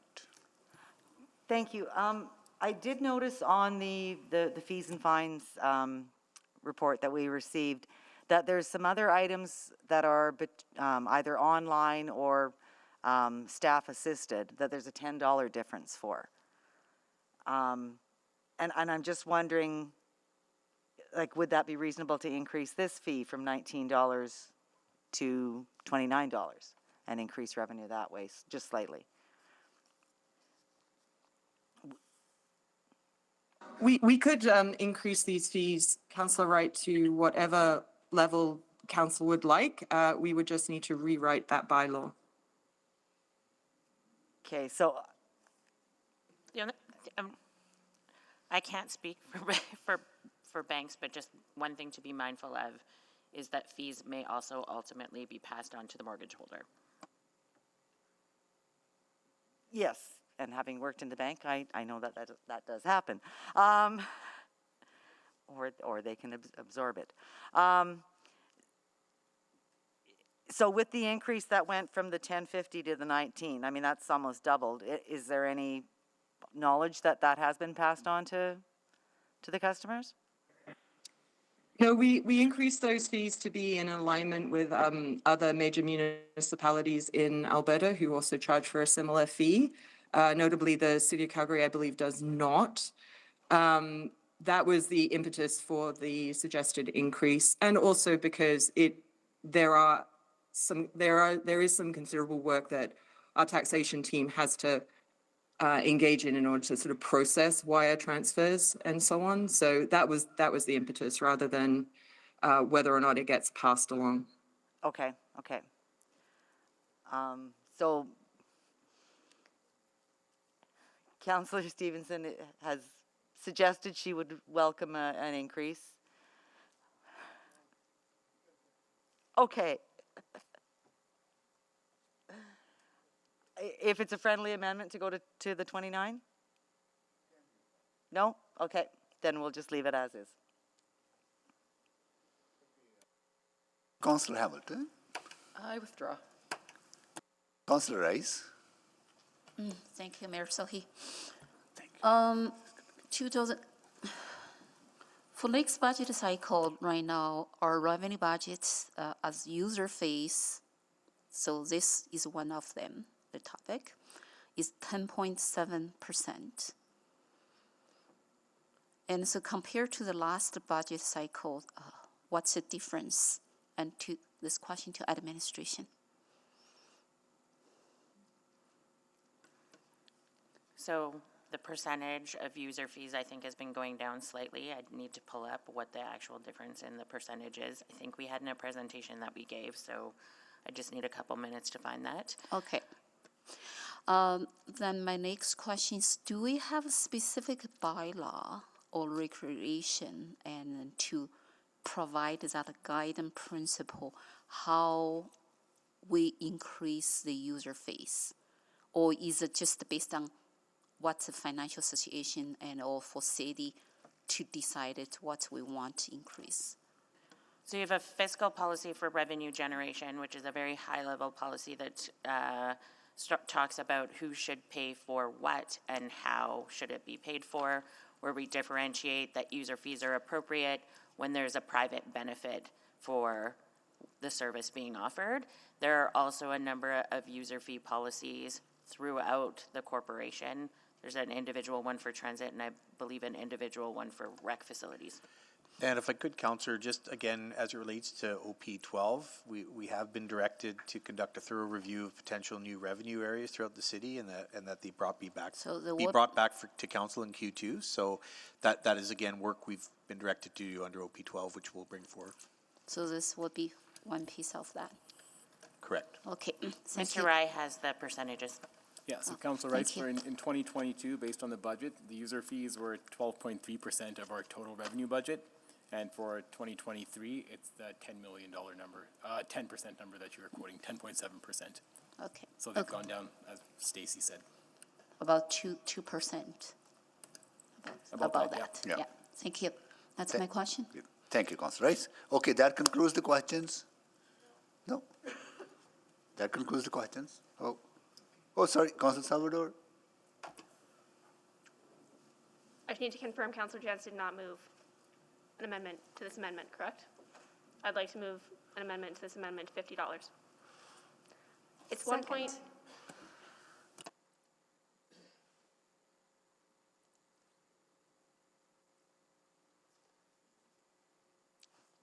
There hasn't been a seconder.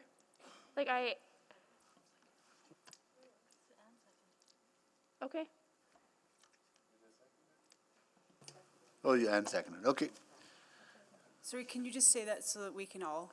So Councillor Salvador moved. Thank you. Increased fee to 50. And Councillor Stevenson seconded that. Okay. Okay, all right, that concludes the questions. All right, to speak, Councillor Stevenson. No? All right, to vote on the first number, sorry. Point of order. Sorry, we have amendments, and on the floor, we are voting for amendment, or? It's just changing the number from 25 to 50. So we just have to get you what that works out for in terms of revenue, because that's the number I need to change in the budget. Okay.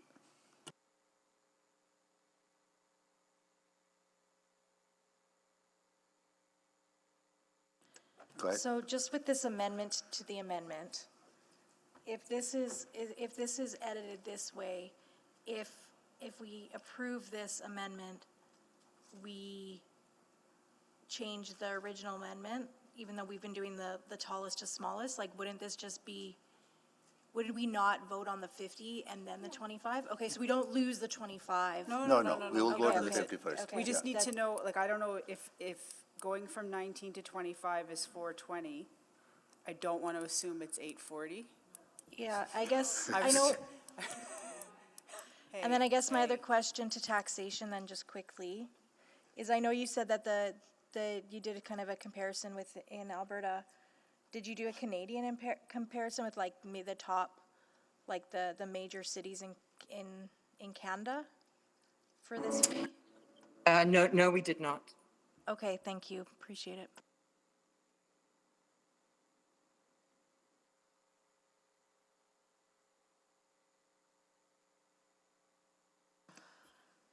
Okay, my back of the napkin math would suggest that's about $2 million. In addition to the 4, or a total of 2 million? A total of 2. So it would change, so the amendment would change to be $50 and the impact would be 2 million. Thank you so much for that. Councillor Rice, you have a question? Good. Okay, so we have done with the, we'll be voting on the $50 amount first, then we'll be voting on $25 amount. And to speak, Councillor Rice, go ahead, please. I appreciate the intention for this amendment. I was going to support the original one from 19 to 25 because I think that's very good amendment, and also is under the scope our Edmontonians can accept. And based on right now the economic situation and based on the living cost increase.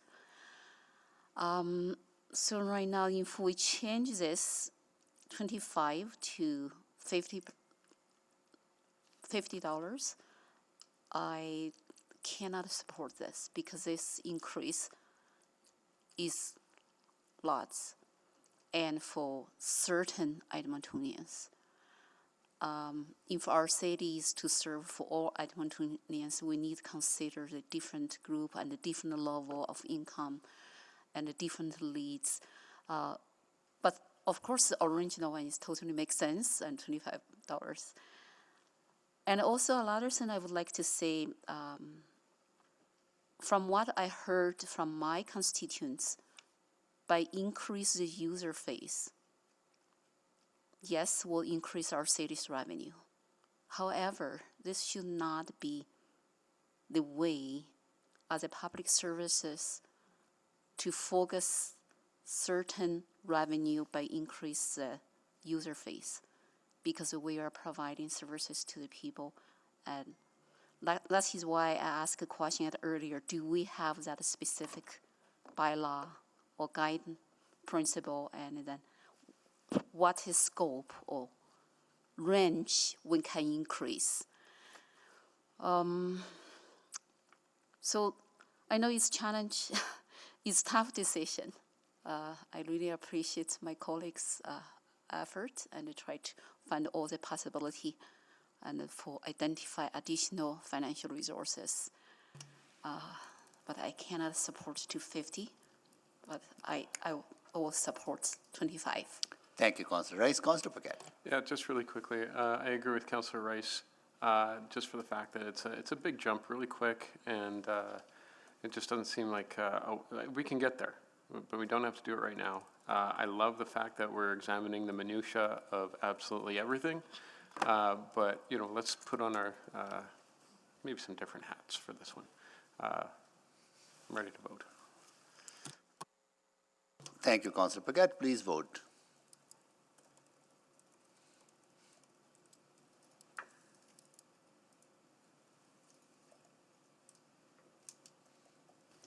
We have all the votes? Display the votes, please. That is defeated. Now we vote on $25.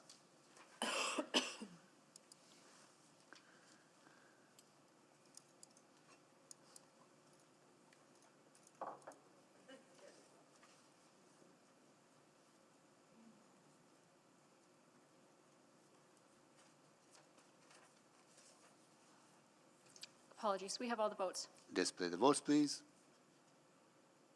That is carried.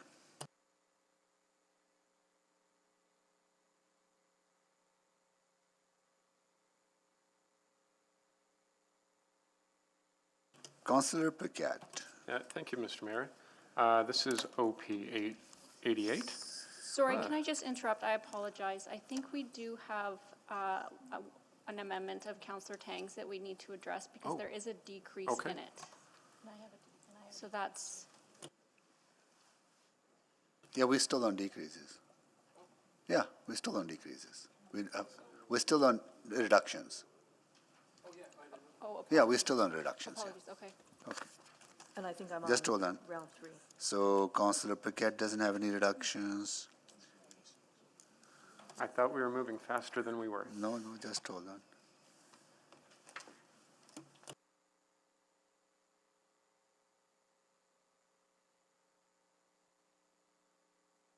I just need to check. I don't know if OP 67 technically counts as a decrease, as it would free up money in one area but take away from another. So how did we decide to?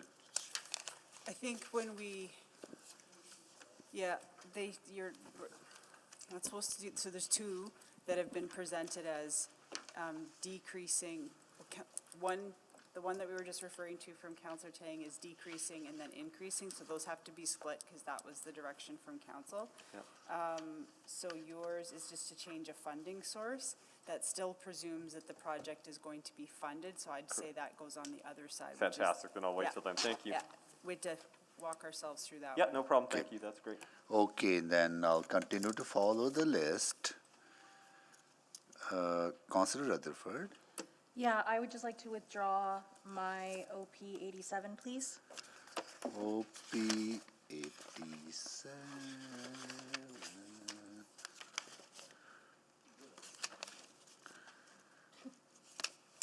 Okay, OP 87 is withdrawn. That's it, Mr. Mayor. Thank you.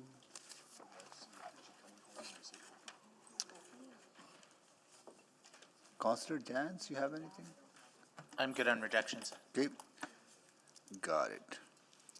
Now we are round 3.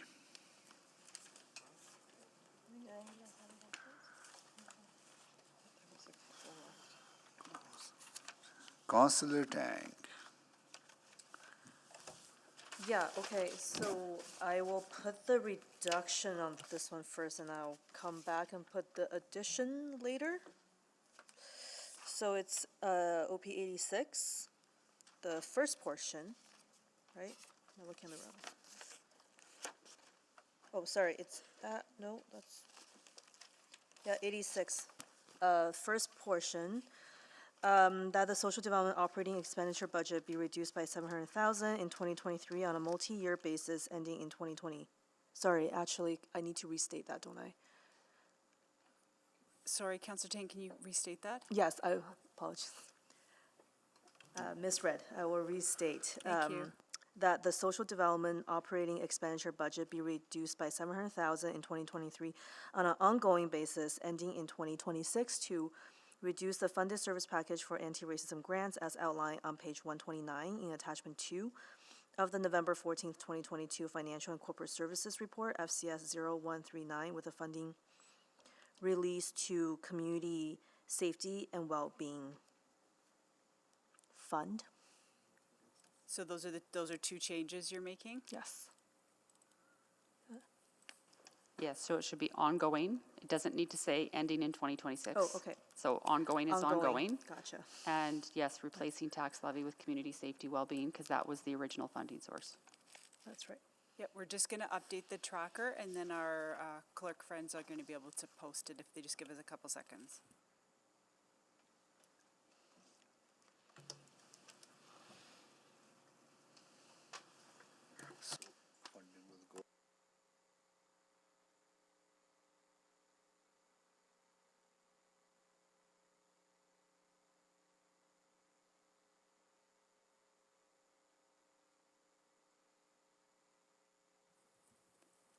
Beverly, just give us one more minute, and then you can post. Thanks.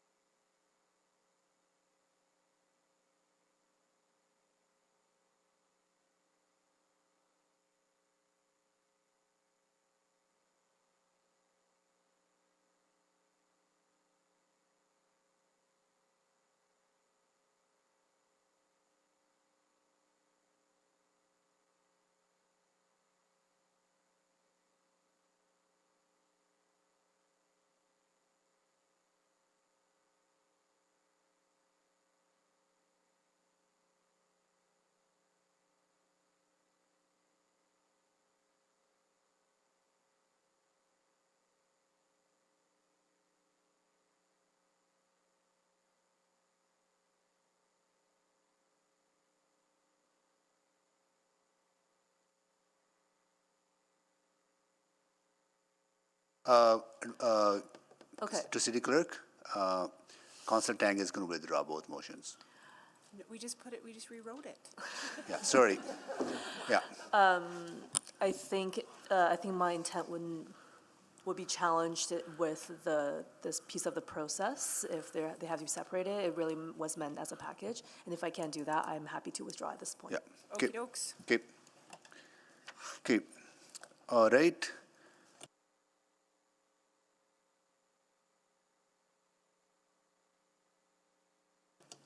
Councillor Stevenson? No further reductions. Okay.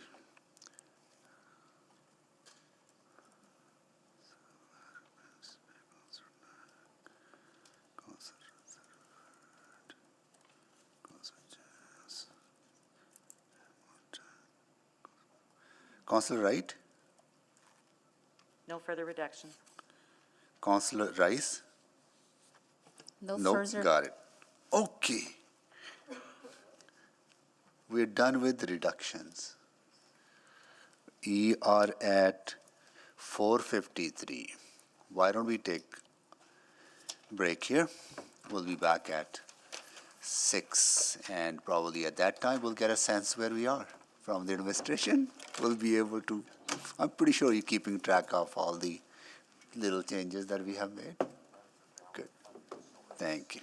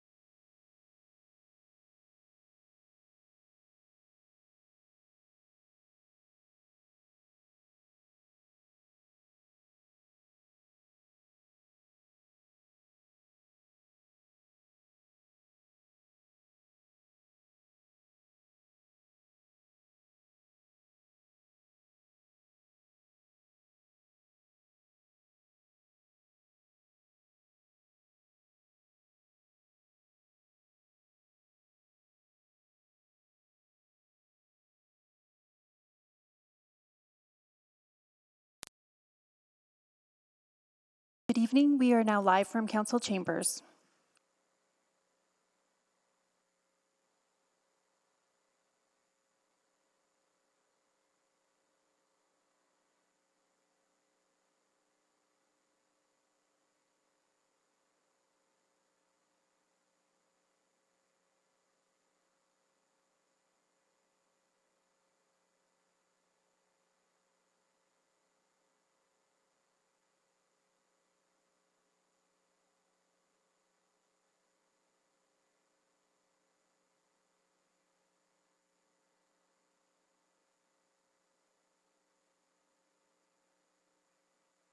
Have we called to order?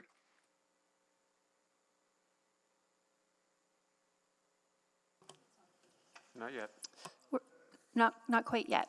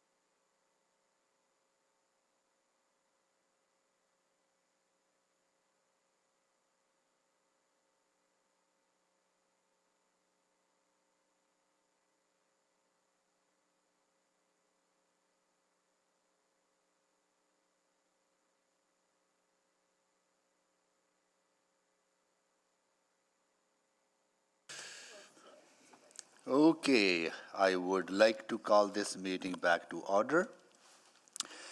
Do a roll call. Councillor Wright. Good evening. Councillor Knack. Good evening. Councillor Principe. Hello. Councillor Stevenson. Good evening. Councillor Paquette. Hello. Councillor Tang. Good evening. Councillor Hamilton. Good evening. Councillor Rutherford. Good evening. Thank you. Councillor Salvador. Hello. Councillor Cartmel. Good evening. Councillor Rice. Good evening. And Councillor Jans. Good evening. Got it. So everyone is here. Maybe we'll get an update from administration on where we are on the numbers for. So following the passing of all of the reduction amendments, you are at 4.91% in 2023, 5.11% for 2024, 4.27% for 2025, and 4.46% for 2026. You still currently have $160,000 available from the EPCOR dividend. Ongoing, rapid housing is completely spent. Community safety and well-being funds, you now have a roughly $5.9 million in total. If you need the cash flows, I can get those for you. $700,000 available in council contingency, plus another $126,000 in council contingency coming forward from 2022. Thank you for that. Yeah, at this time I also will ask if there are any council members withdrawing any of the amendments.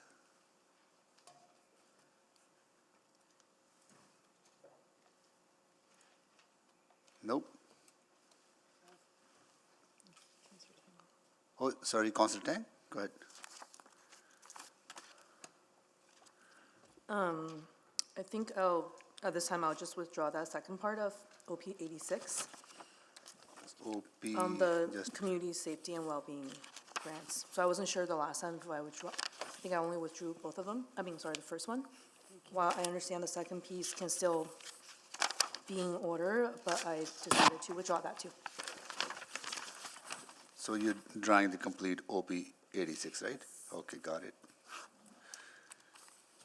Okay, Councillor Wright.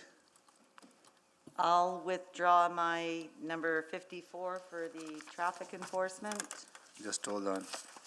Apparently we- Page. Page 20. Page.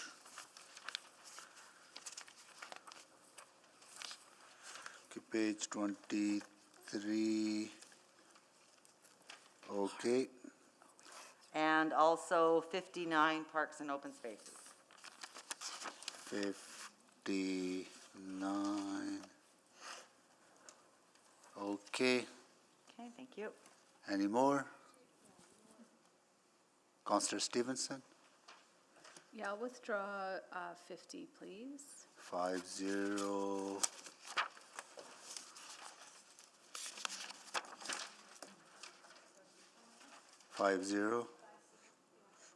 Okay.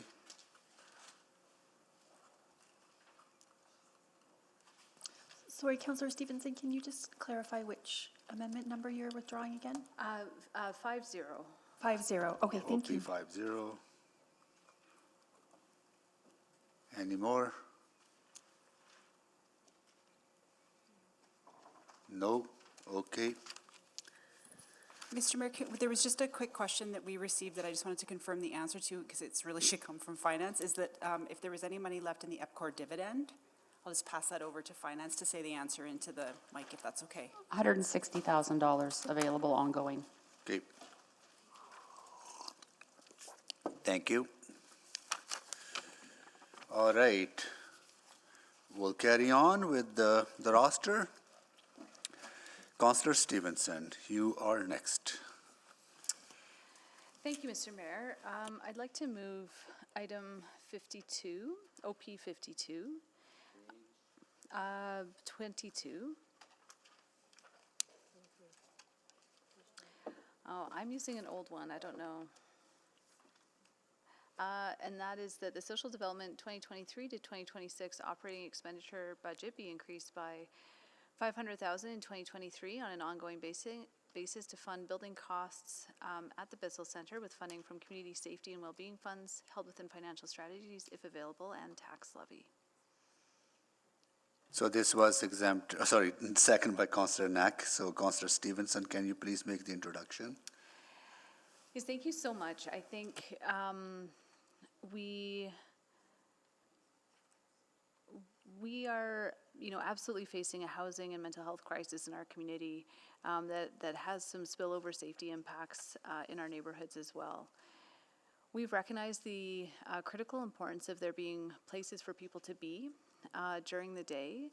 The best place for people to be is in their own homes and connected to services. But we know that there are hundreds of Edmontonians right now who are unsheltered and experiencing homelessness. The Bissell Center provides a really critical role in terms of providing a place for people to be connected to services. And I think what's so unique and important about their community space is that it is 100% housing focused. So again, when people are moving out of homelessness, it's not just a matter of providing a roof over their heads. Can be quite a long journey to build relationships, to get people to a point of being ready to even consider housing and follow through on all the steps required to qualify for those spaces. Bissell Center has a great track record of actually moving people into housing, so moving from homelessness into housing, and provide that really critical bridge role for people. I think we hear about, again, sort of the impacts when people don't have places to be during the day. It leads to pressures on local businesses, it leads to pressure on our transit systems and transit centers. And so this is really an opportunity to begin to address it. But I've been really agonizing over the amount to come in with. I really appreciate our financial constraint right now. I do understand that we have some more funding in the community safety and well-being strategy. So just for context, we recently approved the extension of hours at Bissell Center, which provides 10 hours a day, 7 days a week. The annual cost for that service is closer to $4 million. Time. Introduction's only 2 minutes. Don't I have 30 seconds left? Oh, there you go. Sorry. No, go that's ahead. okay. The annualized cost of the service is about $4 million. When I submitted this motion, we were in a very constrained time, but I think if colleagues were interested in expanding this, recognizing the funding that is available in community safety and well-being, I think it aligns extremely well with the priorities of that fund, and I would support any increases that might be put forward. Thank you, Councillor Stevenson. Questions, Councillor Knack? Just a quick question related to community safety and well-being. So for 23, what do we have? Because I think that's the... So if this motion were to, or amendment were to go forward and pass, there would be 369,000 left in 2023, 2.6 or 2.7 roughly in 2024, and then up to $5.4 million in 25 and 26. So there's enough right now until, because we haven't debated the other amendments about switching potential Correct. sources. So as long as there's enough now, that's great. There is enough now. On board, thank you. Okay. Any questions? Any more questions, colleagues? No more questions. Councillor Stevenson to close. Well, I was hoping there might be some amendments, but I appreciate where we're at. I think any amount we can provide really helps. I would just note, so right now, again, a few months ago, we did provide a 6-month extension to their community space.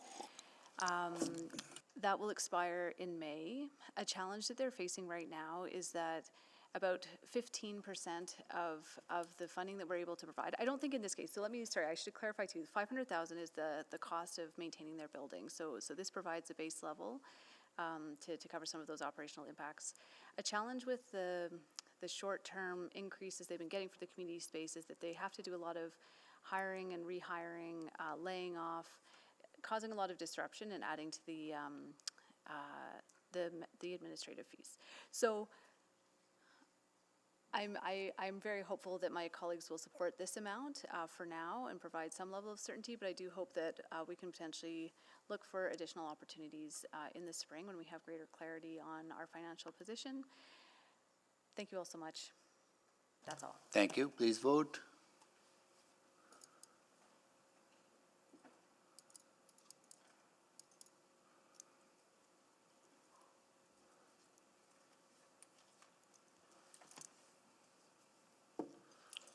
Yes for me. Thank you, Councillor Cartmel. We have all the votes. Display the votes, please. That is carried. Next, I will go to Councillor Paquette. Oh, thank you, Mr. Mayor. This is OP 88. I believe it's the very last one. And it is that the Edmonton Transit Service Branch 2023 to 2026 operating expenditure budget be increased by $646,000 in 2023 on an ongoing basis to fund the wages and benefits of 10 temporary transit cleaners to convert from temporary to permanent FTEs with funding from the tax levy. This is seconded by Councillor Tang. Can you please make the introduction, Councillor Paquette? Yeah, thank you. So one of the priorities that Edmontonians identified was cleanliness on transit. And so the city undertook a little bit of an increased effort to do this. And we didn't really know exactly where it was going to go or how it was going to turn out. And so it started out as sort of this, temporary hiring of transit cleaners. What we have found is that it is actually much needed, and that this is something that will be ongoing. And so it's just it's kind of just a cleanup motion to move this temporary approach into permanent. Councillor, thank you so much. Councillor Principe. Thank you, Mr. Mayor. So I'm just wondering what the impact will be to the city. I'm not sure, Mr. Corbould, if you could answer. Well, I think the intended impact is to get more stabilization in those employees, but I'll just see if Gord wants to provide greater detail. Sorry. Councillor Principe, part of this is, as Councillor Paquette alluded to, is this was initiated at the onset of the pandemic, and we accommodated it through temporary work. but now this would be making this work, not only permanent employees, but also putting this in the base level of cleaning. So it's work that certainly was needed during the pandemic, and we found that it's continued on the need for it. Because of the challenges we face on the transit system, there's certainly a lot more cleaning required because of some of the activities that have been ongoing on the system. I do see this as reinforcing success of that enhanced cleaning, so. Okay, thank you. That's it for me, Mr. Mayor. Councillor Tang? Yeah, I think I appreciate the intent of this motion. There's also a service package related to cleaning and disinfecting at 1.1 million. I guess I'm just wondering, can administration maybe talk me through a bit of a difference between the two? And because I think the one here, there's no service package related to it. Correct. I'll ask Carrie Houghton McDonald just to provide the details on the difference between the two packages. Yeah, so this is different than the enhanced cleaning service package. So these temps have been around for a while, run as a negative financial variance, whereas the service package with very targeted specific cleaning activities looking across the entire system. So these are just LRV, train car, temporary cleaners, and the intent is instead of running it as a negative variance and having these employees in temporary roles, this is a request to transition them to permanent, which would match what we did on the bus cleaner side. This is for the LRV side, which would be complementary if council chose to support it to the decision that was made a couple of years ago for the bus cleaners. Okay, and this was in an addendum? So this actually was not something that was in a service package. This was something that was brought up during the public hearing. Okay. And during the public hearing, can you just remind me who it was that identified the 10 position? And it's Yeah, 10? this came from ATU 569. They've been advocating for it because they wanted consistency across all of the cleaning function for the vehicle cleaning. Oh, fair enough. And so the 10, those are and it's 10 positions specifically. Yep. And I guess I'm also just wondering,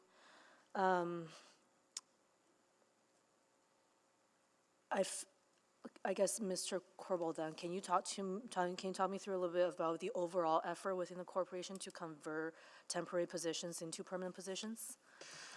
Yeah, certainly, Councillor. We've, as you know, we've been working on that for a while. We've got more to go. We've got a project in place with all the people focused on that. We've chatted with, and we continue to chat with our partners in the unions on that. I think this further demonstrates this. If this were to be approved, this further demonstrates that work.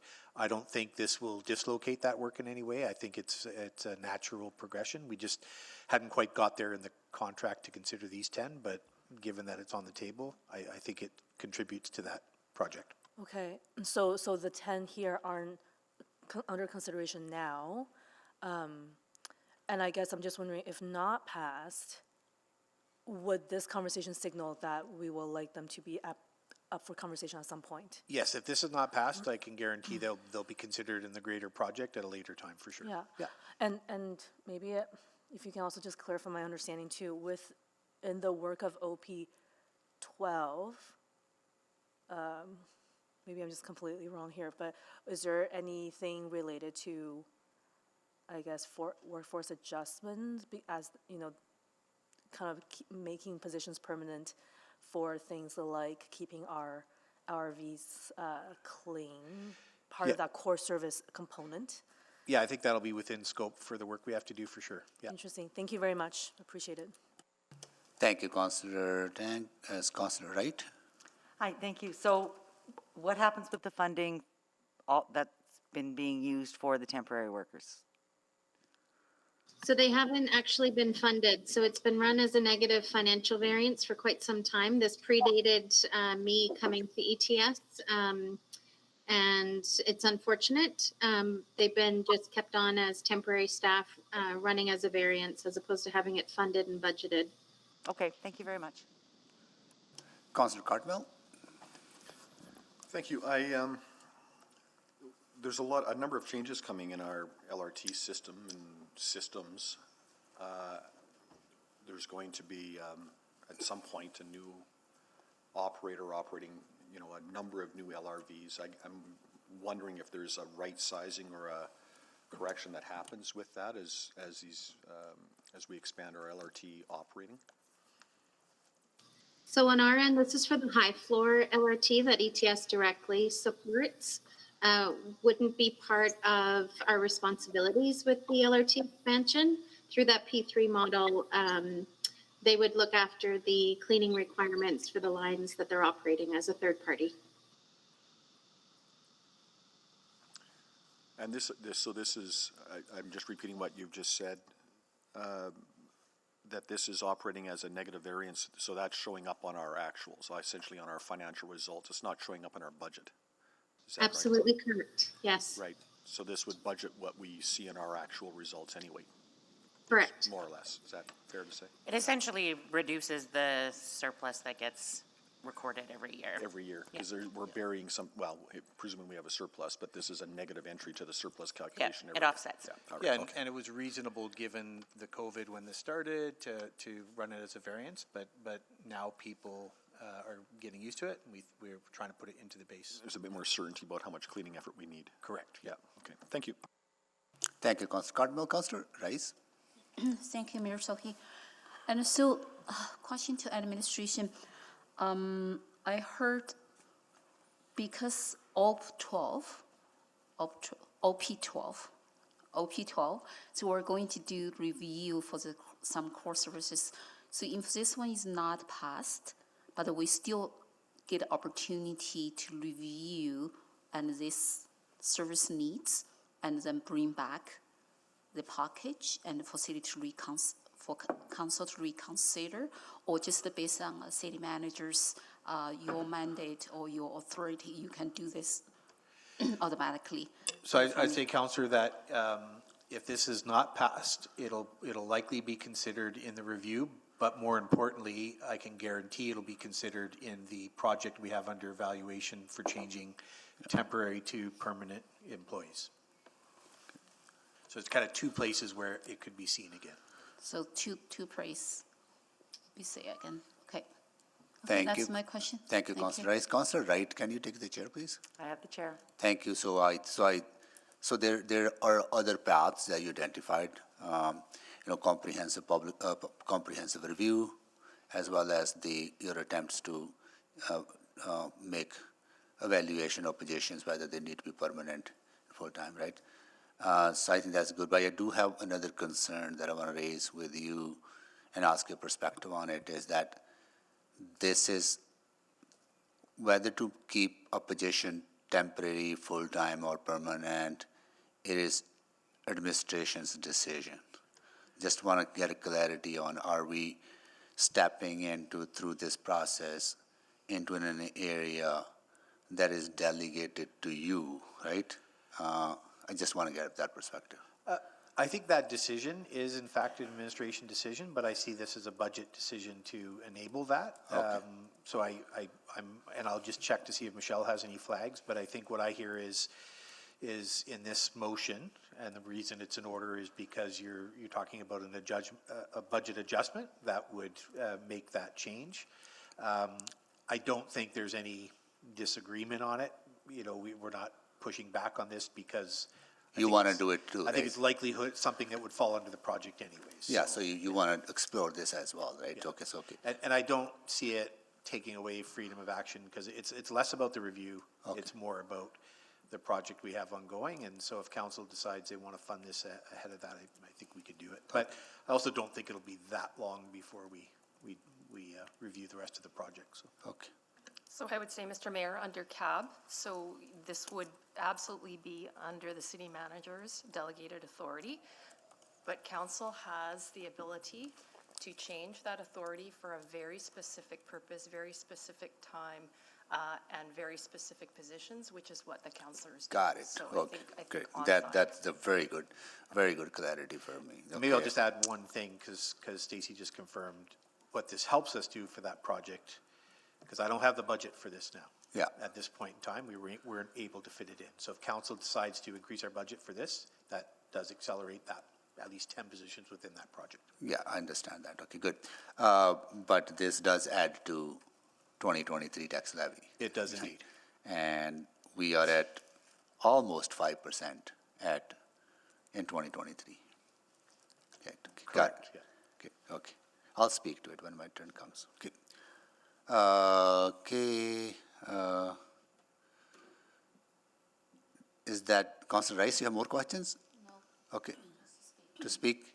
All right, so anyone have any questions? No more questions to speak? Councilor Rice, go ahead. So my speaker will be very brief.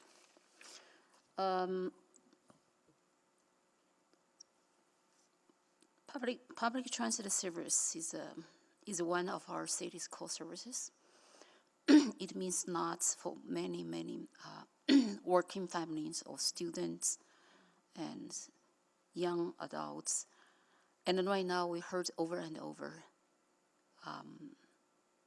the clean and in our public transit system, including bus and including LRT, and is a big concern and for many people. I think the importance of this work and that is really obvious. And also, and from urgency perspective, this work right now, we're close to Christmas, and then we have a new year coming, and we have more events, festivals, and in our city, and more people will take the public transit to spend their holiday times. And I think this work is needed. And then to me, and I think I'd rather say our Edmontonians and have a better and clean environment for the public transit system and to enjoy the holiday time. And by holding a few more months. So I heard city manager talk about we may have the other opportunity to look at and review. But if we could get this done, and from that prioritizing perspective, so I'm going to support this, and thank you. Thank you, Councilor Rice. Councilor Tang. Yeah, I guess just very quickly, I really appreciate this coming forward. I will say two issues for me. If it's really about cleanliness on our public transportation, we do have an unfunded service package that no one put forward around enhanced cleaning and disinfecting on buses. I think it's just a little bit odd to just focus on LRV and not the buses. I think the other issue too is if it's about workforce adjustment, which I think we should continue with that work of transitioning from temporary to permanent. Ideal world, I would love for everything to be accelerated, and I think that's unfortunately not the reality that we're in right now. So I appreciate city administration for offering some alternative pathways, and I think this has been a good conversation to highlight that this is a priority for us. Thank you. Thank you, Councilor Tang. Councilor Wright, can you take the chair, please? I have the chair. Public transit is a core service, and as part of OP12, the comprehensive service review, I have every expectation that that once that project is underway and we start digging deeper into it and start finding resources to be realigned and transitioned, public transit, not only running of it, but keeping it clean, will be a high priority. So there'll be an opportunity for us to look at that time, and also Andre's ongoing review on how he evaluates positions. I think those are the opportunities to do this work, and I have, I reasonably expect that administration will do that. I cannot support it at this time, at this table today, because what I'm keeping in mind, as I talked about earlier, is the affordability of public services and access to public services in an affordable way. and Edmontonians' ability to pay for those services. In my mind, we are at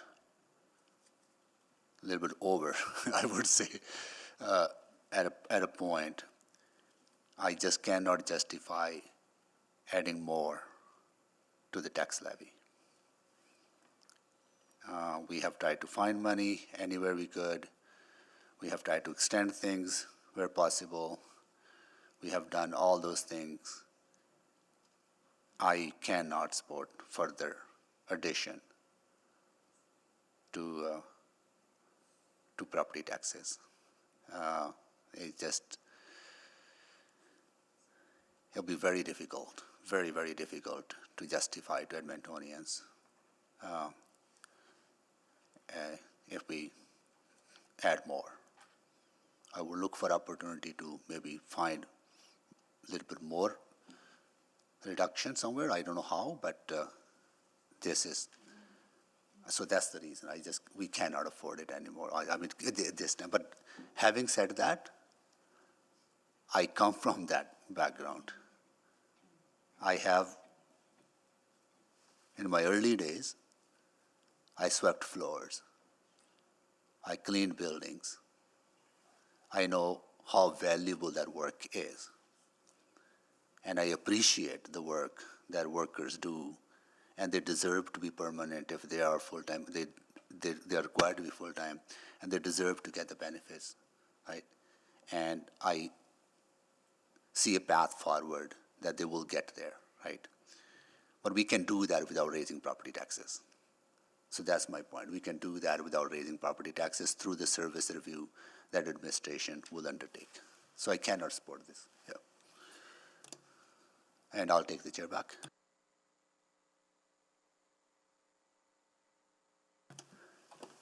Yeah, Okay. thank you everyone for your interest in this one. I think what might be being lost here is that we're already paying for this. Like this isn't like brand new money. We're already paying for this. This is just formalizing the relationship with the workers. That's pretty much it. So if we're talking about the tax impact, I mean, we have been paying for this every year anyway. So it's already there. It might as well have been embedded anyway. We just haven't. And I think that's a little bit unfair for these folks who are doing what I consider a really incredibly important job, who probably don't get a lot of credit for it, and certainly aren't getting fair treatment. So I don't know why we would delay on that, unless we wanted to be Grinches, I guess. Just kidding, by the way. I'm not allowed to say that. But one thing I would also add is that if this is the make or break issue for taxes, I think maybe our priorities may be a little bit skewed. There are definitely a few things that we can take a second look at to cut that have nothing to do with the fact that everyone should be treated equitably in our workforce. And it's a move that we're going to be making anyway. And for these folks, it's going to make a world of difference to their families. Yeah, I just want you to think for a second about the demographics, the potential demographics of the people who are doing this job, and what this will mean for them. Thank you. Thank you, Councillor Paquette. Please vote.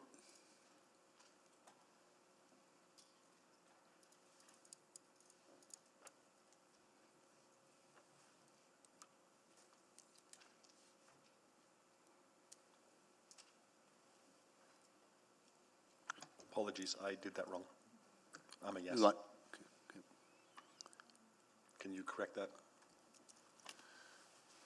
Thank you, That's my Councillor turn. Cartmel. Sorry, I'm a yes on that one.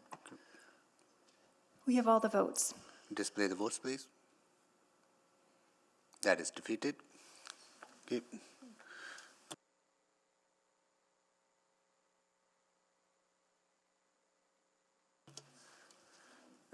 Next is Councillor Principe. Thank you, Mr. Mayor. I'm O82, 82, OP 82. Oh, like bingo. Oh, my.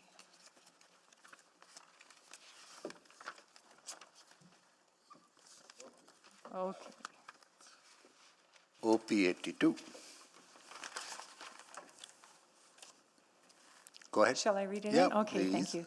That the Parks and Roads Services Branch 2023 to 2026 operating expenditure budget be increased by $1,300,000 in 2023 and on an ongoing basis to fund an increase in grass trimming from 2 times per year to 4 times per year with funding from tax levy.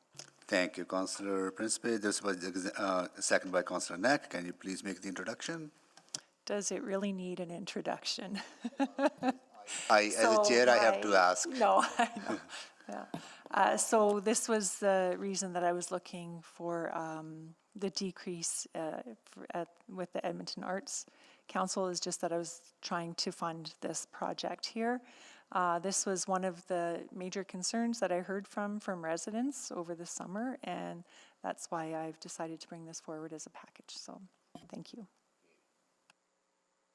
Thank you, Councillor Principe. I just waiting for it to appear on the screen. Here we go. Any questions?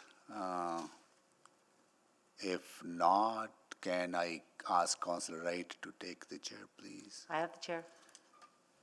Thank you, Councillor Wright. Mr. Corbold, I think, again, this request for additional funding really continues to reinforce in my mind how critical the work that we will do under OP12. Because here's another core service of maintaining city and keeping it in good condition. It's so important, right? So I just want to reinforce that. So, right? Yes, for sure. It's really want to reinforce that, and looking forward to. Yeah, and I think it also reinforces how many core services there are. Yes, absolutely. It's not a short list. Yeah, Yeah. yes, absolutely, and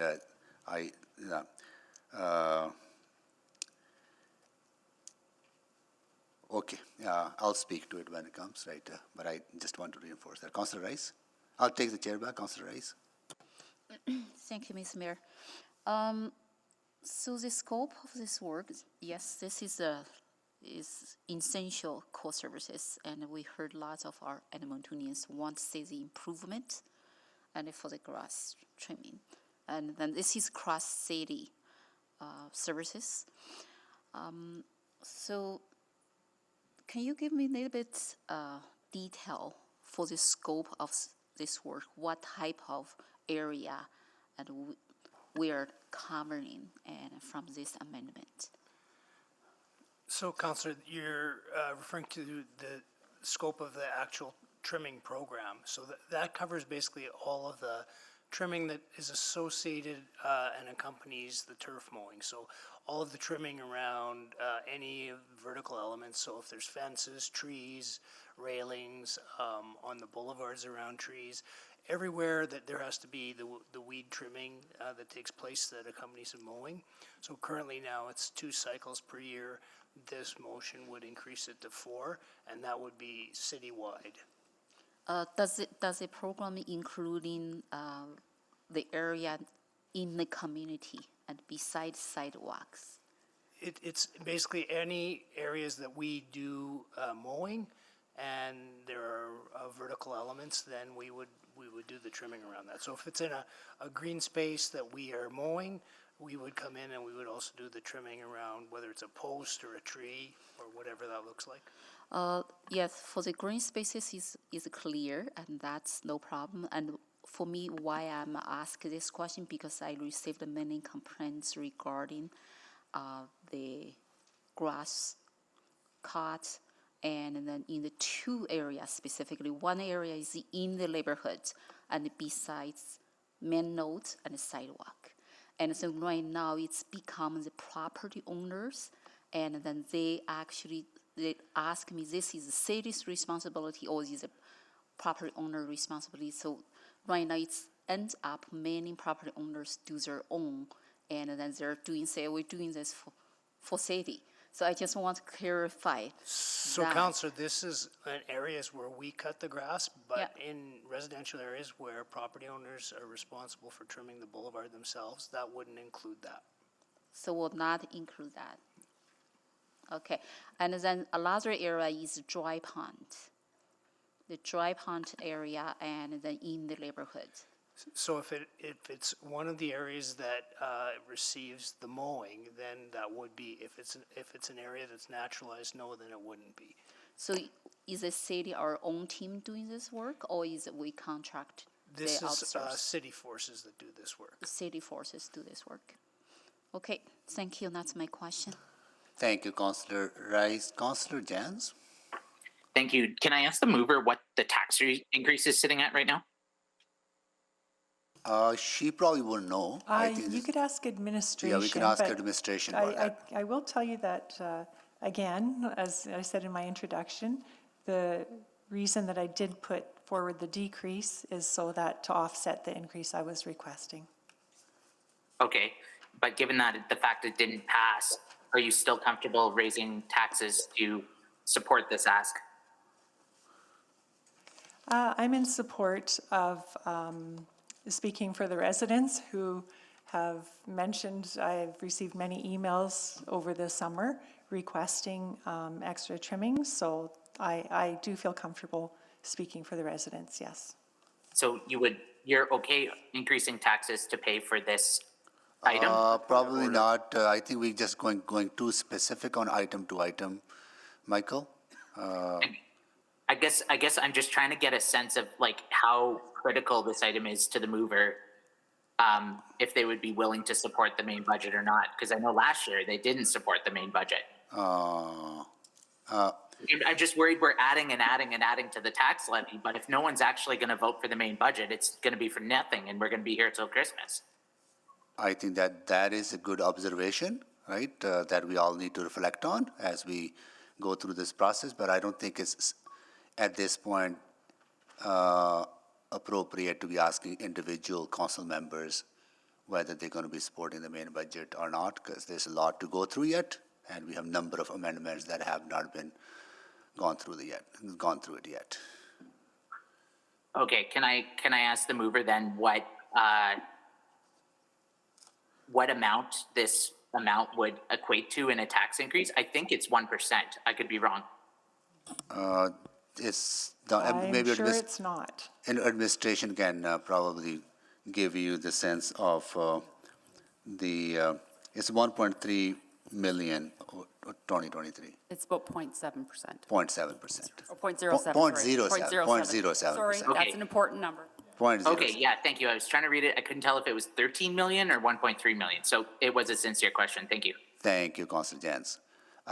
Does that conclude the questions? That concludes the questions. And at this time, I'll ask colleagues if they want to speak. Councillor Wright, can you take the chair, please? I have the chair. Unfortunately, I will not be able to support this. Same reasons. These opportunities will be available to us to make these enhancements during the comprehensive service review, because again, this is a core service that has not been properly funded. That is why we asked for that review to be undertaken. So, but at this time, I am again worried about that if we don't draw the line, and I am drawing my line here, right, that we cannot continue to raise taxes beyond where we are now, right? And so I unfortunately will not be able to support this. And I'll take the chair back. And I'll go to Councillor Rutherford. This one is like gutting me right now. I am really torn because, you know, I did a lot of engagement with the constituents in Ward and Olmec leading up to the budget. And, you know, I definitely heard loud and clear the need for making sure that we're taking care of civic pride and civic pride relates to trim cycles and the amount of boulevards. I think about what Councillor Rice was saying in terms of the boulevards. I got so many complaints about the boulevard on 127th Street and how long that took to clear. But I'm also acutely aware of where we are in our tax levy. And the problem is that often like people are not going to see these little decisions, they're going to see the big number. And so I'm really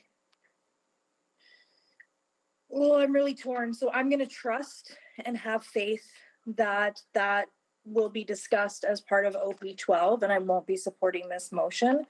But I also want to highlight that I also heard from residents that often there was a few people that were working, and when one of them could have been trimming, they said they weren't trimming because it wasn't a service standard. And so I also think we need to be challenging and ensuring that our resources that we do have are being used to their maximum capacity as part of OP 12 as well. So that is where I will leave that. Thank you. Thank you, Councillor Rutherford. Councillor Cardwell.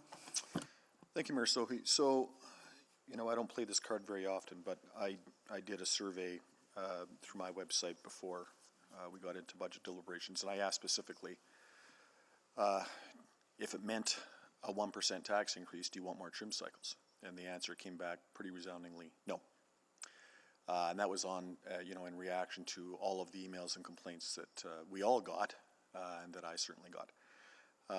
The choice taken was that reprioritization be done within city administration, and they find a way to do more trim cycles and a better job of trimming with the money they already have.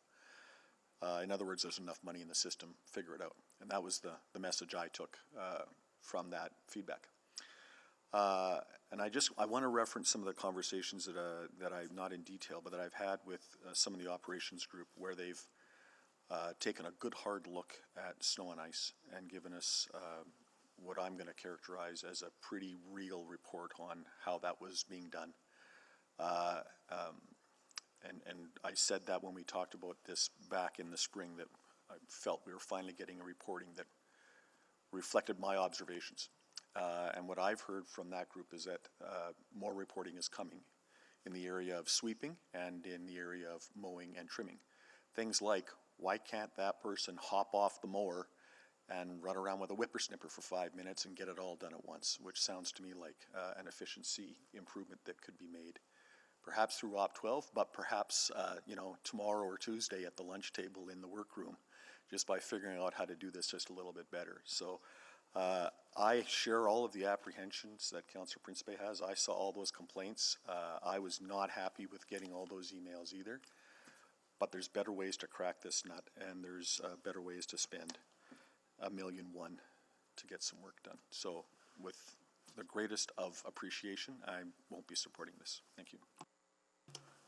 Thank you, Councillor Cardwell. Councillor Wright. Thank you very much. Yes, I got the same amount of emails that everybody else got. So, and I guess what sort of took me, or what I paid most attention to, I think, was the civic pride that people felt in, you know, having their city look kind of shabby, which, you know, we do want. It's a great city. We do want to take pride in it. But perhaps those efficiencies, as Councillor Cartmell's just outlined as well, can be done through either through the Op 12 or just listening to the workers, how they feel that they can better manage the work that needs to be done.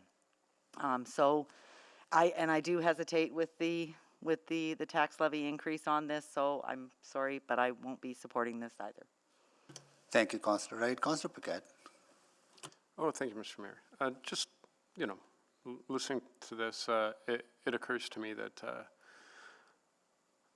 maybe it bears repeating. The 4-year budgets are a guideline, not a rule. The world changes, circumstances change, all sorts of things change, and what we set as sort of the path we want to go on is great, and we absolutely should do that. I love this process, but with an eye to remembering that the world changes rapidly now. And again, last 4-year budget was supposed to be 2.6s every single year. And we got 2.6, 1.3, 0%, 1.8. And in that time, our services declined. And I also did a survey of 2 of my neighbors, so probably not as comprehensive as Councillor Carmel's. But no, I joke, but the thing that people are paying for is a functioning city. And part of what they view as a functioning city is what they consider basics. And cutting grass, for better or worse, is considered a basic service. People want their communities to be presentable. And that's not a big thing to ask. And so I think that I will support this simply because we cut it in the first place, as sort of an austerity move, basically, during the pandemic, worst of it. And it was always considered to be a temporary emergency move. And I don't know when a temporary emergency move suddenly became the standard for the city. Yeah, we got to watch out for the budget. Guess what? We can take another look before we vote on the budget and find other places where there's money. But when people walk out their front door, they need to see their taxes at work. It is not complicated. This gets us one step further toward that. I will absolutely support this. Thank you.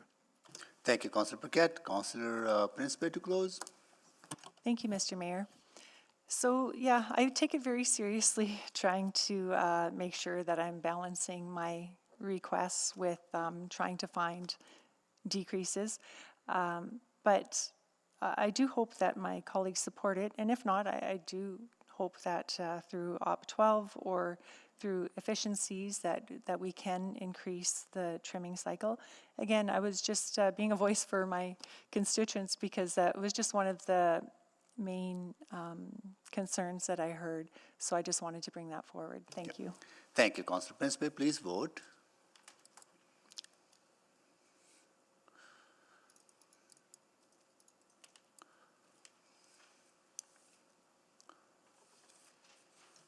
We have all the votes. Display the votes, please. That has failed. Okay, next it's all bigger. Councillor Knack. Yes, thank you. Where are we here? OP 69, which is on page 26.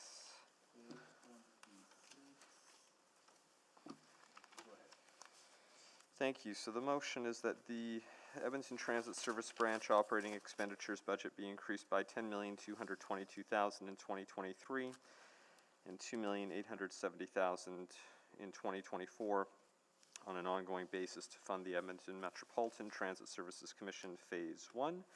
Service contribution service package is outlined on page 909, attachment 2 of the November 14th, 2022 Financial and Corporate Services Report, FCS 01394, with funding from the tax levy. Thank you, Councillor Knack. There was a second by Councillor Wright. Can you please make the introduction? Yes, so as Council will recall, we had a discussion not too long ago about sort of the pros and cons of the regional transit service, and Council at that time agreed to bring forward a unfunded service package for our consideration during this budget. And it was an important step, and I think during that debate, I think it's fair to say that there were many folks, I think most on council, it wasn't a unanimous decision, that felt that was the right decision, and I appreciate that there's financial constraints, but there was a broader desire to see this go. So the way I look at this is really two pieces. So We already heard through past conversations, and I don't really have a desire to sort of go through those conversations again, but we know that this will produce a better service for Edmontonians. Full stop. This is more service, and that's based off direction that this council gave early in the year about a different way forward. The other piece, and again, we talked about it last time, but I'll add it to the introduction, which is that this is about the regional collaboration. And what is our role in the region, and how are we going to be an active partner in this? With the exception of, I believe, one who is still having some conversations, Devon's been talking about their piece to this, because they don't yet have transit service. All of the other partners in the region have approved their budget with their amounts dedicated to regional transit. We are the only partner left in this, just to be clear. So they have all said they are in. They all want to be a part of this. And now it's a conversation for us about, are we willing to work to expand regional transit to make this a system that can do all of the wonderful things that we heard about from the speakers when we had the previous committee meetings. So I'll have a few questions about just the agreement, and then we'll leave it there. Thank you. Thank you, Councillor Knack. Questions now, Councillor Cartmill. Thank you. So a few questions, actually. I guess, first of all, can you describe maybe what administration has been doing to prepare for this, for the potential of a regional transit system? Has there been preparations, you know, at least to some degree, presuming that a regional transit system was going to be set up? Oh, I would say lots of preparations, Councillor. Yeah, Have there been personnel dedicated directly to it, or exclusively to the regional transit question, or maybe not to that degree? Well, there have in the commission, of course, hired in the commission, but Yeah. we have had quite a few of our folks working on regional transit in terms of how we would collaborate and make that work, yeah. So we put a fair bit of energy into it. And I guess, so there's been a suggestion by a number of different parties that, you know, there is transit systems that connect some of the satellite communities to Edmonton, to downtown, run by different entities. Different cities have their own transit systems that they're running into Edmonton. And that all of that together sort of forms a cobbled together regional transit system. Do you feel I'm summarizing those comments correctly? Yeah, and I would say, Councillor, that there's transit throughout the region, and it's connected by things like ARC cards and stuff like that, but that's different from like a commission-run regional transit system, yeah. Right now, someone could grab a bus at the airport and find the way to the city and grab another bus to St. Albert, and that sort of works as a regional system. Correct. But there's no regional accountability. So, you know, that citizen of St. Albert might not have that connectivity if Edmonton stops one of its bus routes, or if St. Albert stops their routes into the city, or diminishes the timing or the resources put to a particular route. Fair to say? Yeah, I'd say there's collaboration on bilats, but yeah, for sure. But no accountability. But no regional accountability without some sort of a regional entity. Correct. Yeah. So, and as Councillor Knack has noted, you know, there's other municipalities around that have made their commitments financially, and I don't know if this is a private element or not. I'll ask you to note if it is. But do we, if the city decides not to proceed with its commitment to regional transit, do they then owe some sort of duty of care or financial duty to the other entities?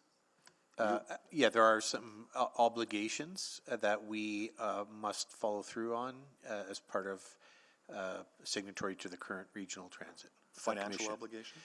There are, and I'll just check with Ms. Plouffe if you want details on that, whether we can do it privately or not. Yeah. Yeah, I think we can. So I have Ingrid Johnson on the line, one of my directors, who can maybe talk about that if you want, Andre, or if you want to lead. My question to you was, can we do Yes. it publicly, or do we have to go into private No, for I those? don't think, I think we can do it publicly. So I'm not So, sure. Oh, sorry. Councillor Cartmel, did you want me to answer the questions of our obligations? Yeah, I'm primarily, you know, the question before us is whether to approve funding for the Regional Transit Commission. And it's my understanding, and I'd ask you to correct me if I'm wrong, that if we don't follow through on that commitment, and other cities have already made those commitments, that we then have a financial obligation to those other cities. And if you can advise order of magnitude of what that might be. Sure, we have an obligation to the Transit Commission, which we're signatory to. If we don't pay the fee that's levied, they can levy interest against us. To get out of paying the fee, we will have to give notice of 1 year notice. And we still have to pay the fee during that period of time. And we also gave a guarantee for their line of credit, which the bylaw was amended last year by council. Do you have a sense of what those obligations might total? If like I view this, a decision not to proceed today as essentially a decision to withdraw from the region. So the actual annual fee, I think Carrie can answer that question, or Councillor Knack. I know what the guarantee is. It's $4,633,333. I would just add that we've appropriated the guarantee amount in the FSR as part of our practice. That's correct. Okay, thank you. Thank you, Councillor Cartmel. Councillor Stevenson. Well, thank you. The number before us, and this, I guess, would be to administration. That would be the gross expenditures, not considering any revenue sharing we may be doing. That's correct. And do we have a sense, I know that ETS, I believe, as a system aims for a 40% recovery. Do we have, has the commission come out with any guiding principles or policy around cost recovery? They have some operating policy, but I don't know if they actually have a target in terms of cost recovery. Perhaps Carrie could provide a little bit more information. So the estimates that they're providing is that they're looking at a 20% cost recovery, and that's just the estimate. Sorry, 20%, and that's just the, I missed the last bit of your comment, sorry? Sorry, that's an estimate on their end for the performance. They're looking at a 20% cost recovery. Interesting. For the first year? Or It's if just the mover so has an insight that he would like to share? Yeah, I think the sense is that they wanted to start off very conservative because obviously they're building this as a new piece, although using other routes, but they wanted to stay very conservative at the start, even knowing what the sort of historical amounts normally are. Better to be safe than sorry is essentially the approach they're taking. Gotcha. And I think sort of as it goes through operations and there's a greater sense of what the actuals are, that may shift, and we may even set targets for that to grow in the future. That's correct. Yeah. Great. And I don't know if we need to go into private for this, but again, I think the value of a regional transit system is very clear. I'm wondering if there are alternative ways to achieve that are sort of feasible in terms of decision-making processes. And I don't know if that's to the mover, if that's in public. I mean, I think we heard during the last committee meeting from representatives of council or of councils that are on the commission, and so I think it's fair to sort of restate that, which is that they were asked during those meetings if there was a desire to go a different route, and the stance was that this was the best way to ensure that there still was local autonomy while working together on a broader regional goal. That's a better way to articulate my question. So nothing substantive has changed since the last time we had this conversation in terms of those positions? That's correct. And that the funding decisions of those other partners is potentially indicative of their continued commitment to this model and this approach? Yeah, I think that's safe to say now that they've all approved their budgets and they've all had this built in, they are all committed. Okay, thank you very much. Thank you. Councillor Wright? Sorry, who? Oh, Councillor Knack, you haven't had questions yet. Sorry, Councillor Knack. You know what? Actually, I think Councillor Cartmel got my first, so I might wait. I think I'm good right now. Thank you. Okay, Councillor Wright? Thank you. So we're faced here with a decision of about 13 or so million, which would equate to maybe about a 1% tax increase on a tax levy? It's probably approximately a 0.6, like 0.57. Okay, roughly. okay. Versus to get out of the deal would be 4.6, and that's already allocated or accounted for in the FSR? So the only thing that's accounted for in the financial stabilization reserve is the guarantee. Anytime you make a guarantee, we require you to appropriate the guarantee in the FSR in case it is required. Okay, and then I believe, was it Ms. Johnson? She talked about the interest? Yeah, there's an additional annual levy, and they can charge interest on the annual levy. The bank can charge us interest on the line of credit if it's not paid. Okay. Just to clarify, Council, the 4.6 is just the guarantee. Is that clear for everybody? That's not the balance on the line of credit. Yes, correct, but there's fees on top of that, so, okay. And all that we have allocated or set aside is the 4.6. Yes, we only have allocated the 4.6 for the guarantee, nothing for the items that Ingrid also talked about. Okay, okay. And then we're also looking at revenue being reduced from cost recovery from 40% down to 20%. And those resources that Councillor Cartmel talked about, people working on this, getting prepared, how much would that free up then and return back to our regular operations?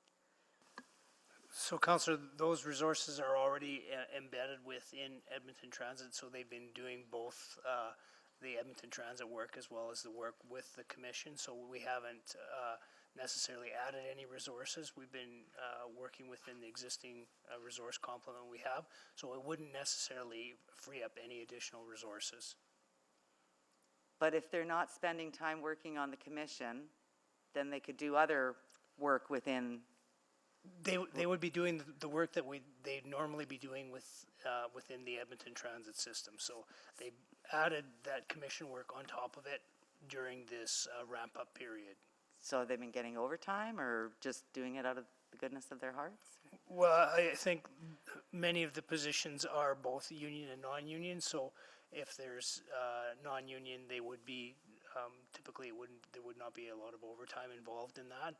They're doing it out of the roles that they're in. Okay, so take off some of their workload, reduce their stress. That sounds good. Okay, that's all I have. I do have a motion ready to go if this does fail, to, I guess, prepare notice. So. Yep. Councillor Wright, thank you. Councillor Knack, questions? Yeah, thank you. Just maybe a few more on that, because I do appreciate the comments and the conversation around staffing.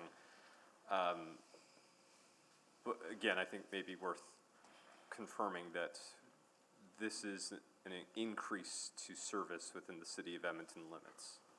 So that's part of why the staff has been using time, because this is meant to produce more service for Edmontonians.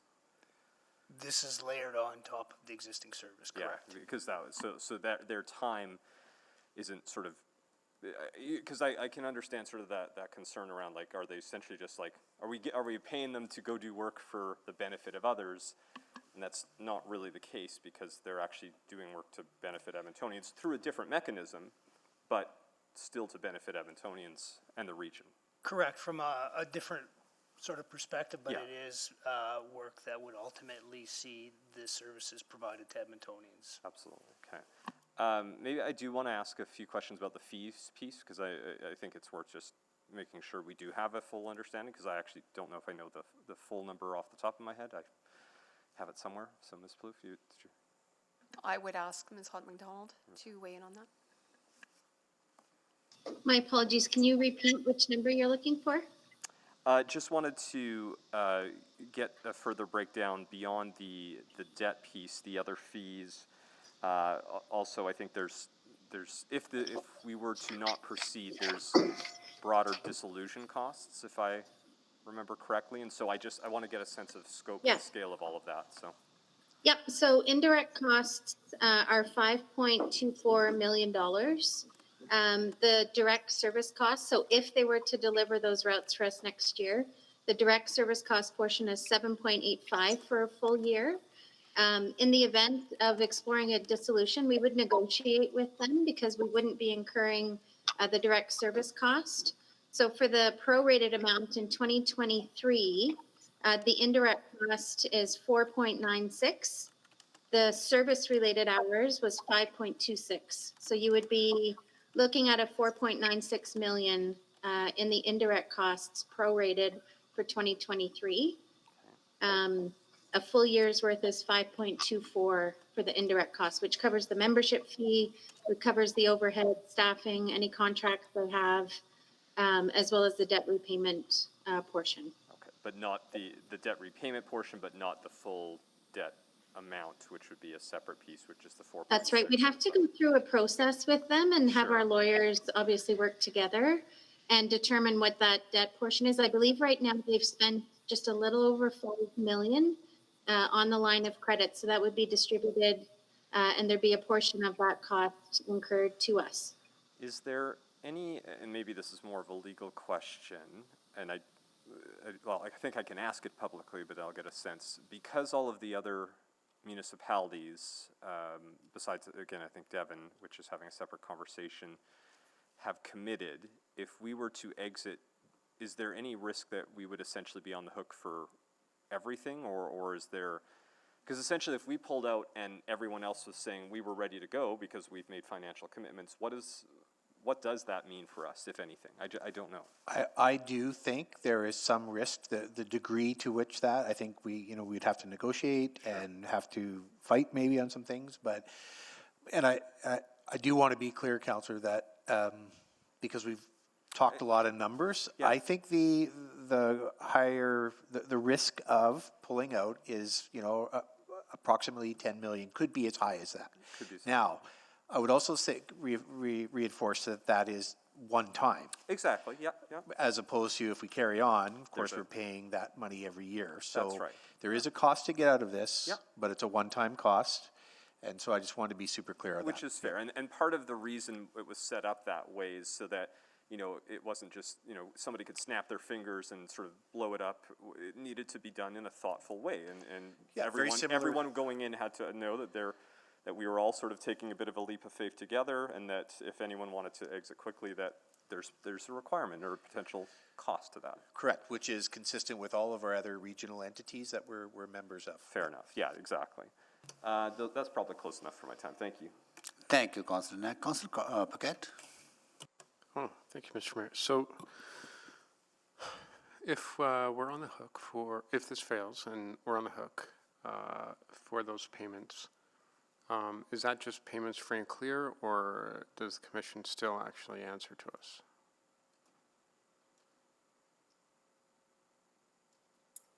I think we're still a member for the year which we give notice for. Okay. So we still have our voting rights for that year. It's just a matter of managing the relationship when you're exiting. Yeah, and we would have a director. One of the councillors would be a director on the board. Yeah. Okay, so, interesting. Okay, so I'm just wondering if there's any utility in that for administration. If we're paying for work, can we utilize that to, if this fails and regional transit is not going forward, yet they're still getting our money, can we repurpose the effort? I think it becomes a negotiation with the commission. Yeah. Okay. All right. And not sure who wants to answer this one, but if this were to fail, we saw the map of the routes. They look pretty easily duplicatable. So could we basically develop that if we wanted to? So sorry, Andre. Oh, go ahead, Carrie. Okay, so some of the routes actually already overlap with existing ETS routes. So this would be an enhanced kind of layer overlay, as they were saying, on top So what I would say to you is that we could take back the feedback if that was in the interest of council. We have an investment, provided budget passes, and off-peak service hours. We could look at how to further enhance those existing routes that we have to kind of close any gaps that you feel might be there as a result of not pursuing the commission model. Oh, okay. And with the ARC card, does that make things a lot easier when we start charging for zones and things like that? So I think what the ARC card does, councillors, it makes it seamless for the people using the system. So everything that's happening in the background is not a concern for the person using the system. They're just tapping on regardless of whether it's an Edmonton bus, a Strathcona County bus, or St. Albert or Devon or any of the regional partners. Okay. All right. So practically speaking, as far as physical implementation, we could still do the majority of those things. I think we would be able to carry out those services that we currently carry out in a coordinated way with the regional members. It's just, as Councillor Cartmel alluded to, there's no sort of governance from a regional perspective in terms of how that coordination happens. So it happens within a platform of good faith and cooperation, but no specific governance that says you have to make sure your routes connect in a particular way. Okay. And what about like students coming in from other towns? Are they still going to be able to come on in? So right now, the different entities do have services that come into the city, St. Albert County, Strathcona, Spruce Grove. So those would all continue in one way or another, whether if it was through the commission or whether it continued to be delivered by the individual municipalities. The only difference now is with the ARC card, it makes it a little bit simpler for people to use the system. Right. Okay. And do we have a count of, because that's the one thing I was curious about last time we had this conversation, is the number of students who are coming from other towns who are using our transit system? I'll have to ask Carrie to see if we have that information in terms of students. I don't have the exact figure in front of me. I know that because we transitioned UPass as one of the first users in ARC, I can get my hands on a report of that and follow up. Oh, great. Okay. I don't have time to ask another question. Thanks. Thank you, Councillor Paquette. Next is Councillor Rutherford. Hi, yes, thank you so much. We're talking a lot about accountability and the need for this sort of body that brings us all together.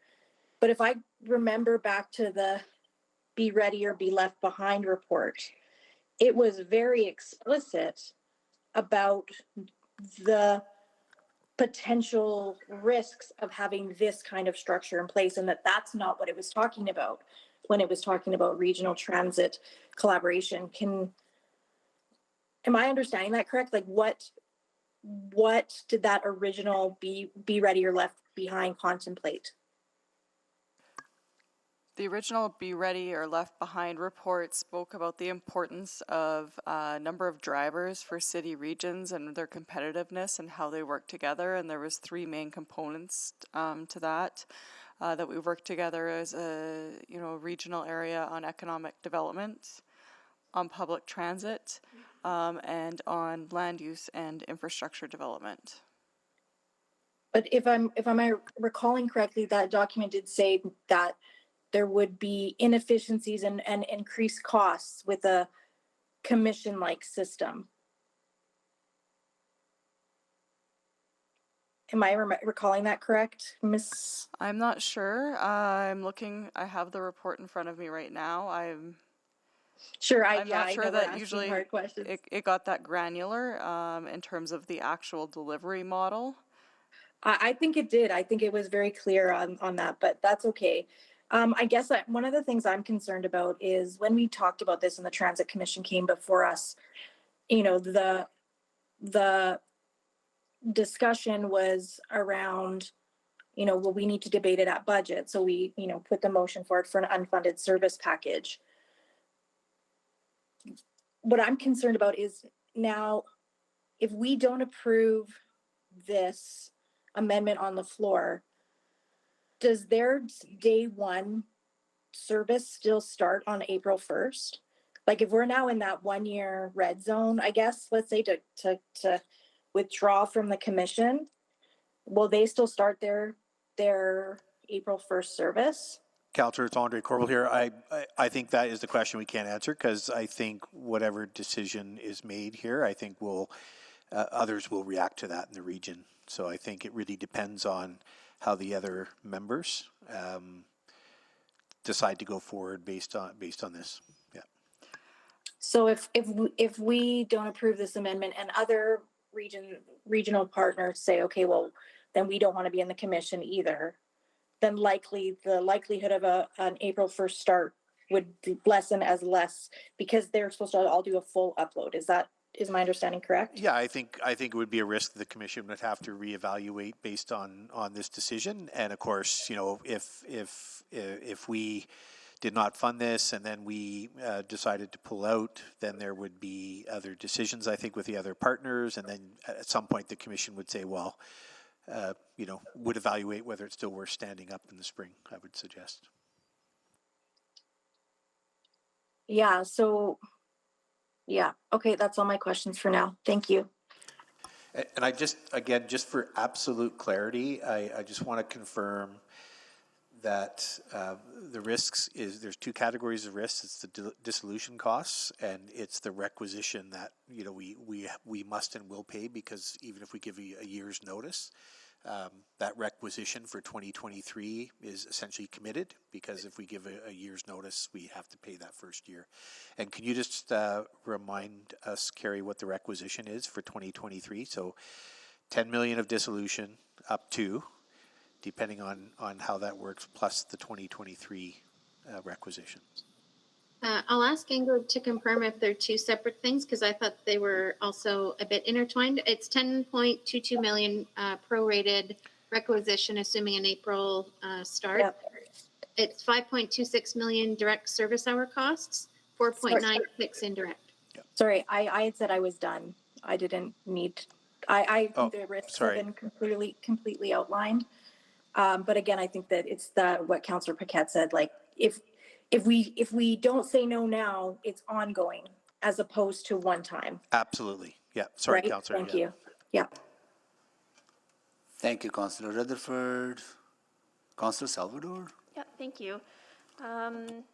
So just looking at the direct and indirect costs and that ratio, so if I heard right, it was 5.24 indirect and then 7.85 for direct service delivery costs. So sort of a 60-40 direct to indirect. What does that ratio look like for ETS? So on our end, our cost per ride is one of the lowest in the country. So our cost per ride figure is somewhere around 3.81.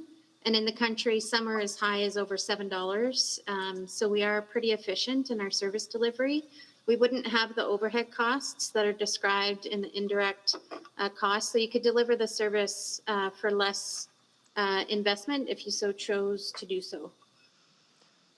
Okay, thank you. And then just on the Be Ready or Be Left Behind report, thinking about sort of those three things that you mentioned, Ms. McCabe, around economic development, public transit, land use and infrastructure development. I guess when it comes to economic development, for example, how are things going in that realm when it comes to regional collaboration? I think they're going really well. We've got Edmonton Global set up. We've got a number of wins that have happened for Edmonton and the region. Okay, and land use and infrastructure development? I would also say that I think they're going really well with the Edmonton Metropolitan Region Board, where we've got, the growth plan underway. There's a number of studies that are underway where we're contemplating joint transportation studies as two examples. Okay, and then for the public transit piece, I'm hearing, I guess what I'm hearing is that there is already regional collaboration happening as it relates to public transit. Is that an accurate understanding? Yes, there's been regional collaboration for a while, I would say, yes. Yeah. And is that regional collaboration intertwined and I guess bolstered by the introduction of Art Card? Like, yeah, I'm trying to get an understanding of, if this were to fail, that regional capacity is still there. I guess would we still be sort of checking that box and the Be Ready and Be Left Behind report as it relates to public transit? Councillor, I think if we decide not to go down this route, I think we would have to do some work to figure out other alternatives, but I do believe that we can collaborate regionally on transit. I think we'd have to do some more work to see what that looks like and see who's interested in doing that. Right. Okay. Well, that's helpful. Thank you. Thank you, Councillor Salvador. Councillor Jans?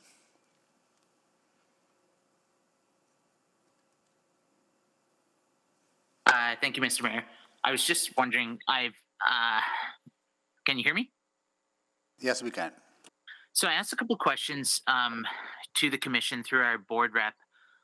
One thing in my written questions I asked of all of our ABCs, agency boards and commissions, was around the salaries. Miles, just give me, Miles. One of the questions I asked was related to the salaries and executive compensation of all of our ABCs. I'm looking here, the library provided, the Arts Council provided, the EFCL provided, the Fort Edmonton Park provided, GEF provided, REACH provided, but I've yet to hear back from the Regional Transit Commission, and I was wondering if our board rep could speak to that. I asked back in October. Yeah, I know they got some of the information you requested. Clearly they didn't get everything over to you, and that's, I'll probably take the blame because I know I followed up on some of the things, but they were also in the process in October, November of finalizing their structure. So I'm not sure if admin has that information.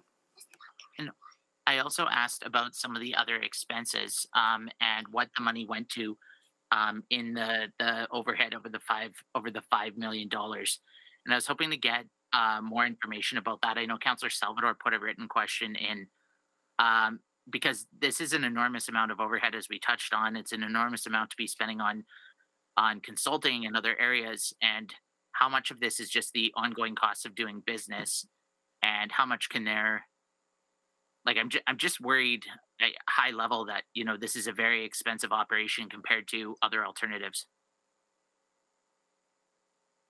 That is a question to The mover, or yeah, the mover.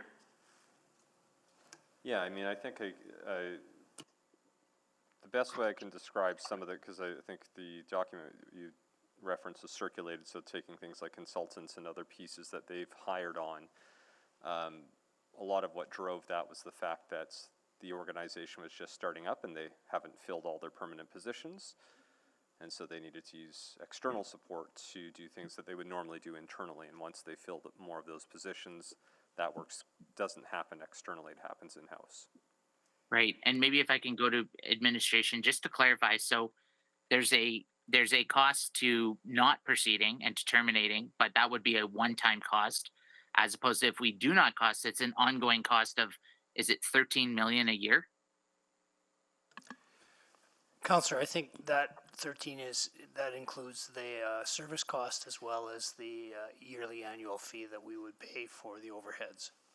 So every single year we'd be paying essentially a 1% tax increase to support regional transit, which could be argued is a duplication of what we're already doing. So I'll just on the 1% tax increase, it wouldn't be 1% tax increase every year.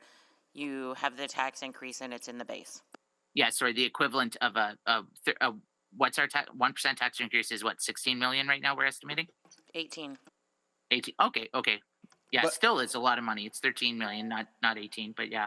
But Councillor, yeah, I would not equate the Regional Transit and Commission to being the same as what we're doing just now. Like it is meant to be an enhanced level of service. It's enhanced regional collaboration.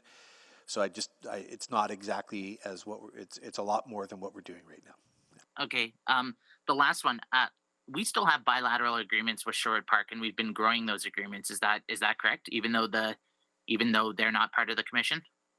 We have service agreements with a lot of the regional members, Spruce Grove, Strathcona County, St. Albert, Leduc, etc. We have agreements with all of them. And has there been any talk of, because Sherwood Park didn't join on to regional transit, that they wouldn't be welcome at the EMRB table, or they wouldn't be welcome at Edmonton Global, or they wouldn't be welcome at any of these other pieces? Because I've heard this a few times, that like regional transit is kind of the loss leader that Edmonton has to accept in order to participate in these other regional conversations. And frankly, I find that deeply troubling. I don't know who can answer this question, but I can tell you, as a representative of the city on EMRB is very strong. Excellent. Good to hear. That's all I have. Thank you. Yeah. Councillor Wright, can you take the chair, please? I have the chair. I've been thinking a lot about this, and one thing that I think in my mind, I think we would have started asking this question earlier on. Would commission ever be competitive, as competitive ETS is, if we don't transfer the entire system that we have over to the commission? Can commission be competitive, efficient, if we are just focusing on phase one? Just question two. Can you comment on that? Carrie, maybe to you. Sure. So the business case, what was outlined originally, which the service plan for phase one has evolved, it's not achieving the efficiencies the original business case contemplated, but any efficiencies that were to be found and the success of the commission assumed a full upload of ETS service. So my answer would be, thinking about the evidence, that if they didn't have a full upload of ETS, my answer would be no. This is a preliminary stage, phase one of service, and I think we've heard publicly other municipalities making public comments that they're dependent upon Edmonton transferring ETS over for a full upload at some point.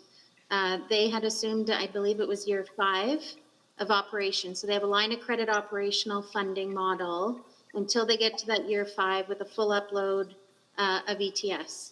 Yeah, I think that is the question that we have not answered ourselves as a collective body, whether we are prepared to upload the entire system to the commission.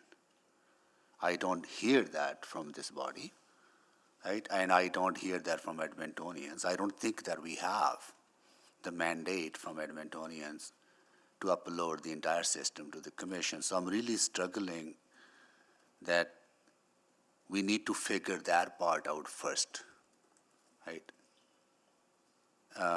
Are we prepared to do that, right? I am not. I don't know others are, right? So decision in front of us is, can we make a commitment to fund phase one that will carry on beyond 5 years at $13 million a year? I just want to get, I know who can answer this. I'm just kind of grappling with this, right? That if you're making, maybe it's to Andre, like if you're making a commitment to phase one, right? Minimum commitment is at least 5 years, right? Because that's phase one. But if you're not prepared to upload the entire system, then that some form of that phase one needs to be carried on, right? Yeah, I mean, I would say, Mayor, that it was always envisaged as a phase one, phase two, so that council had that choice, and this is really about that phase one piece. So, and I think I stand by. I think that was the right way to address it. So we could get into phase one, and I think if we proceed, we'll make this successful in phase one, and then council can reserve the decision on phase two later. That's the whole point of the system. But until phase two decision is made, there will always be this uncertainty, right, about whether that will happen or not, right? Sure, Because, yeah. And we will continue to fund a very inefficient system that where overhead will remain high because the service level, the amount of services providing is very low. I mean, the scope of the service is not as expanded as ETS, right? One of the reasons that ETS per trip rate is recovery is high because it's big network, right? So running a small network, your overhead is going to be higher. Yeah, and the idea though is you're getting that regional sort of, transportation to make it happen. So it's the advantages of the regional. Yeah, and at a time when we do have a regional system, so I wonder, are there other ways to improve that regional system with little more resources? So I think that's where I'm kind of really struggling with this. Maybe I should have asked this question earlier on when we had those conversations with Commission, because it's my understanding that number of council members are not ready to upload the entire system to Commission. Okay, I'll take the chair back.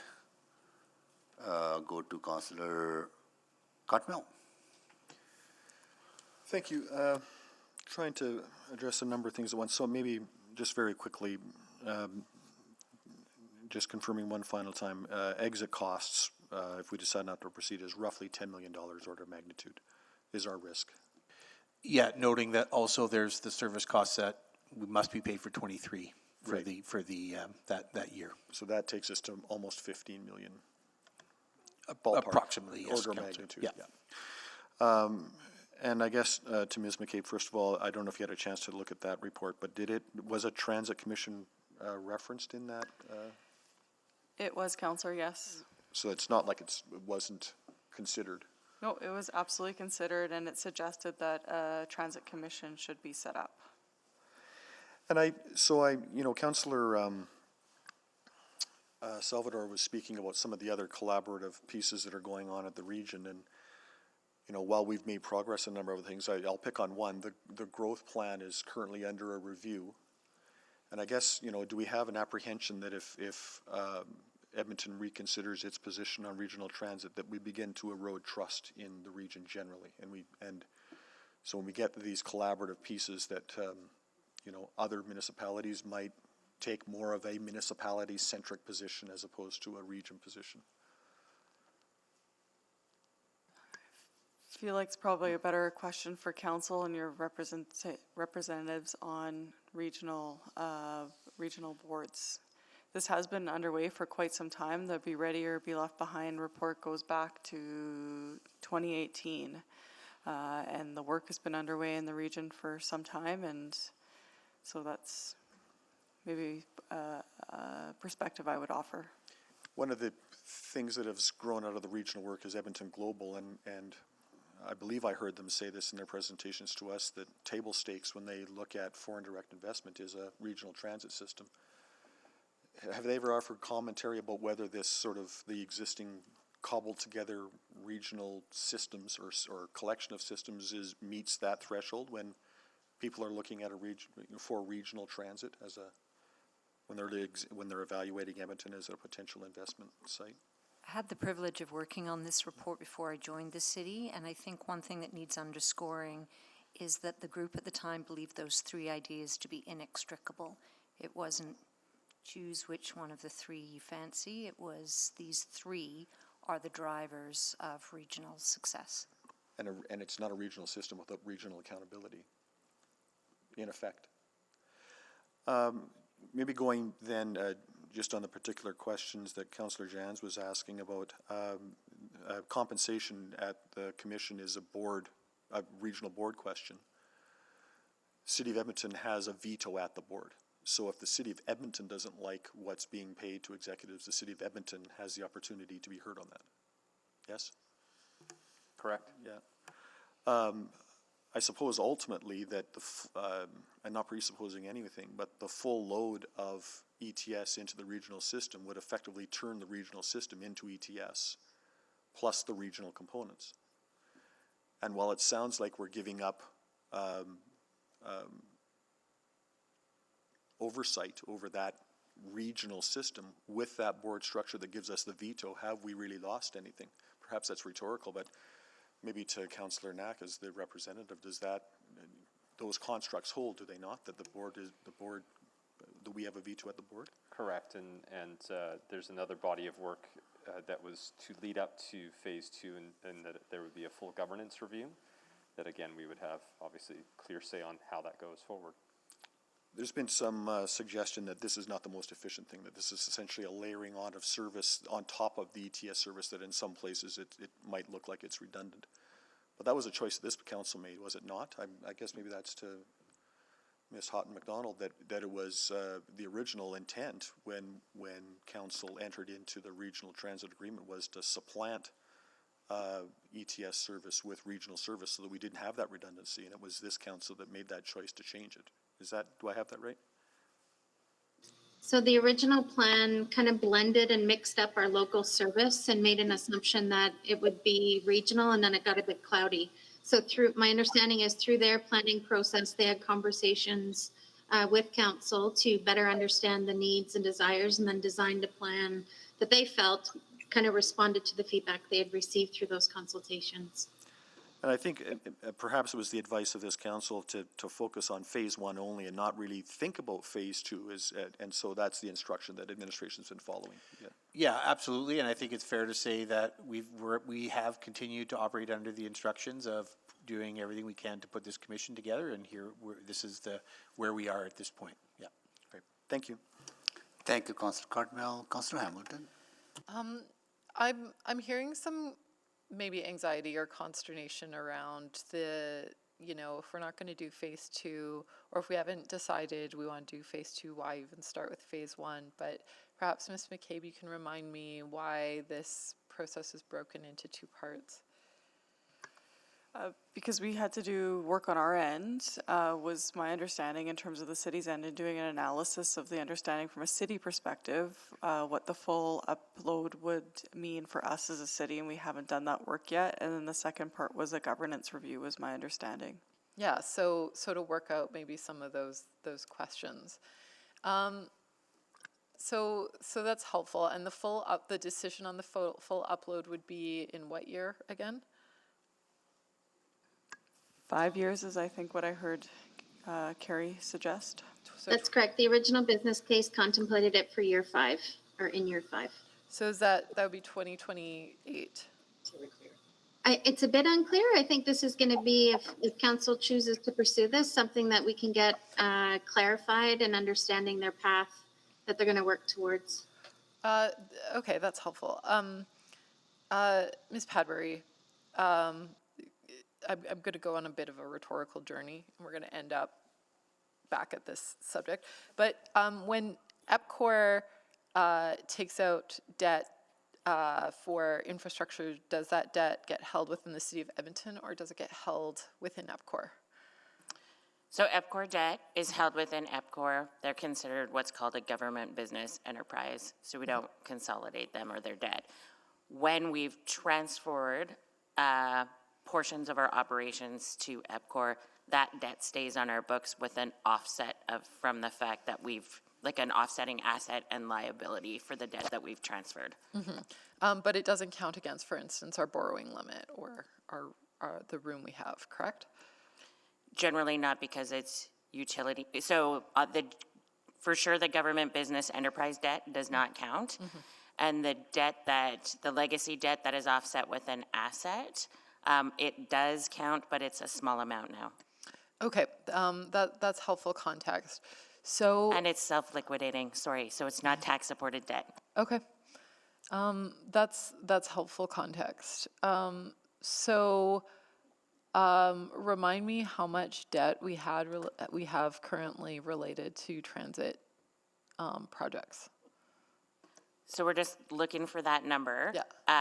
But it would be significant, especially in light of the LRT projects in the last several years.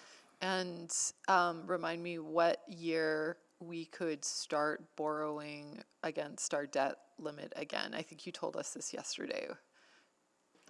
So between 2029 and 2034, Uh-huh. it sort of depends on whether if we receive matching funds from the government that you match under your restricted policy, that will keep you above that limit. So that's why it's a little bit cloudy, but you're looking at least 2029, unless we see interest rates decrease, that would create some room. Okay, that's very helpful. So theoretically, if you had a full upload of a system at some point, could you revisit some of the, I'm not gonna say ownership, but some of the liability of that debt?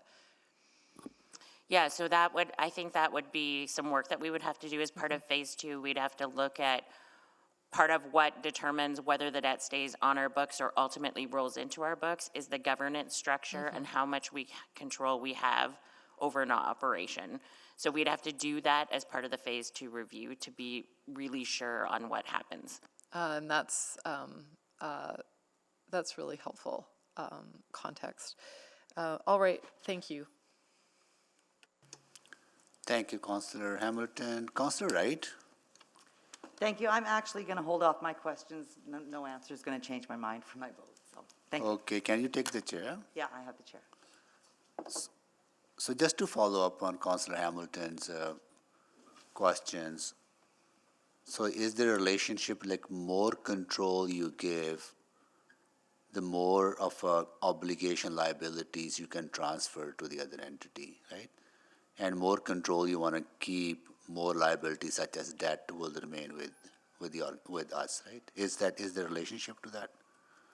Yeah, essentially, like if we have control over the regional transit entity, and this is why governance the structure of the governance will matter in the future, we consolidate them, and then their debt can count towards our debt. It also depends on how much of their debt would we be responsible for if it's simply a pass-through. Yeah. A pass-through is not the right word, but remember that what the city will be charged for, or what the city will contribute to the Regional Transit Commission will be related to the expenses, including debt servicing. Yeah, because I'm hearing that you can keep the control, but we're also hearing that you can pass on the liability, right? So that's what I'm trying to understand, right? There's a balance there, right? So the reason that we don't carry up course debt, but we also don't have say as councillors, we have no say in how UPCOR runs. As shareholders, we do, but as councillors, we have no control over UPCOR, do we? You're correct, Mr. Mayor. Yeah, right. So I think that's to me it's clear. Either you keep control and be responsible for that and accountability, you give up control. If you want to give up liability, you have to give up control. Right? Looks like Councillor Cartmel might have a question on what I just said. So as a shareholder, you have a level of control over the directors. Yeah. But you're correct that the directors control the organization day to day. As well, there's some control exercise through utility committee. Yes, of course, those controls remain, but they're very high-level controls, right? Yep. You cannot say, I want this off-peak service as we are doing through this budget, adding that service to our system, right? So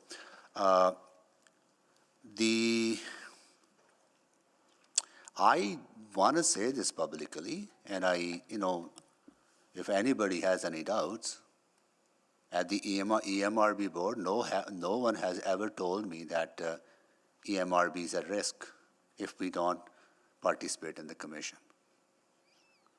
I have not heard from anyone at Edmonton Global in official capacity that organization is at risk if we don't support the commission. Everyone believes in the regional transit, so do I. So what I'm trying to understand is that third pillar of the region success, transportation. Are there other options? Are there other options to build on what we have? I think there's always other options, Mayor. I think we are down this road based on council's guidance and decisions and have been reinforced with this new council, and here's where we are. But I would say there's always other options to collaborate and do things in the region. But we haven't, we have been down the road of I understand. providing this solution because that was the direction. But we are at a point here, this is affordability issue for me. Understood, yeah. This is a financial decision for me that at this time, right, at a time when we are we've been trying to invest in Edmonton services, and we are at a point, I think we're at a tipping point at 5%. If we go beyond 5% on a tax levy, I don't know how we justify it. But anyway, but maybe that's for speaking. I'll take the chair back, and I'll go to Councillor Knack. Sorry, and just a few quick other questions. To the mayor's point, if we did want off-peak service, we actually could get it through the region.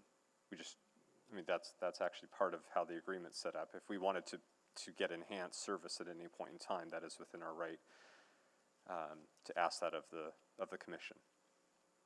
There's a cost, of course. Yeah, absolutely. Yeah, I wanted to make it clear that we actually do have that opportunity before us to do that. Absolutely.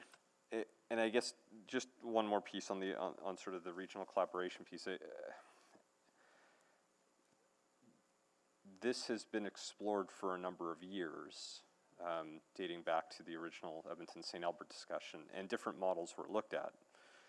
And the rest of the region over and over again said this is the one they feel would work best for them, so that they also had a say. They didn't want Edmonton to take over and them have zero say. And that's ultimately how we came to this decision. Is that correct? Yeah, and I think there were lots of options considered Absolutely. throughout the planning phases, throughout the last 7 years that this is seven plus maybe. So I would say lots of options were considered, but we've been focused on this option since the decision and the guidance of the council. Very fair. Okay, thank you.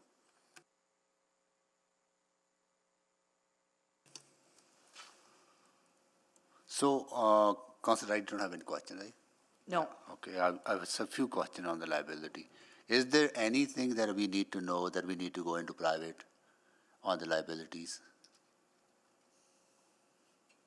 I think you have heard the extent of it. Is there anything that we need to go into private to talk about intergovernmental, regional relations?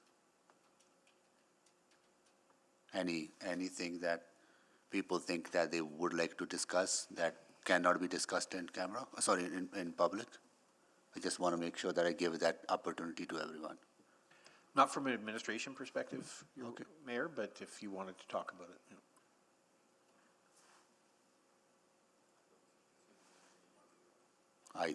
I don't have any information that I think I need to share in camera, but if I know anyone else does.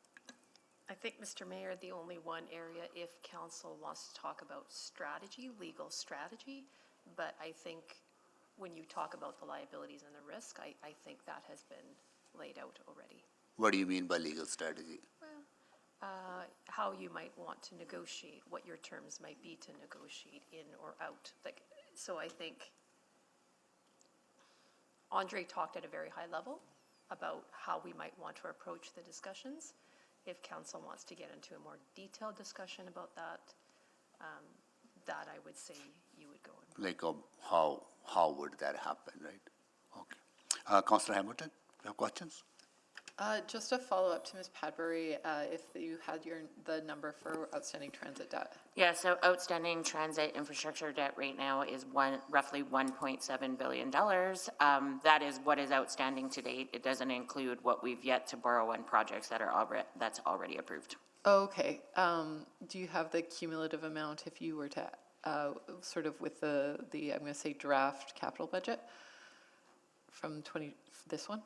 I would for sure add $300 million to that. So we'd be closer to $2 billion. And then there are, on the larger projects, I think there's still roughly $350 million yet to be borrowed. So we're getting closer to 2.3 to 2.5 billion. That's helpful. Thank you. Thank you, Councillor. So I wouldn't mind discussing that strategy, actually. Yeah, I'm going to move we go into private. yeah, good. Second. Please vote. I apologize. Who was the seconder there? Councillor Tang, thank you. I'm a yes. Thank you, Councillor Salvador. Yes for me. Thank you, Councillor Tang.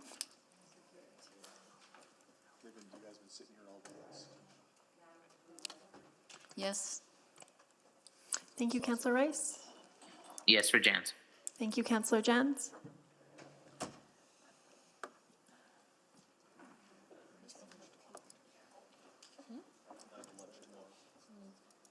Is it good? I'm yes as well. Thank you, Mayor Soki. Councillor Cartmel, can you just confirm your vote? Sorry. Thank you. We have all the votes.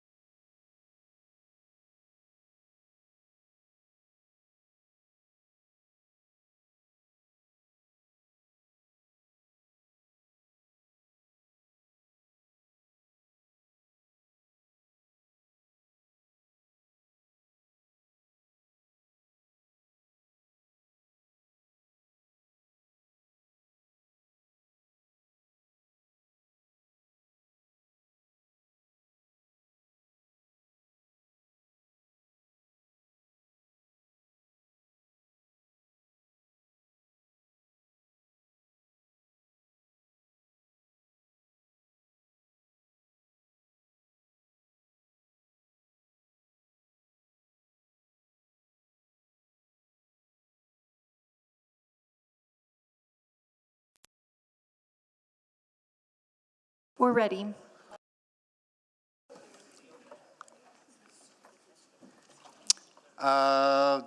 We are in public. I'll do the roll call. Councillor Wright. Good evening. Councillor Knack. Good evening. Councillor Principe. Hello. Councillor Stevenson. Good evening. Councillor Paquette. Hello. Councillor Tang. Still here. Councillor Hamilton. Hello. Councillor Rutherford. Councillor Rutherford. Good evening. Councillor Salvador. Good evening. Councillor Cartmel. Good evening. Councillor Rice. Good evening. And Councillor Jans. No. Councillor Jans. All right. Here we are. Okay, we concluded all the questions on this item, and now we are in to speak. And we have 50 minutes. Yeah, okay.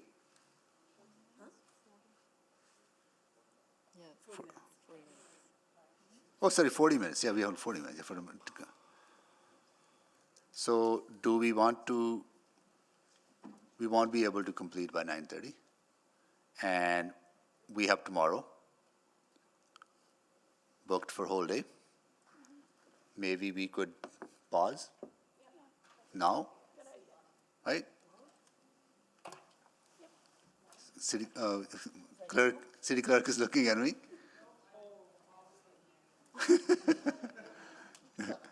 And you give me those stern eye, look.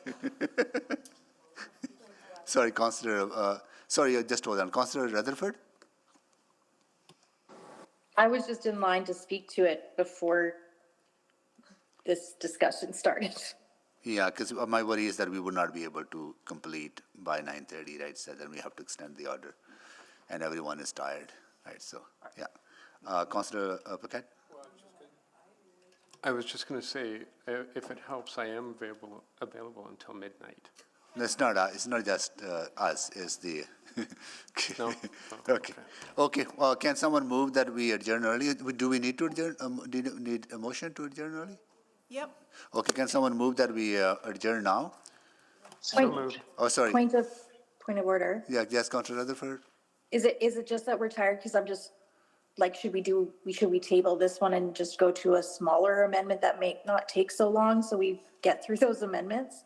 We can Or do we that just too, want- right? Yeah, we can do that too. Yeah, no, okay, let's table, we'll come back to this. I mean, if people want to go home, like, I'm not there, I'm just trying to, I'm just also worried if we're worried we're not going to finish on Friday, that I don't want to not finish on Friday. Okay. And, yeah. Okay, we'll go till 9:30 then. Councillor Hamilton?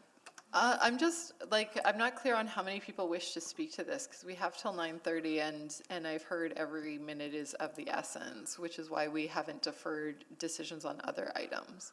So I understand we have to conform with the labor code, and we don't want to, but we're still within that boundary. So I'm wondering if there's because I only see Councillor Rutherford on the board to speak. I'm not sure how many other people wanted to speak.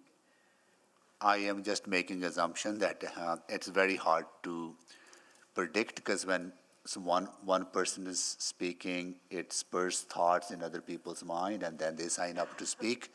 So if we say we only have 40 minutes to conclude this, and I think everybody has 5 minutes legally, right? So it's hard to kind of make that prediction. Oh, that's totally fair, but I think, as you've done before, we've tested the waters to see how many people wish to speak. We could interrupt speaking, yeah. Okay.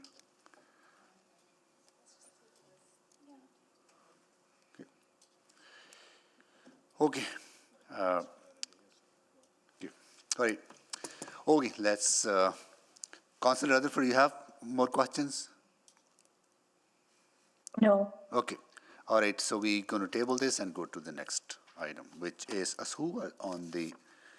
Just as a point of order, and I don't mean to be entirely difficult, but I feel like there should at least be a motion to move something forward, because I'd like to have the right to vote against that, to change orders.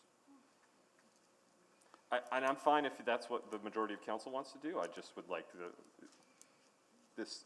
I don't often say it, but it was in fact my turn on our amendment, and And so if we want to move on, I think council should do that by vote. And that's fine, and I don't need to speak to it, I'd like a vote. Okay, let me get a sense then. Okay, how many people wants to speak to this item? To speak to the item amendment of Councillor Knack on the regional transit? No. No. So 2 people will not speak? Won't speak? Will. Councillor Rice, will you speak to this item? Councillor Rutherford, will you speak to this item? Councillor Hamilton, will you speak to this item? No. Okay, so that's Michael, Jennifer, Sarah, 3. Right, I do not wish to speak. Yeah, so that's 3 people not speaking. Councillor Principe not to speak, that's 4. That gives us 20 minutes, right? And then we are down to speaking. That's 8 people speaking. Oh, you're not speaking. Yeah, okay. So that's 8 people left to speak, right? 8 times 5 is, sorry. We used to have 40 minutes. Okay, well, take a chance. Okay, speak. Councillor, it's Councillor Hamilton to speak. No, I said I didn't need to speak. Oh, you didn't need to speak. Sure. To speak, Councillor Rutherford. Yes, thank you. I will keep it brief in the wee hours of the evening. I think this is another example of decision creep. I'm very concerned about even the fact that we said, okay, well, debated at budget as an unfunded package, and now that's being used as a a decision point.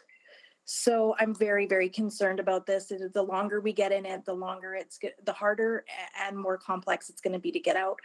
We've talked a lot and debated a lot today and throughout this budget deliberation process about making sure we're investing in the right things and not necessarily the value of the items themselves, but the investment that we're making. Is it the right investment at the right time? And with the pressures we're facing, and just even, I found the original quotes from that I was trying to cite earlier with regards to what the original be ready or be left behind report. Well, I had the quotes, but now my page isn't working. So I don't have it, but essentially it said, that we absolutely need to look at regional collaboration, but that there was autonomy still, that there was coordination, but not a full upload. I really think that was wise. I see this as a real money suck. And I when we're already at the tax pressure point we're at, I will have to reconsider some of the local transit decisions that we have made. I will at least move for those to be reconsidered, because I don't think we can do both and in this case. I really don't think. We just don't have the budget. So I urge my council colleagues to think about that. And I don't think it's ever the right decision to make a decision based on, how others might react to a decision. If we did that as a council, we would be in a very different position and make a lot of different decisions. We're here to make the best decision for Edmontonians and for Edmonton and for the region. And I too have heard from the regional partners and members of the region that they too are wanting to see something else in place of the commission seeing the costs escalate of it. So please do consider that in your vote today, because we are just going to continue to say yes. We're going to just continue to get deeper, deeper, and deeper into this hole. Thank you. Thank you, Councillor Rutherford. Councillor Wright. Oh, thank you very much. I'm not supportive of this motion, nor was I when it was deferred over to budget. My concern with the cost escalations, I think the estimate we were provided then was around $7 million, that would be what's brought to budget, and now we're looking at like 13 million. And I'm just concerned that, as Councillor Rutherford has said, we are digging a deeper hole, and I think we are continuing to throw good money after bad. So I think it's time that we just pull out of this deal and continue on in either the status quo or some other fashion. But I don't think the commission is the extra layer of red tape that we need. Done? Councillor Stevenson? Thank you. I this is not an easy one in any way. I mean, I do want to say what I heard tonight was broad agreement of the importance of regional collaboration. Also broad agreement that the commission model isn't ideal, and that's certainly not something that I would argue. I personally would have preferred an approach that builds on the collaborative approach that's already been taken in terms of how we're integrating our systems as it is. But we're here. We've been on a path for many years, and this is where we're at. Ultimately, what this there are a few things it comes down to for me, but it will cost us about $10 million to get out of the commission, whether we do that now or later. We have to pay the requisition for 2023. So again, no matter what we decide today, we will be committed to that. And so it's an imperfect position, but I think I'd rather spend $10 million to get out of something that I knew for sure wasn't a success and that wasn't working, rather than pulling out now, spending that money for something that might work, that might be a success. You know, I have lived in Vancouver. I see the value of TransLink, like that is meaningful. Having an integrated system, and it's unique that we're doing this ourselves rather than a top-down approach. I also try to ground myself in different reference points. City plan is something that I believe strongly in, and I just went back to look at city plan, and the central proposition is, what choices do we need to make to be a healthy, urban and climate resilient city of 2 million that supports a prosperous region? So supporting a prosperous region is a huge part of what city plan includes. And it's not that this is the only way to do it, but it's the way that's before us right now. I also see the value in Edmonton Global and EMRB, and I think this is an opportunity to strengthen that work as well.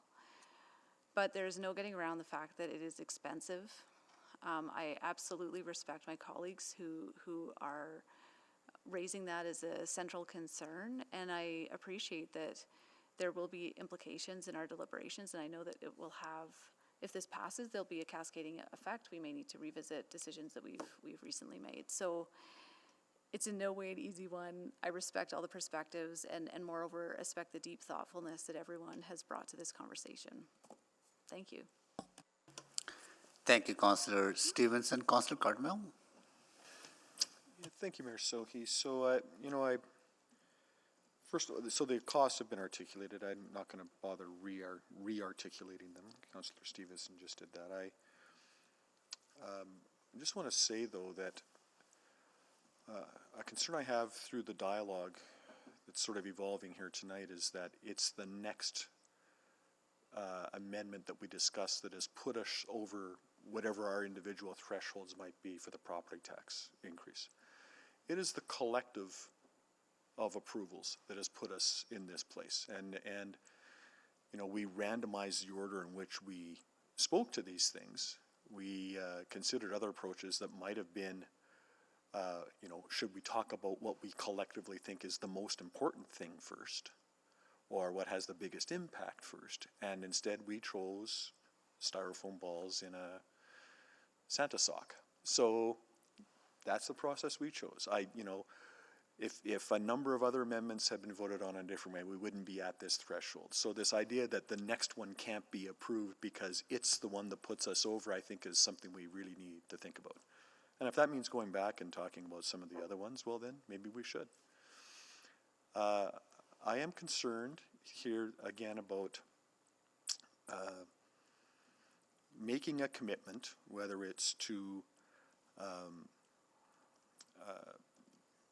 various subsets of our market or the private sector, whether it's to individual neighborhoods or communities, or whether it's to other members of the region, that we make a commitment, and based on our commitment, they make investments, they make decisions, and then we reverse field, and that causes implications for them. That concerns me. That concerns me that that's the reputation that we're getting, and that that is going to eventually result in repercussions to us, whether it's in increased costs when we contract, or whether it's in a lack of faith in our commitment when we talk about other things, whether it's with the region or with other partners. That concerns me.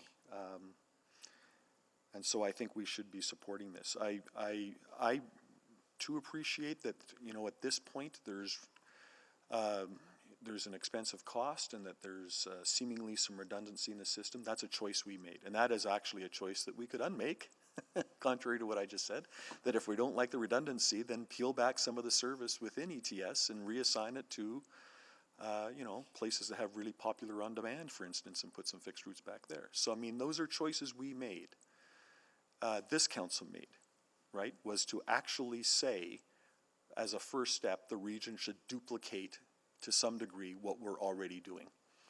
So if that's a concern, we can change that too.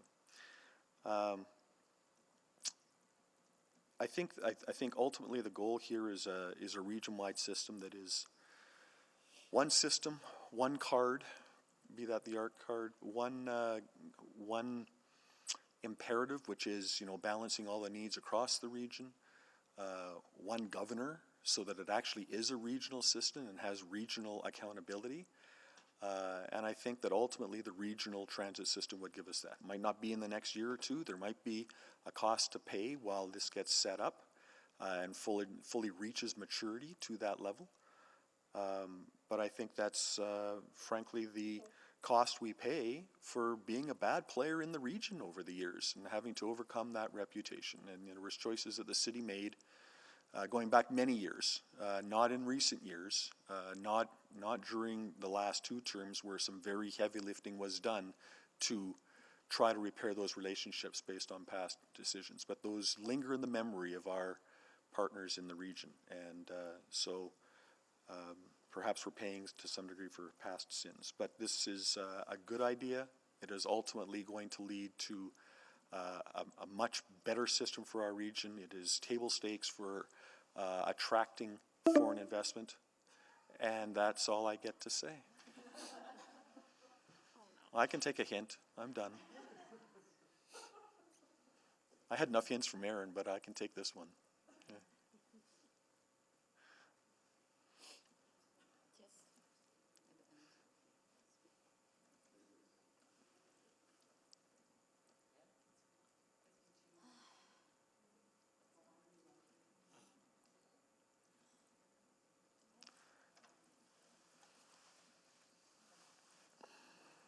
Somebody just hit that third button in the chairman's suite in the other room. Always wonder what that button did. Yeah, that's right. Yeah. Yeah. It's the end credits, right?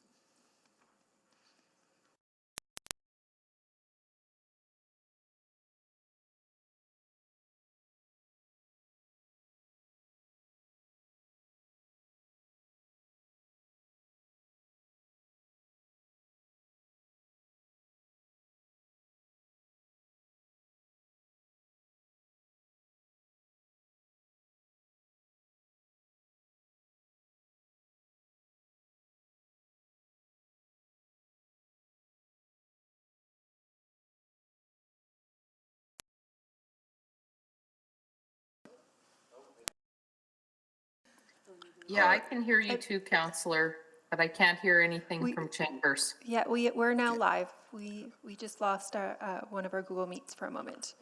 Okay, can you hear us now? I can hear you now. Yes. Michael, can you hear us? Yes, I can. Okay. Okay, who is, Councillor Paquette to speak? Go ahead. Thank you, Mr. Mayor. I actually wasn't going to speak, but I've been really struggling with this one. Way back when I first had opportunities to vote on this, I voted no outright. And then I thought, maybe I am being closed-minded. Maybe I need to give it time to see the value here. And so the next opportunities I had, I voted yes to get more information to see what it would look like. So I really wanted to give this a fair shake, and I have actually talked to a lot of people to try to hear what the benefits are, and I hear what they are. But it's really hard to see how they outweigh some of the potential costs, and I just want to talk about that a little bit, because I think it's a great idea, and I think that it's something that should not be completely forgotten or tossed out. And I think that it eventually will likely be the model for transit in our region as the population grows. But I have a few concerns, and the first one is last term, Council voted to implement the bus network redesign, the BNR. There was extensive public engagement on this, extensive. And we know how that turned out. And one of the promises that we made to the people was that this is a reorganization of untangling a lot of mess that's grown over the years, and you're going to have a faster, more efficient system that we can add to improve service. Because if you recall, the BNR rolled out without any additional funding. No extra service, just reorganized. And the promise was that more service would come. And so the other aspect is that the public has not really been consulted on this issue. Do they want us to do this? I honestly don't know. We haven't asked. To me, that's a massive red flag right there. And then there's the idea that what I would have to go back to my community and say is that we're adding another layer of bureaucracy. It's going to cost us $13 million a year. We're going to duplicate or echo a few routes we've got in existence and add a couple more over time. And then eventually more over time, there will be more.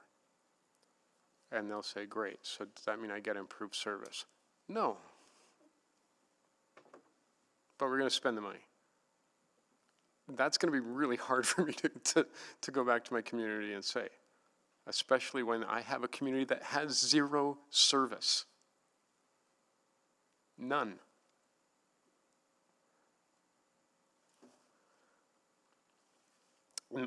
Look, I agree. Regional cooperation is really, really vital and important. And I think that we actually have good relationships.